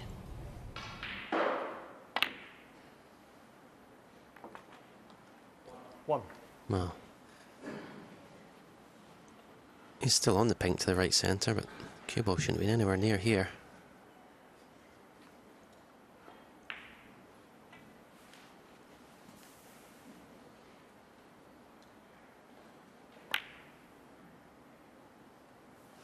He has made things difficult for himself a lot in this match, Stuart, when there was no need.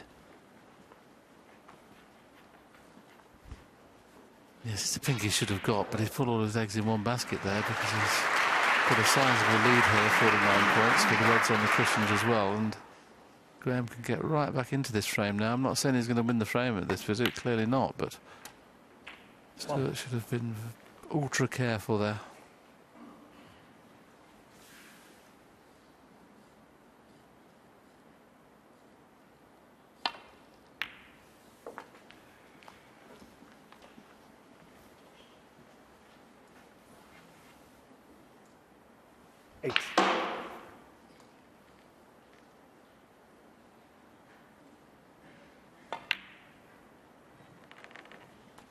Nine.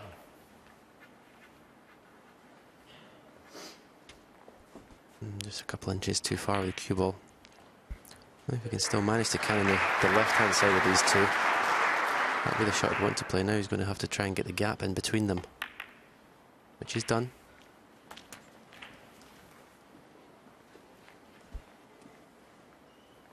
$16.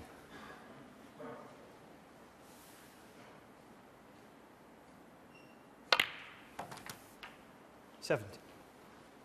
Even though he has that loose red on, he needs an angle on this black to try and bring another red into play. If not, he can still play for the loose one that's nearest the cue ball, but would love to bring another red into the middle of the table if he could. His expression tells me he's got an angle to do that, but whether he'll play it or not.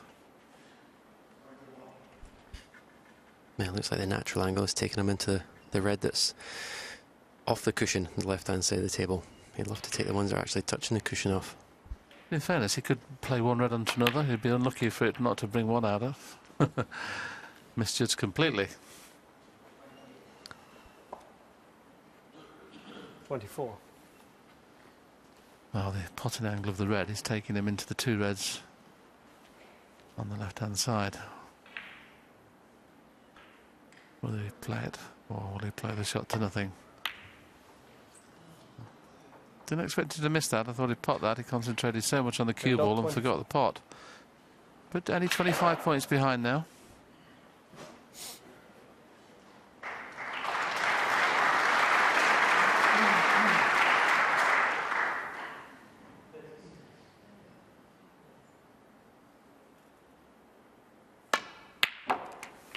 One. Excellent pot from Stuart.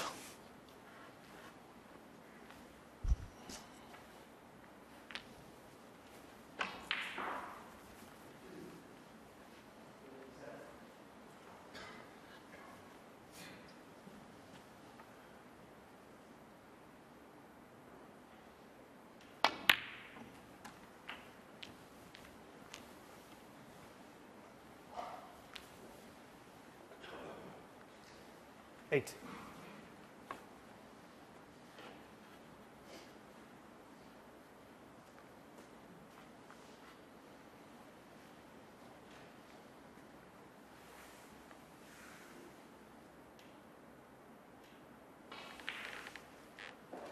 Well, whatever colour he gets on here off this red, if he should he pot it, he needs the one of the two remaining safe reds.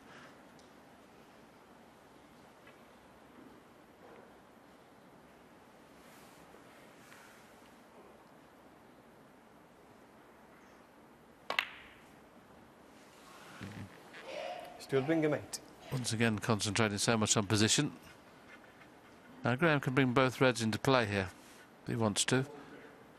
But can he avoid the kiss on the blue and pink if he does play that shot? You know, screw one red down the cushion. He's not playing it.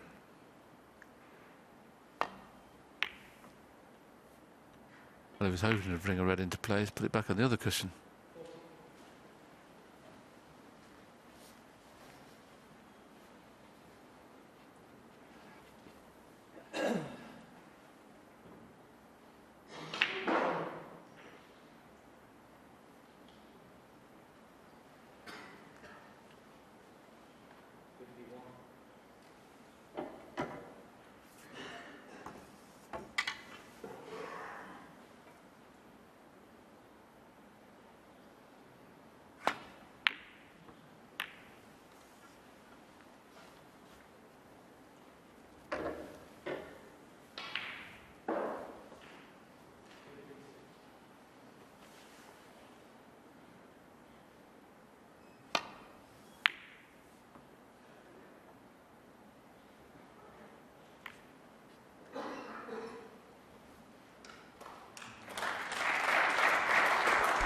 No, it's very good safety. Now, this has to be a thin contact.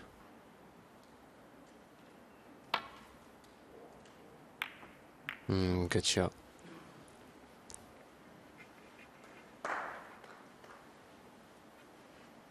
Now, if Graham's going to play the red to the left of the 3, I'm just going to be careful it doesn't push her right over the right corner.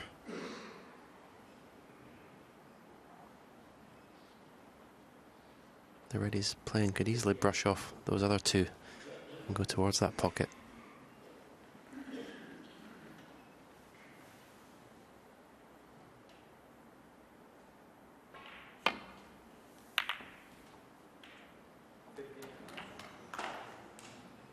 Well, for a minute, I thought the fluke was going to be advantageous. Now the fluke isn't, because he's got an off.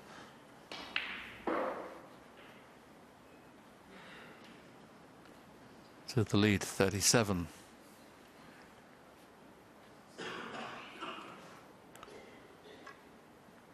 Just one red needed. I'm just wondering whether he's thinking about cutting this in. Okay, telling safety.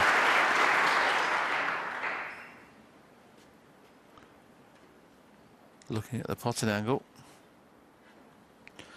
I suppose in some ways, if he misses this, he could put the black safe, but of course the red might stay in the pocket if he misses it, so he's got to be a little careful. Not over the winning line yet in this frame. There's the black going safe. Look where the red is, or black going safer. Now, can he get through to the potting angle? I think not. Not quite.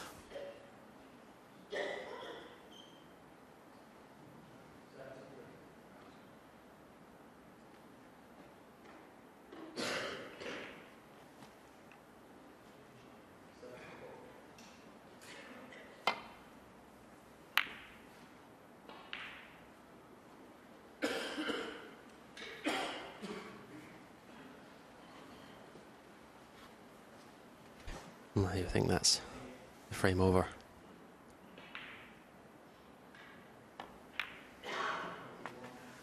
One.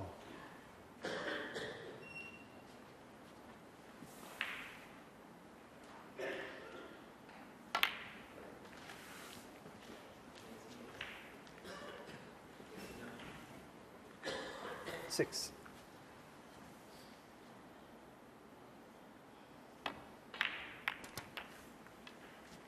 7.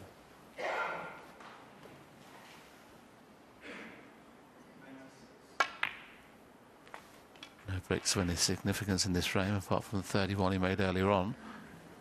12.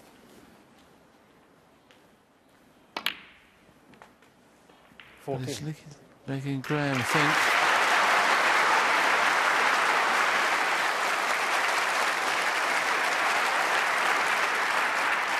Round of applause from the other table, not putting Stewart off.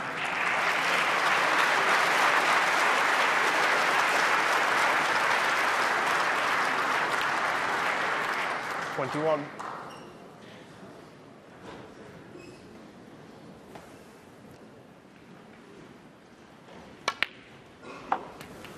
26.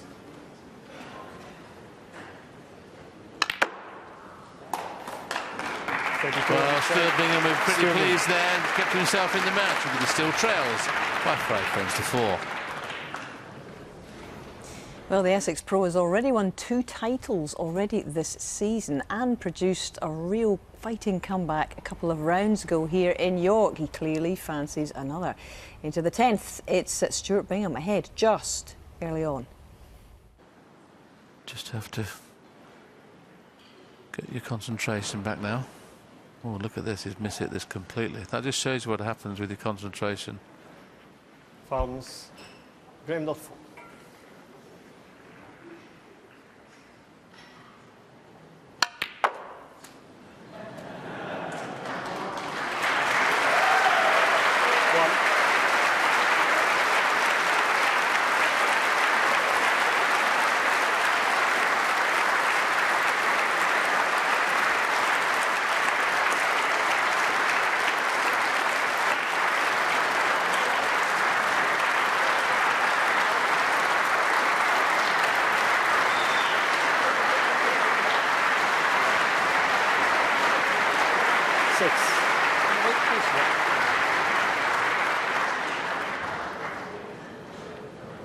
Well, hopefully the crowd will quieten now that that match is finished on the other table and they've got the arena to themselves.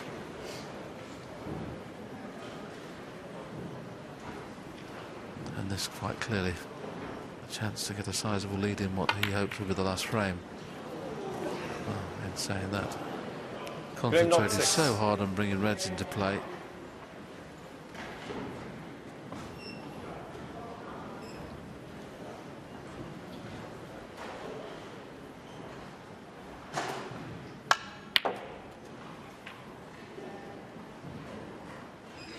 One.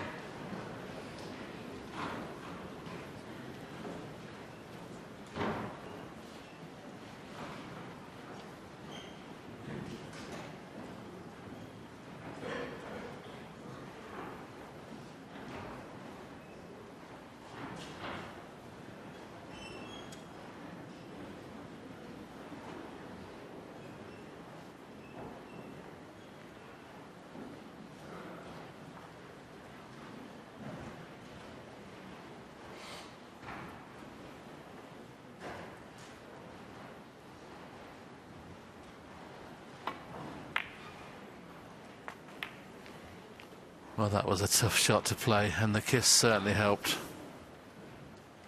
Now, it's just a case of getting pink or black back onto its own spot, and then this will be a good chance. If it works just off in the blue only, it's going to be almost impossible to win the frame with this visit. What's he played there? 7. Well, that's just... Maybe he thinks it flew off the cushion. When you consider he's played for the blue, he's overhit it by a country mile.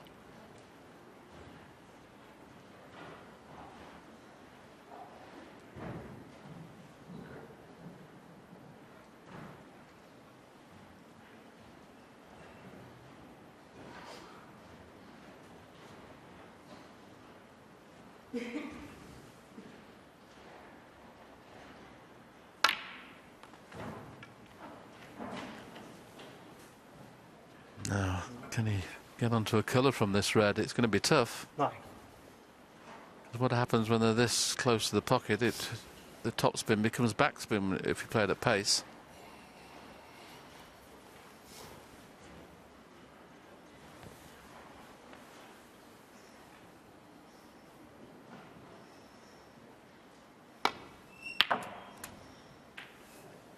Well, see what I mean? It's so hard to generate spin when they're that close to the pocket.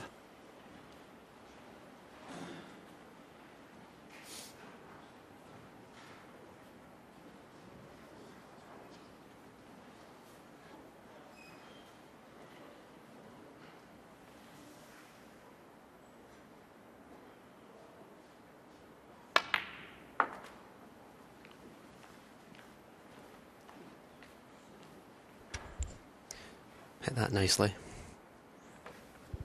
15. Nice action on the cue ball off the second cushion there. The side was still on it. Shows how well you've struck the ball. 16. Oh, he's hit that one too well. Well, he's not in the black to the yellow pocket with a perfect angle. That would be a bonus.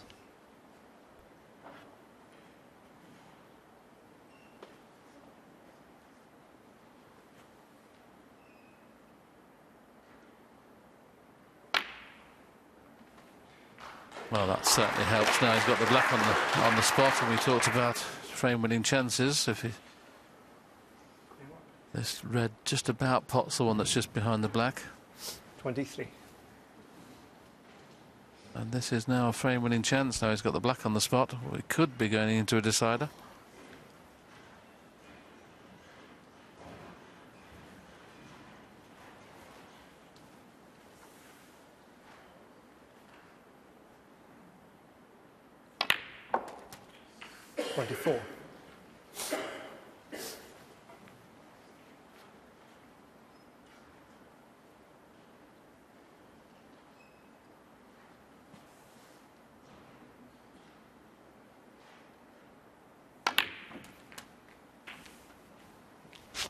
He's not in the ball well, Stuart Bingham, today. That was an elementary positional shot there, and he's got into the cue ball too much.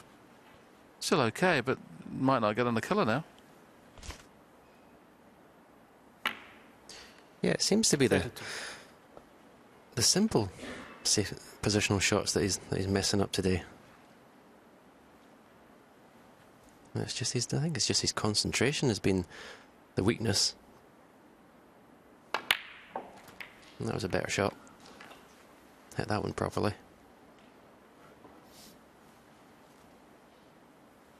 $39.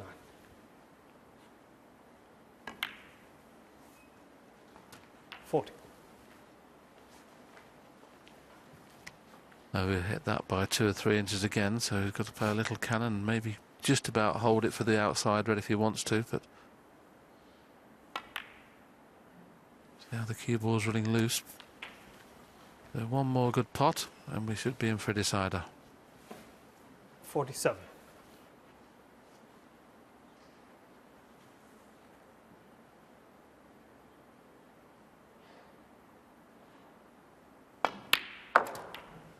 $48.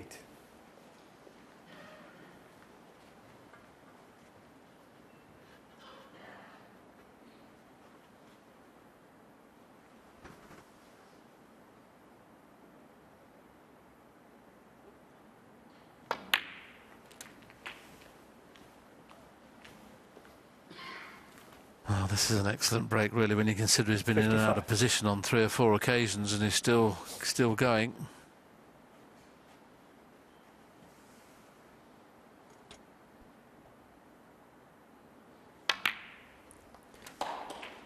Yep, you've got to admire his battling qualities.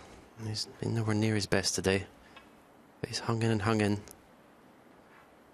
We did see obviously earlier on 4-1 when Graham had that kick, and you suggested it could be a turning point in the match, Willie, and it could still prove to be.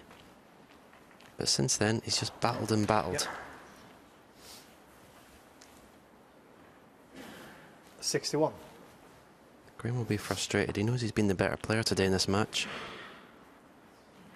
and that wouldn't mean anything in a decider. Yeah, as was Sean Murphy in his match against Marco Fu. He was the best player and was on his way down the motorway after getting beaten. This could be the same case here. That puts the frame beyond any reasonable doubt. We now know we're going into a decider.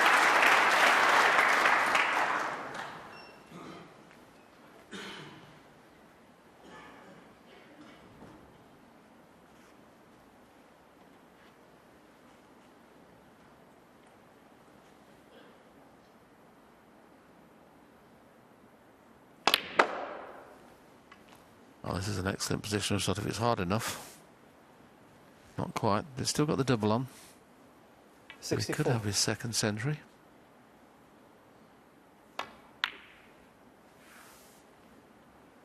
No century this time, but barring snookers, Stuart Bingham has levelled the scores at 5-all. Room for decider. We are indeed, and in fact it's worth remembering that both of these players have come through final frame deciders and won this week. We've mentioned Stuart Seth against Joel Walker the other day, and of course Graham Dott withstood that incredible onslaught against the defending champion Neil Robertson to make it into this part of the championship. So whose nerve will hold as we get into the decider? Bingham at the table, perhaps with a chance here.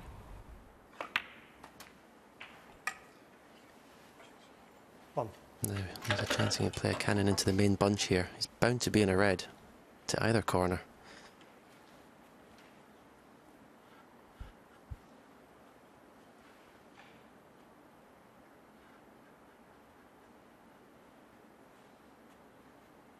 Are you talking about just hitting the red directly above the black, Stephen? Is that the one you're talking about? Because you can only see 3/4 of it, can't he? Any contact on the main bunch here at pace, he's bound to be in a red. I suppose what he's worried about here is if he catches the red that's just above the black first. He doesn't want to hit that red at all. He wants to miss that one completely.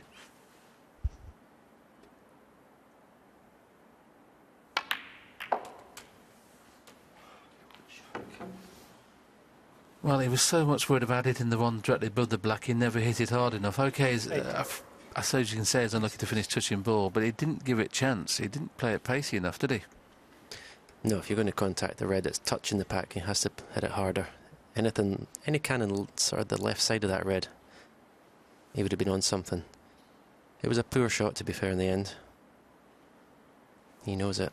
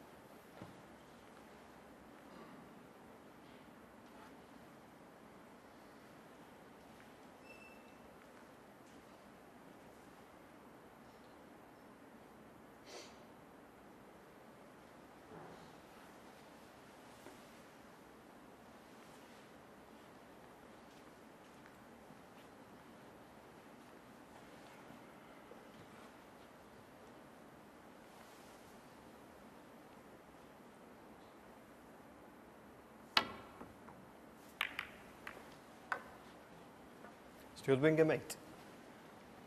Well, the only good thing that happened there was the fact that he was touching the ball.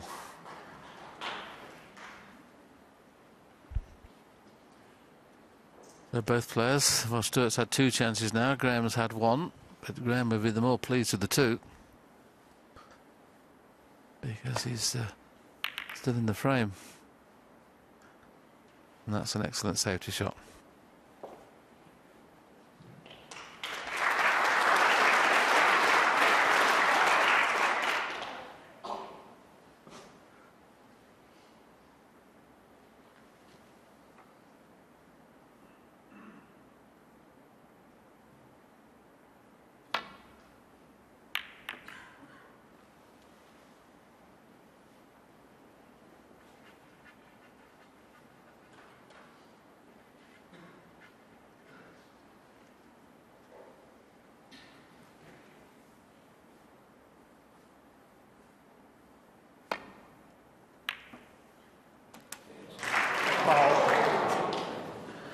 Stuart Bingham 4.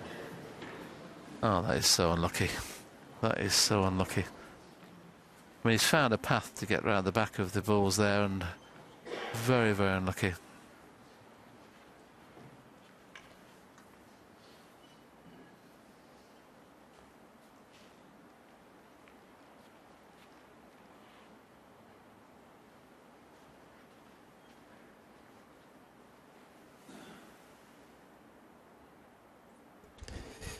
It's a plant here for Stuart. And he's on the collar. So a double whammy for Graham Dott there. 1.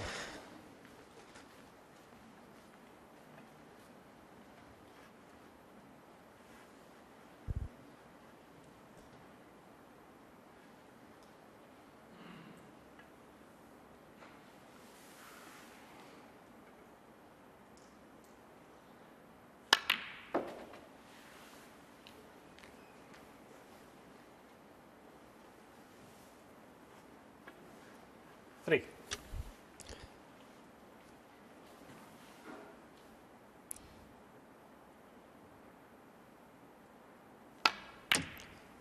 Well, we said before a final frame it's great to have 1 chance, but this is Stuart's 3rd good chance in this frame. Is he going to make this one pay?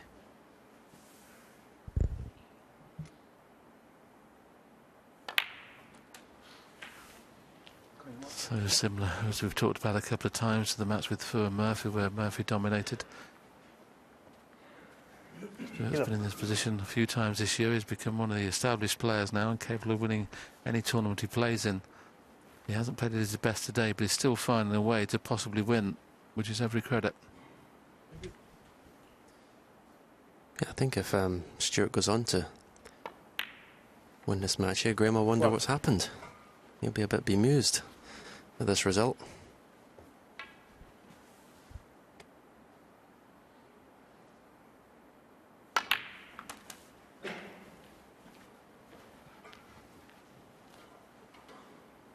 Well, it's hard to see as Graham shakes his head there how Stuart's not going to get very close to the winning line at this visit.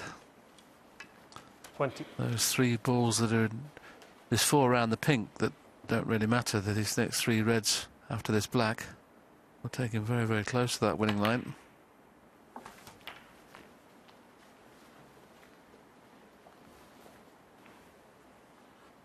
27. And amazing, if he takes blacks with the 3 reds, he goes 60 in front with 59 on. 28. Before he has to play those 4 reds. He needs to really look at the scoreboard to not risk playing into the bunch unless he has to.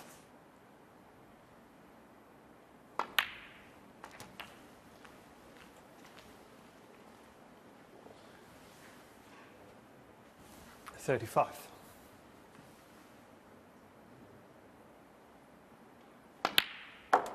36. Yep.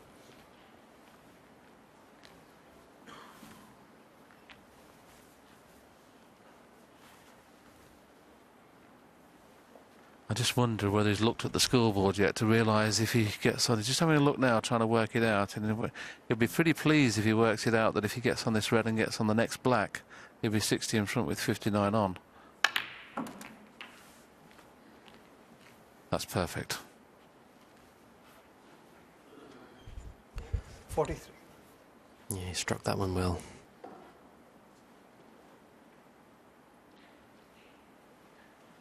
Just slightly off straight in this red. He follows through to get the right side of the blue. He's going to have to play with side, and at this stage of the frame, you don't want to play anything with side, really. You want to make sure the pots. You must try and get on the black, though, Stephen, really, to make it frame and match ball. 44.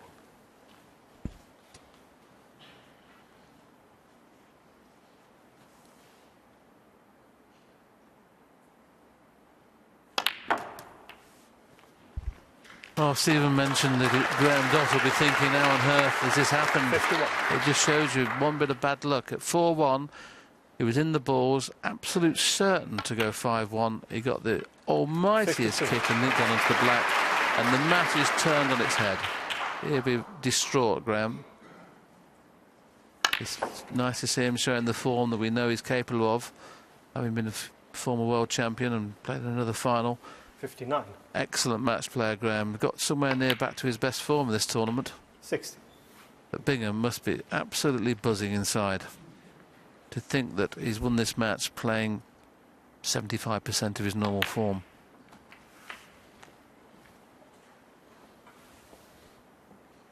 You have to admire the way that Stuart Bingham's just gritted his teeth, just stayed with it, just hoping to get a chance. 68. And in the end, he's taken it on his 3rd visit. This, he had 2 good chances before, but he's made this one count.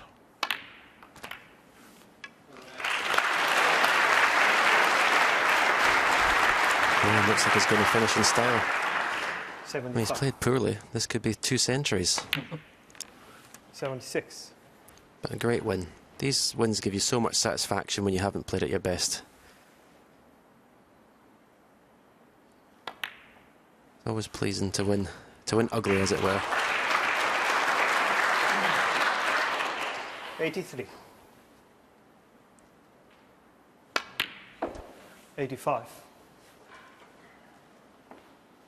Yes, it's a hard thing to say, isn't it? He's going to have 2 centuries and played bad, but that's going to be the equation. 88. I'm sure this Barbican York crowd have enjoyed this match. It looked all Dott 92. for most of the afternoon, but it's all Bingham at the end.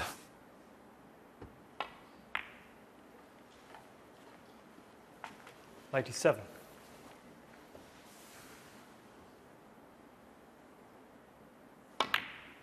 And what a way to finish this has been. Stuart Bingham making his 2nd century of the match, his 4th of the tournament.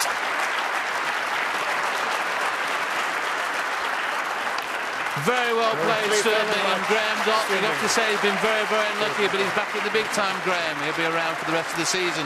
Bingham absolutely delighted to somehow scrape to win. He wins and goes into the semi-final by 6 frames to 5. And here he is, king of the deciding frames here in York. Now, winning ugly, would you agree with Stephen and Willie in the commentary box there? A little bit, yeah. Just I started the match off really well and Graham took it to me. He played really well. He was getting on with the game to go 4-1. And it was just everything he was doing. He would put a couple of safety shots and red sticking over the hole and covering it. And I just thought it was going to be one of those days, but I held in there and produced some good snooker at the end when I needed. You did, and to pull out 2 centuries along the way, it must have a huge confidence going forward. Definitely. Sort of, so I'd started the tournament off really well, and then sort of got a little bit worse as the tournament gone on. But to say come out playing, as they said, playing ugly, and come out beating someone like Graham, I'm just over the moon. You know, you look back in your season already, Stuart, and it's been a good one. You won the Shanghai Masters, you've won an Asian Tour event as well, so 2 titles coming in here to York. You've always managed to win away from home, as it were. Great on foreign soil, but how close do you think you are to landing one of the big titles in this country now? Well, I won the Premier League. Yeah, well, absolutely, that's a big one. But yeah, this is what you dream of, trying to win one of the big ones, and we still class this as one of the big ones. So. Yeah, it'll be a dream come true, as they say. I was just trying to. You played Ronnie in this last year, and what was the score in that when you played him? 6-4. You knocked him out. Yeah. So there you go. So you've done it once. Oh yeah, I know. Say like he's just said that I've won 2 tournaments this year, and that gives you that belief when you're 5-3 down. I've won tournaments, so that gives you that self-belief that you know you can. I mean, you've obviously got the ultimate respect for playing him, but you're not frightened of him, are you? So you. No. We had a good game in the Champions first match. Champions of Champions. He beat me 4-2 there, and I think I've made like an 80 and 100 there. Yeah, I'm sort of can't wait. Looking forward to it. Yeah, I mean your consistency is like, you know, you've got better and better as you've got older. Like one of the players, even like Mac Davis, but you've like taken it to a new level, haven't you? I mean, you're scoring and, you know, closing out matches as well has given you that confidence, particularly probably since you've won your first tournament down in Australia, wasn't it? Yeah, definitely. Just I always thought I was good enough. Yeah. Picking balls out for you when we went early days. When he was a 16-year-old. Hammering me 6-0. Going back a while there. You got a good memory. But yeah, I'd done my apprenticeship and I always felt like I could win a tournament and be up in the top 16. But obviously, I think it's down to obviously like my new coach, Steve Feeney, and Sight Right why everything's all clicking. It's just maybe taking me back to basics, and it's just worked. I love the fact, Stuart, that you actually wear your confidence on your sleeve. In fact, not even on your sleeve, on your arm, because just tell everybody you bought a beautiful watch after winning the Shanghai Masters. And genuinely, when you look down at that, when you're playing, does it give you the confidence to remind yourself you are no longer a one-hit wonder? You're a big-time champion now. That's it, yeah. I used to get stick off Mark Williams saying I was Chesney Hawkes, like a one-hit wonder. He had that over me for a while. But, it's nice. I texted him when I won the Shanghai and he said, yeah, you're still Chesney to me. But, yeah, well, I know you've had another text as well from Rob Milkins, because having knocked Graham Dott out, it means that Rob has got the spot in the Masters. So you owe him a beer, Mr. Milkins, you do indeed. But congratulations. We'll look forward to seeing you tomorrow afternoon. Thanks, Stuart. All right. Well, we've had some great memories from York here over the years. Wonderful city it is. We had Mark Selby's Maximum last year. We've had another one here this year, courtesy of Ronnie O'Sullivan, the man that this fella will be playing tomorrow, of course. And if you haven't seen it, and if you've just come in from work, well, why don't you just take a pew and enjoy this?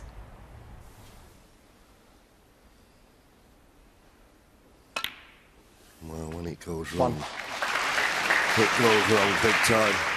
Unlucky to leave that, you could say.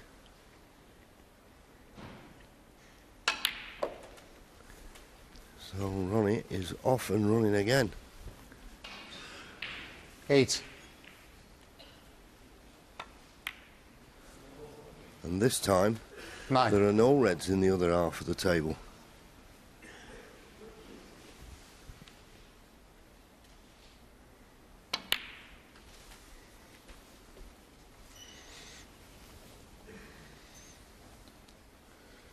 $16.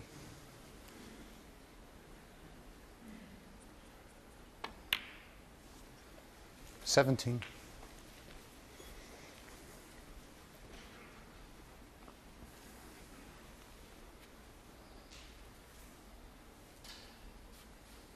'A little bit straighter on the black than he would have liked, but he's seen as there's a red available to the right middle. They must be, the way he's played that. 24.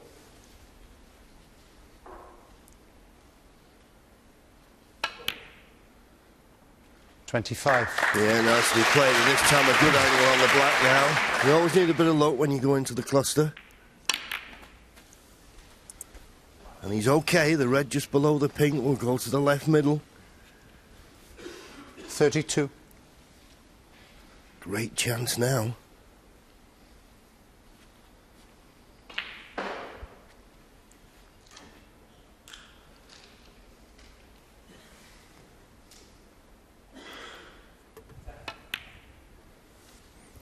$33. Yeah, this is a more orthodox chance.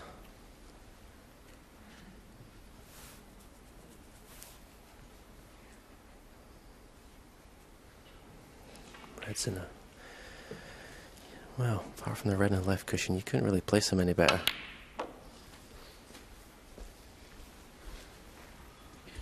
Yes, and he may just have the angle on that red just above 40. the pink to the right middle. If he's got the angle, he could come back off black off this one. Well, he's not much of an angle. He's got to force it. He's got to force it over. 41. Now, under normal circumstances, you say, we'll play the pink, but I think he's got maximum in mind.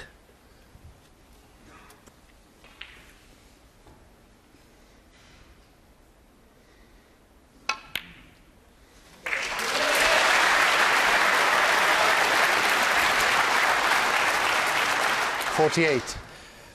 Yeah, there's only one thing happening here. Apart from him making a match-winning break. 49. As he's going for a maximum.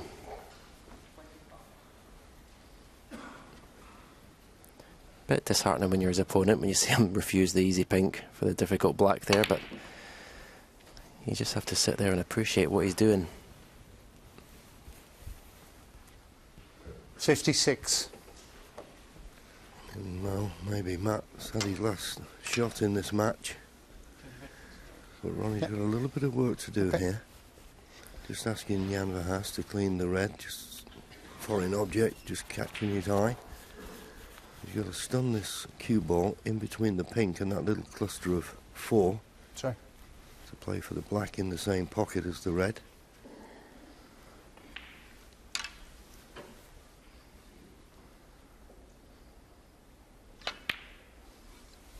Thank you. Played it nicely. 57. Those 4 reds, I think one of them will pot. So he didn't have to play any cannons into them, and I think as he pots one, he releases another. 64.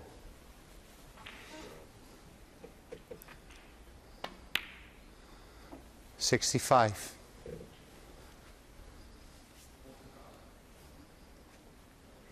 This black and one more red.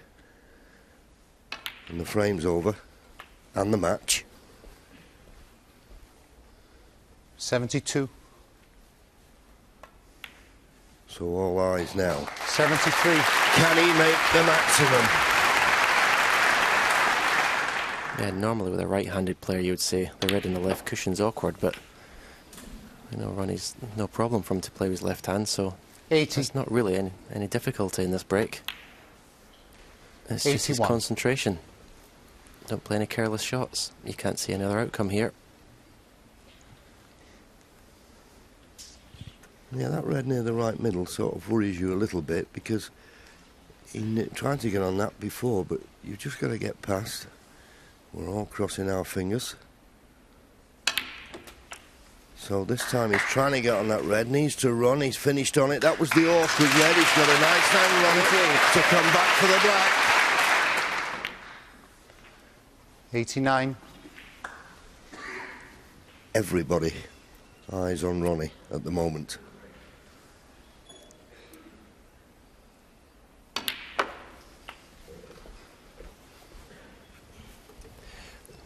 At this point in a maximum that you just don't notice anything else going on around you. 97. Audience, opponents, other tables, cameras, nothing. You're just in your own bubble here.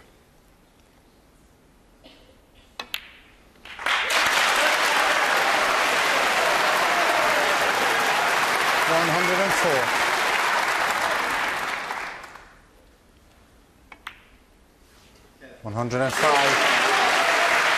Very nice angle on the black. Well, I was just going to say, not ideal on the black, John. I'd rather just a touch straighter on this black to get close to the red. That's about as good as they could do.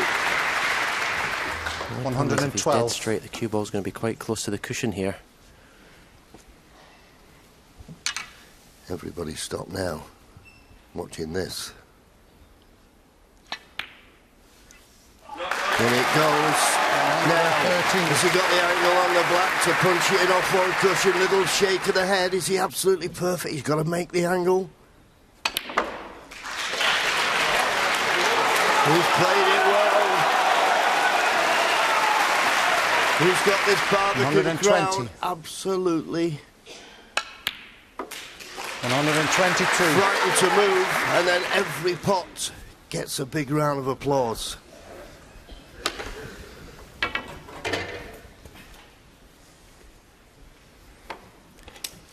I've said it before, this is the biggest buzz you can get playing snooker, making a 147.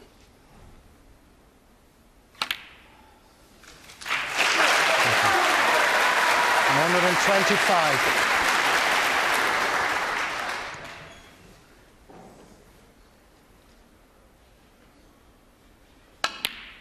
$129. Just got to judge the pace now, on and off the top cushion. Well, he's played for the pink in the middle. Is he going to... It's got in! 134. Yes, that was a heart stopper.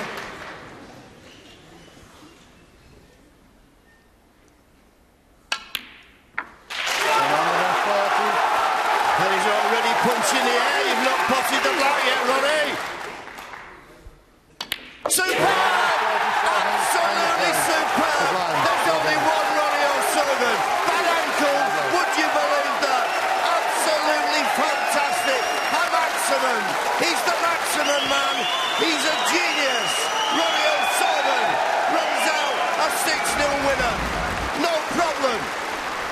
Oh my goodness, what? It was absolutely bedlam in there last night. Ronnie's 13th of his career and Snooker's 109th. And Ken, you were commentating on the other match. Willie and I were, we just were watching the monitor initially. We were trying to concentrate on Davy's game because we were commentating on that. But the noise and the atmosphere, and particularly the roar when he potted that pink, and we were standing up like clapping him, you know, because it was just sheer class, sublime, absolutely sublime. I mean, he's made some great maximums, and all maximums are great, but he was inch perfect all the way. He was never out of position, and he's just got, he sees the shot so quickly. It's just fantastic to watch. Well, it was fantastic reaction on social media, as you're seeing at the bottom of your screens there. So many tweets about the genius of Ronnie O'Sullivan. But genius takes a heck of a lot of hard work to get to that point. Clearly, John, you've seen a lot of maximums in your time. How did that one compare? Well, they're all fantastic. I mean, you know, to go and do it, it's just an amazing achievement, but it's just pure, unadulterated talent there. I mean, there's nothing else you can say about it. I mean, you look at the situation, and you knew after one red, two reds, he was going for it. Yeah. But, I mean, it's just the cue ball control is sublime, the touch, the finesse, the way he thinks about it. There's a computer going on. He can look at the situations. He knows exactly where to be, which way to do it. Fantastic. That's why he's made as many as he has. Yeah, exactly. And they're all very, very memorable, and we will always remember that one. But Ronnie will be playing tomorrow against Stuart Bingham in the first of our semi-finals, and our semi-final lineup will be completed this evening. And these are our remaining quarter-finals. We've got Marco Fu, who somehow turned it around against Sean Murphy yesterday. He won the last 3 frames to get there. He's facing the man who won this title 10 years ago, Stephen Maguire. He is the last of the 3 Scots to be figuring in the quarter-final lineup, whilst a very focused Judd Trump takes on Mark Davis, the 2011 UK champ. Trump has a strong record against the Sussex pro, 5 wins to 1.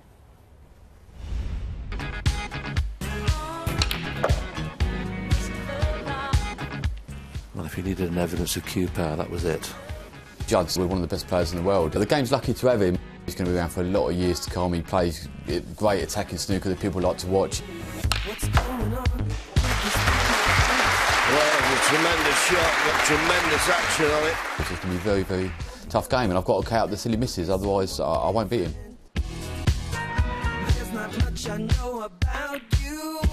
top draw. 56. Absolutely top draw. He's a top player. He likes to go for his shots, just get on with the game, and he's done well the last couple of seasons. He's got to the latter stages a lot of times, but for me, I feel I'm able to compete against all the top players. I'm just out there giving it 100%. It's not hard to go the distance when you finally get involved face to face.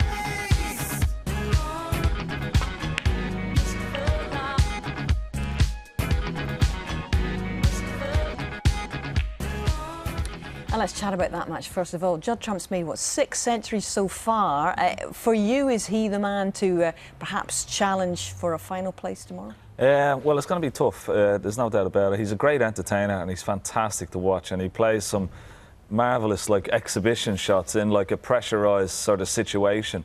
But he's up against a man who's been very, very consistent over the last few years. He's a bit like a red wine. He's getting better with age, you know, and he's always a tough player to play on his day, but he has to play really well, I think, if he's going to beat Judd Trump tonight, but it could be a close one. It could be. And what about Marco Fu's progress against Stephen Maguire? And I was looking at this, their record 4 wins for Fu and 5 for Maguire, but significantly when I looked into it, it was Fu who had won more times in the bigger occasion, like the World Championship and the Masters. Is that significant for you, John? I looked at the 4 quarter-finals. I thought it was the hardest one to pick a winner in, because Marco, you know, you saw yesterday against Sean Murphy, doesn't go away. He wasn't playing his best snooker. I think he's like a 50 break or something, but he was hanging in, and then he produced something near the end to get over the line. He's a great match player, and so is Stephen Maguire. Been a little bit inconsistent in the past, Stephen. I don't think he's won as many tournaments as he should have done for his talent, but when he plays properly, he can win anything. Yeah, 10 years ago, of course, he was on fire Maguire here in York. That's when he earned that nickname, because he was absolutely brilliant in winning this title.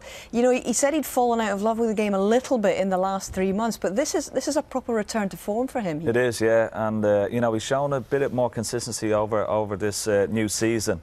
I know he won over in Thailand, and that gave him a little bit of a boost, but you know, it's going to be a very close one. I think, you know, 6-4, 6-5 either way there.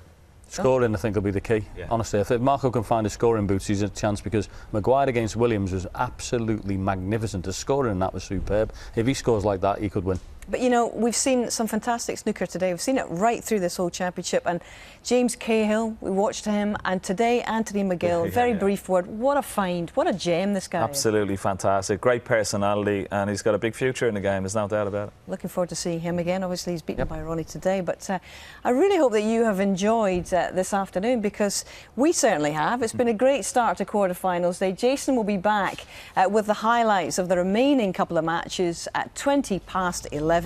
But in the meantime, thanks to Ken and to John, thanks to you for your company, and we will catch you all again soon. Bye.